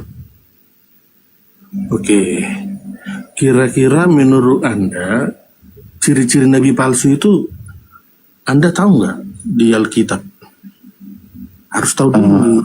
Kalau nggak tahu nabi palsu ya repot juga kan. Ciri-ciri nabi palsu itu seperti apa? Coba jelaskan dulu. Oke, saya lanjutkan kalau gitu ya. Di dalam Matius 7 itu, dari 15 Enggak, jangan lari ke Alkitab dulu. Yang saya tanya, Anda tahu? Makanya saya baca. Enggak, sekarang makanya kan saya baca. Apa perbedaan nabi palsu dengan? Kan mau saya jawab. Iya, makanya jelaskan dulu. Perbedaan nabi palsu dan nabi sejati apa bedanya? Silakan. Ya, makanya saya jawab kalau gitu. Berarti Anda belum tahu. Iya, silakan aja. Saya ulang lagi kalimatnya ya. Waspadalah terhadap nabi-nabi palsu yang datang kepadamu dengan menyamar seperti domba, tetapi sesungguhnya mereka adalah serigala yang buas. Dari buahnya lah kamu akan mengenal mereka. Dapatkah orang memetik buah anggur dari semak duri, atau buah ara dari rumput duri? Demikianlah setiap pohon yang baik menghasilkan buah yang baik, sedang pohon yang tidak baik menghasilkan buah yang tidak baik. Udah tahu Tidak saya. mungkin pohon yang baik itu Iya, menghasilkan makanya buah gini. yang tidak baik. Alif, dengar dulu Alif. Nah, saya baca dulu. Ciri-ciri Nabi palsu. Ya ini Makanya lagi dengar, dijelaskan dengar. kata Yesus. Iya, makanya saya jelasin dulu ciri-ciri Nabi palsu. Kan Anda menurut tidak Alkitab. tahu. Yes, Anda dengar tidak dulu, tahu. Dengar. Biar saya Enggak. jelaskan dulu nih. Ciri-ciri Nabi palsu menurut Alkitab ini saya baca ya. Pertama, menyuruh menyembah Allah lain selain Yahweh. Di mana dalilnya? Ayat 20 sampai 22. Yang kedua, memberikan hawa nafsunya kepada perempuan lain dan mengumbar hawa nafsu. Yeremia 20 ayat 3, Yeremia 2 ayat 24. Yang ketiga, mati minum racun. Sebentar. Ini satu nih. Sebentar. Yang sedang kita baca, yang sedang kita baca, makanya kan tadi kan ada nabi palsu. Sebentar, Anda boleh diam, Anda boleh diam nggak? Anda boleh diam nggak? Saya lagi baca pun dipotong. Saya lagi baca dipotong. Udah. Silakan Anda dibaca, tadi Ustaz. nanya. Udah Saya lanjutkan diam dulu bacanya. Udah diam dulu, bawa dulu dia. Nggak bisa dia diam kalau di atas. Dia bilang tadi tidak tahu. Kalau gitu saya baca satu perikop. Oke, saya ulang ya. Dari buahnya lah kamu akan mengenal mereka. Ini kata Yesus. Ngapain kau tiba-tiba ke Yeremia, ke Ulangan, kemana? Kalian itu kenapa sih berusaha untuk menyembunyikan ajaran Yesus?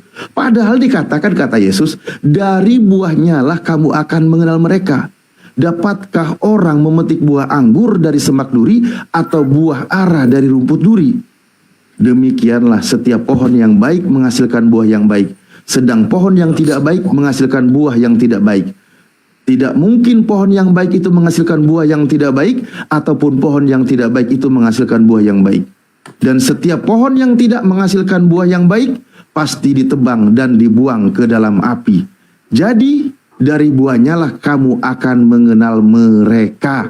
Bukan setiap orang yang berseru kepadaku, Tuhan, Tuhan, akan masuk ke dalam kerajaan surga, melainkan dia yang melakukan kehendak Bapakku yang di surga. Pada hari terakhir, banyak orang akan berseru kepadaku, Tuhan, Tuhan, bukankah kami bernubuat demi namamu, mengusir setan demi namamu, dan mengadakan banyak mujizat demi namamu juga? Pada waktu itulah aku akan berterus terang kepada mereka dan berkata, aku tidak mengenal kamu, enyahlah daripadaku kalian semua, pembuat kejahatan. Satu perikop ucapan Yesus itu, mestinya teman-teman Kristen tuh udah paham. Siapa pelakunya sudah dicontohkan oleh Yesus. Siapa yang harus menggenapi itu kita lihat dari bukti pengajarannya dan seperti yang dicontohkan oleh Yesus. Ternyata bukan setiap orang yang berseru kepada Yesus Tuhan yang akan masuk surga, tetapi yang melakukan kehendak Tuhan, kehendak Bapa yang di surga. Justru yang bernubuat, bermujizat, ngusir setan pakai nama Yesus, itulah yang akan diusir oleh Yesus. Karena itu dikatakan pembuat kejahatan. Siapa di situ pelakunya? Karena nubuatan Yesus itu mesti digenapi. Sejauh ini hanya orang Kristen. Betul, Ustaz. Kalau Oke, saya itu sendiri aja. kan ciri-ciri nabi palsu ya. Pertama, ajarannya tidak sama dengan ajaran para nabi. Kedua, membuat Tuhan baru.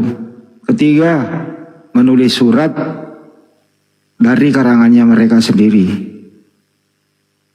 Tuh, itu sih intinya tuh nabi palsu itu. Terima kasih ya yang ada di Hadis Lebes Channel. Kita sudahi dulu.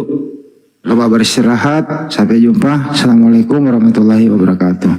Waalaikumsalam warahmatullahi wabarakatuh. Ya, kenapa tadi Oten itu nggak sabar? Padahal perlu dipahami ucapan Yesus. Malah dia larikan ke kitab perjanjian lama. Kita bisa nanti cari yang berkaitan dengan nabi palsu itu seperti apa. Bisa kita bukakan. Ini mungkin Jopi ini dari mana Jopi? Kalau dari Kristen silakan.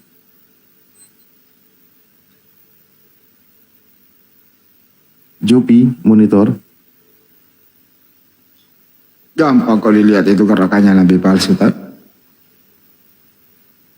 Iya.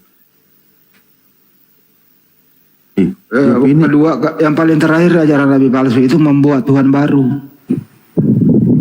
Mematikan seseorang di tiang salib, baru dihidupkan menjadi Tuhan. Itu Nabi palsu, itu membuat Tuhan baru.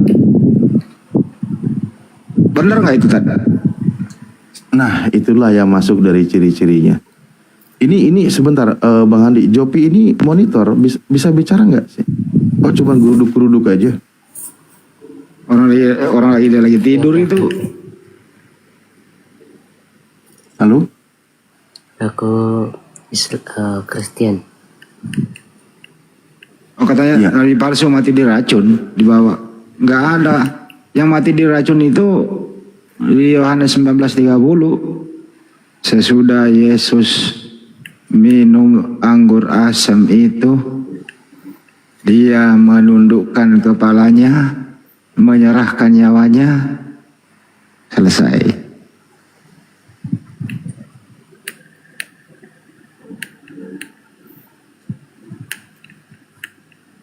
Ada yang mau saling hujat naik? Gue pengen nih gue ajar-ajaran nih, mumpung gue baru bangun nih. Seger nih gue nih. Bang Andi izin ya, buat teman-teman yang di TikTok yang 4,5 izin saya minta sodako subscribe-nya channel YouTube saya ya. Izin ya, Bang Andi, Ustadz Ali, Bang Juma. Subscribe channel YouTube saya ya, Akang Santang Kreator. Ini ya buat teman-teman, dibantu ya. Akang Santang Kreator, ini ininya nih.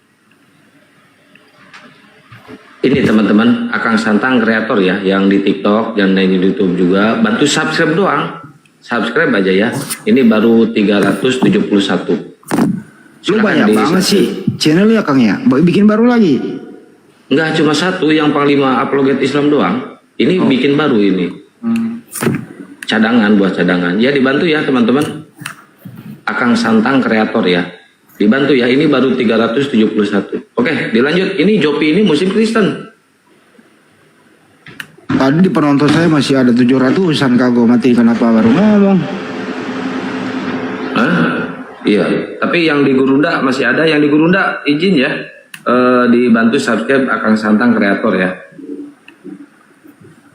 Yang di HCO juga itu banyak tuh. Cuma sekarang live ulang cuma 10 orang penontonnya, bukannya digeser ke HCO, Bang Andi. Aduh. Lagi menurun. Selamat pagi. Memang agak menurun sekarang. Tapi akhir-akhir ini saya naik, udah mulai naik lagi kembali. Subscribe-nya udah bisa 1000. Kemarin menurun. Iya. Ini Bang Andi, Kristen kayaknya. Dia nggak ngomong nih, mau ngomong dia. Udah ngomong, selamat pagi. Halo, silakan bro. Selamat pagi. Pagi.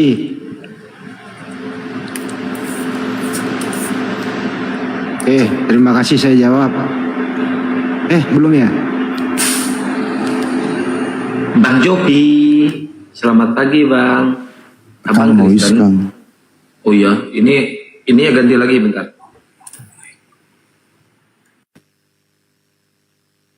Loh, malah turun ya.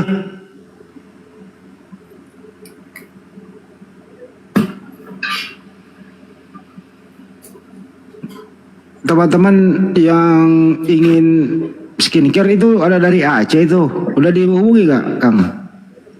Kasih nomornya si Akang, direspon dong kalau ada gitu.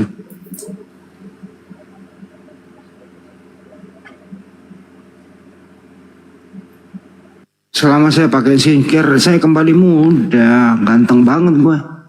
Mulus, imut-imut, gitu. Kayak bayi siapa gitu gue. Makanya gue orangnya suka ngantuk kan sih. Sejak pakai skincare ngantuk, jam 10 pasti ngantuk. Ketiduran di kursi sofa, baru bangun nih seger nih. Karena habis subuh, baru tidur lagi dikit, baru berangkat ngojek. Aku ngojek tuh startnya jam 6:30, Kang. Cek satu. Ini noise enggak ya? Enggak. Ya. Ngojek 6:30, istirahat jam 12, baru ngojek lagi. Menjelang maghrib pulang. Itu teman-teman. Mudah-mudahan gua tuh pengen ada netizen yang connect ke akun saya. Dia jadi customer aku gitu. Saya antar dia ke surga. Kalau Oten gua antar dia ke neraka.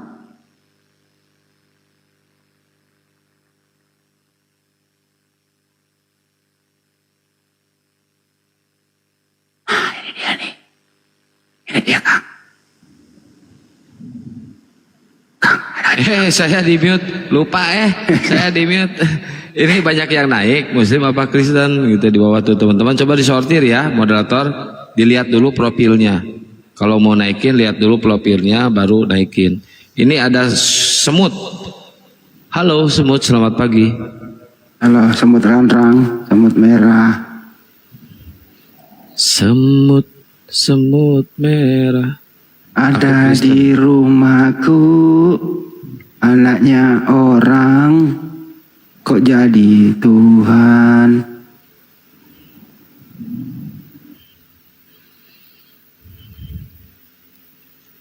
Memang kalau Banyuma yang buka kelas belajar ya, lantang suara berisi. Si Darel itu tadi tuh udah kedua hajar itu di room sebelah, lari ke sini dihajar sama Banyuma, besok malam dihajar lagi sama siapa itu? Ya ini ada siapa ini? Aku Kristen kan ya? Aku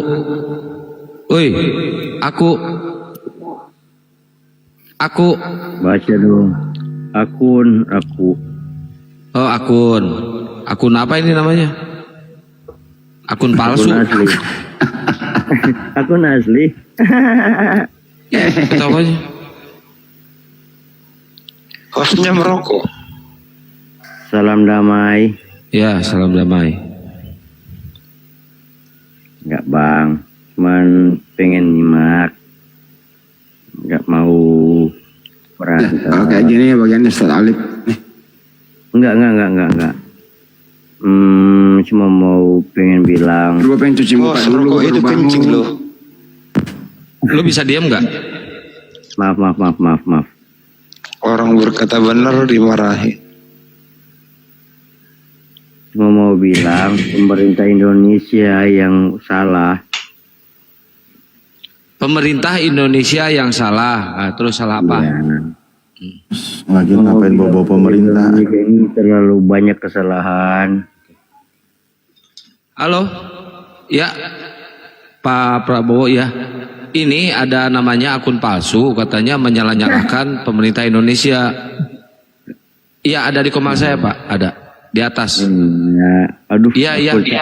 Aku kabur masih nih ada kalau di gini. atas. Aku kabur nih kalau gini. Iya sebentar. Bentar saya tahan dulu, saya ikat dulu di sini di atas ya Pak. Aku cabut. Iya, baris krim aja yang naik ke sini. Jangan Intel. Oke. Ya, iya Pak. Ini saya lagi di sama saya Pak. Dia menghina Indonesia Pak. Katanya Indonesia pemerintahannya salah gitu Pak. Iya. Betul Pak. Dia yang bilang barusan ke saya Pak. Masih ada di atas ini. Ada, saya tahan dulu Pak. Ada, masih nggak kemana-mana, ada di sini. Ya siap. Ya, waalaikumsalam. Mana?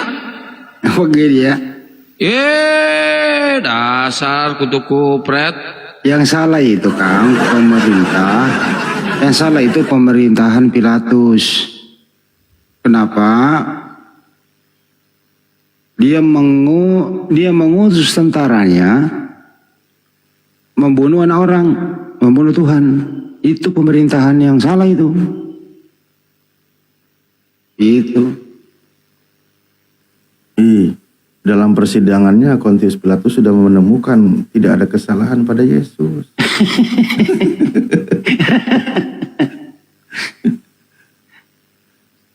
Pemerintahan diktator banget itu dia tuh. Tuhan kok dibunuh gitu loh.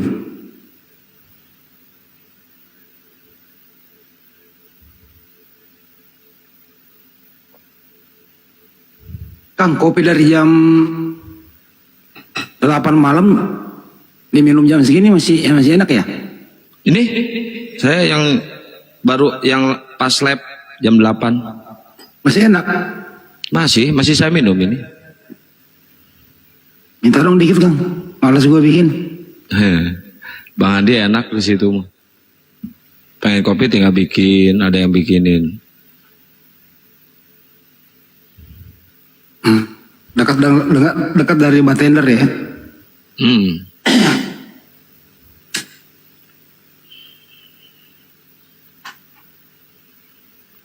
Ayo dong yang Kristen yang sedikit berilmu yang naik tuh. Ini yang kayak ginian minta naik, yang kayak ginian males. Gak apa-apa naikin aja buat. Ya gak apa-apa. Kores masih di jalan itu. Bang Jib, sini Bang Jib. Temenin di atas lah, kita begadang di atas. Ayo Bang Jibrin naik Bang Jibrin. Kita karaokean. Semangat Akang, siap. Ini waktunya kita bersemi nih. Ini si kucing ini dari kemarin minta naik tapi muter-muter terus. Kang, gue dapat saweran $100 Kang. Masya Allah, alhamdulillah.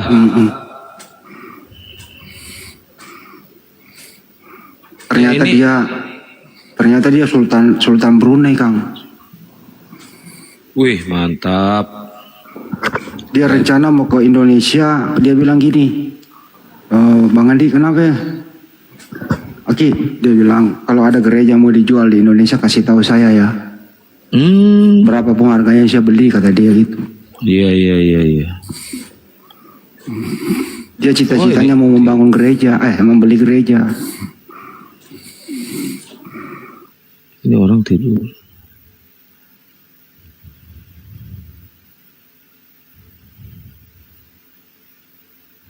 Nah ini naik lagi nih si akun palsu. Nah Bang Handi, mainan Bang Handi naik. Aku jadi pemerintah yang solim itu, pemerintah yang diktator itu, pemerintahnya Pilatus, Roma. Itu Bang. Masa nggak ada orang salahnya dihukum? Itu Bang. Maafkan diriku. Iya saya sudah maafkan dirimu Bang. Dirimu dan dirimu lah Bang. Bang ada pokok bahasan kah? Apa itu Bang?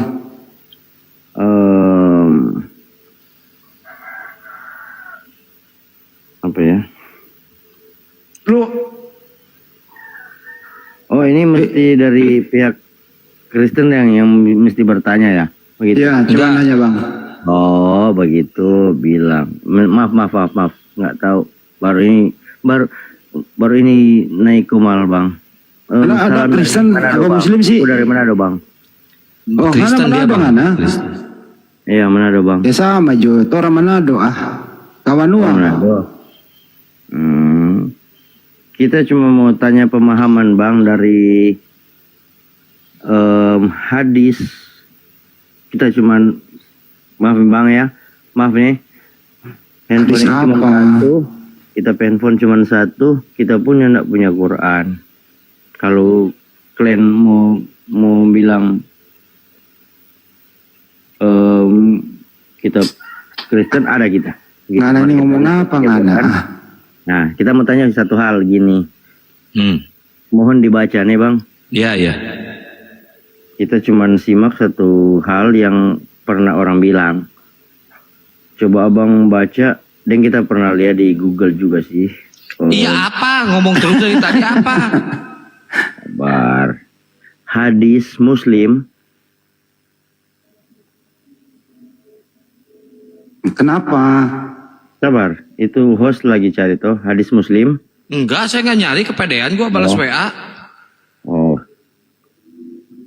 Sekiranya kalau boleh, sekiranya kalau boleh, cari semua mana minum cap tikus mana sudah Jo Lengarang hadis Muslim jilid 3 nomor 152. Sekiranya boleh baca Akang kalau memang ada. Perintah nggak lebih baca lah. Siapa nggak suruh baca orang? bagaimanakah kalau komalkum begini? Kita kan enggak. Ya udah saya baca. Hilang. Kita Ya, ada. ini saya mau baca. Terima kasih host yang terbaik. Makasih. Sama-sama. Ini saya baca ya. Tadi Ya, di ini ya. Nah, ini. Hadis Muslim. Iya. Jilid 3 nomor 152. Iya, ini. Kristus telah menebus kita dari kutuk hukum Taurat dengan jalan menjadi kutuk karena kita. Sebab telah tertulis terkutuklah orang yang tergantung di kayu salib. Nah ini, udah saya bacain. Gimana bos? Ini. Kristus telah menebus kita dari kutuk hukum Taurat dengan jalan menjadi kutuk karena kita. Sebab ada tertulis terkutuklah orang yang digantung pada kayu salib. Mantap kan? Bukan klan yang coba jelasin sama Anda, jelasin kenapa Tuhan Anda terkutuk di kayu salib. Ayo jelasin. Bukan salah. Itu udah benar, ini udah benar, udah saya bacain. Gini, di zaman itu penghukuman di zamannya di zaman sorry orang bodoh diriku. Iya, nggak apa-apa bang, baca aja. Itu hadis yang dia bawa itu Kang. Itu hadis bang. Diam dulu nggak ada. Apa nggak ada? Gua diam juga nggak. Nanti saya bikin dikit tarabe yang ada. Itu hadis itu buatan dia, katanya apa ya? Muhammad, nafas hidupku ada di dalam Isa putra Maryam. Gitu loh. Benar gak itu Ustaz? Benar gak Ustaz? Oke, Bang Hadi, sekaligus juga terima kasih ini untuk Kristen yang bertanya. Memang untuk mereka layak bertanya seperti itu. Karena apa? Karena mereka mengikuti dari para penyesat-penyesat yang membuat hadis-hadis palsu. Sehingga saya dengarkan dia, saya ketik di Google ya, Muslim Jilid 3 152. Ternyata yang nongol website ini nih. Iya, tadi saya udah ngetik nongol website itu, makanya saya balikin tadi ke Galatia tadi. Kita buka, pernah buat hadis. Ya ini contohnya ini. Diam jangan ada dulu Ini website penyesat ini ya. Ini punya Kristen mengatasnamakan Islam, tujuannya menyesatkan umat Islam. Bikinlah sebuah narasi hadis seperti kalimat ini nih. Abang Alif. Ini yang dia katakan. Ini kan berbicara hadis. Ini Kristen nggak punya hadis. Ini kan berbicara hadis. Makanya kau diam dulu. Kalian itu kan korban. Kalian itu korban, makanya saya bantu. Jadi ada sebuah website Isa dan Islam.org yang menyesatkan umat Islam. Ini yang punya adalah Oten, ya, tapi dia mengatasnamakan Islam. Disinilah ada narasi. Bahkan ini dikatakan nih, ini postingan ini 2012 loh ternyata ya, 2012. Di sini dijelaskan, dia bilang nih, namun benarkah Muhammad merindukan kehidupan Allah melalui Isa Al-Masih? Ia pernah berkata, nafas hidupku ada di dalam Isa Al-Masih putra Maryam. Dia bilang seperti ini. Ini nggak ada ini. Hadis kayak gini nggak ada. Ini para penyesat yang mereka buat, lalu korban-korbannya berseliweran di sosial media. Bertanya-tanya kepada umat Islam. Ini dari sumbernya dari penyesat ini. Bahkan di dalam sebuah hadisnya, kebanyakan itu hadis qudsi namanya, firman Allah yang kepada Nabi Muhammad SAW, tapi redaksinya dari Rasulullah dengan kalimat waladi nafsi biyadi, demi yang jiwaku berada di dalam genggamannya, genggaman Allah, bukan genggaman Nabi Isa. Nah gimana kalian ini lucu? Dia maha kuasa, gimana orang dia sendiri nasibnya di tangan tentara Romawi? Nah ini teman-teman, saya bilang ternyata ini yang postingan 2012, dan memang banyak sekali teman-teman Kristen itu ngambil referensi dari sini. Ini adalah penyesat ya. Ini yang punyanya Oten, yang ujung-ujungnya adalah mengajak menuhankan Nabi Isa. Dia banyak kutip-kutip ayat Al-Quran di sini. Banyak dia ayat Al-Quran ambil ya nih. Tapi tujuannya adalah untuk memurtadkan umat Islam gitu. Jadi itu jawabannya ya, kesimpulannya. Yang kau baca itu jilid 3 152 itu dibuat oleh orang pemakan babi. Iya. Udah dijawab ya. Jadi Ini yang membuat saya itu ingat pas saya ketik Pak Handi, ternyata narasi ini kan pernah dibawain sama Kiamat waktu Kiamat debat sama Kang Baal. Pas saya ingat, makanya tadi saya bawain Galatia itu. Ngapain juga gitu kan ditanggapi, ini hadis palsu yang dia bawain. Ini anak buah Kiamat ini. Jadi yang buat itu orang pemakan babi yang buat gitu. Oh, berarti abang tadi sebagai muslim yang membacakan itu tadi ya? Membacakan hadis itu tadi ya? Iya, pemakan babi yang buat. Bukan yang membacakan itu sama host tadi yang jadi Galatia 13, abang tadi ya? Sebagai muslim ya? Saya yang membacakan. Iya, supaya saya paham gitu. Ya. Oke. Emang Anda belum paham tentang ayat itu? Ya paham kali lah. Ya udah, kalau paham ngapain juga dipermasalahkan? Enggak, persoalannya saya mencerdaskan kalian juga. Ya Jadi kan saya membawakan ayat itu biar kalian itu cerdas. Tidak ada Tuhan yang mati terkutuk di kayu salib. Mana ada? Santang. Kian santang yang namanya. Iya, kenapa? Nah, jadi yang masalah problem yang paling utama sebenarnya kalian seringkan membawakan ayat itu karena menunjukkan ketidakcerdasan gitu. Problem utama di teman-teman muslim adalah nih, problem pertama gua jawab dulu. Dengar dulu, gua jawab. Problem pertama karena gua pengen mencerdaskan kalian. Kalian gak usah lah menyembah-nyembah Tuhan yang mati terkutuk di kayu salib, gitu ya. Gak usah, lu beralih ke Tuhan yang benar. Gak usah menyembah Tuhan yang maha diludahi, mukanya penuh dengan ludah. Gak usah, ya. Yang benar lu hidup. Lu ngegas, gua gas balik lu.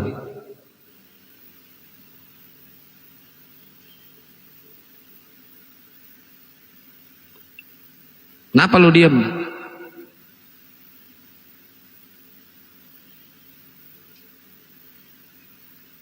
Bangga banget kalian menyembah Tuhan yang terkutuk. Kenapa?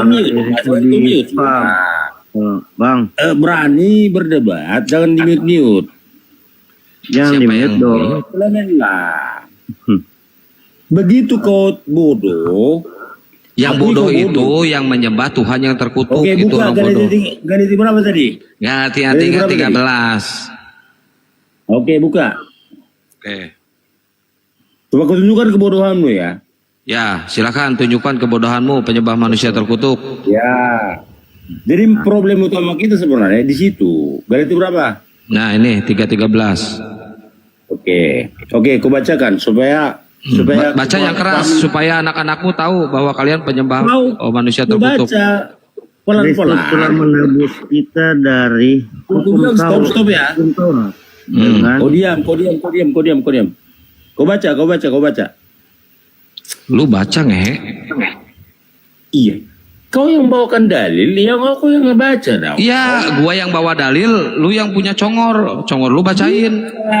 Kau yang diskusi, begitu kau membawa dalil harus kau buktikan bahwa kau bisa membuktikan apa yang dipikiranmu gitu loh.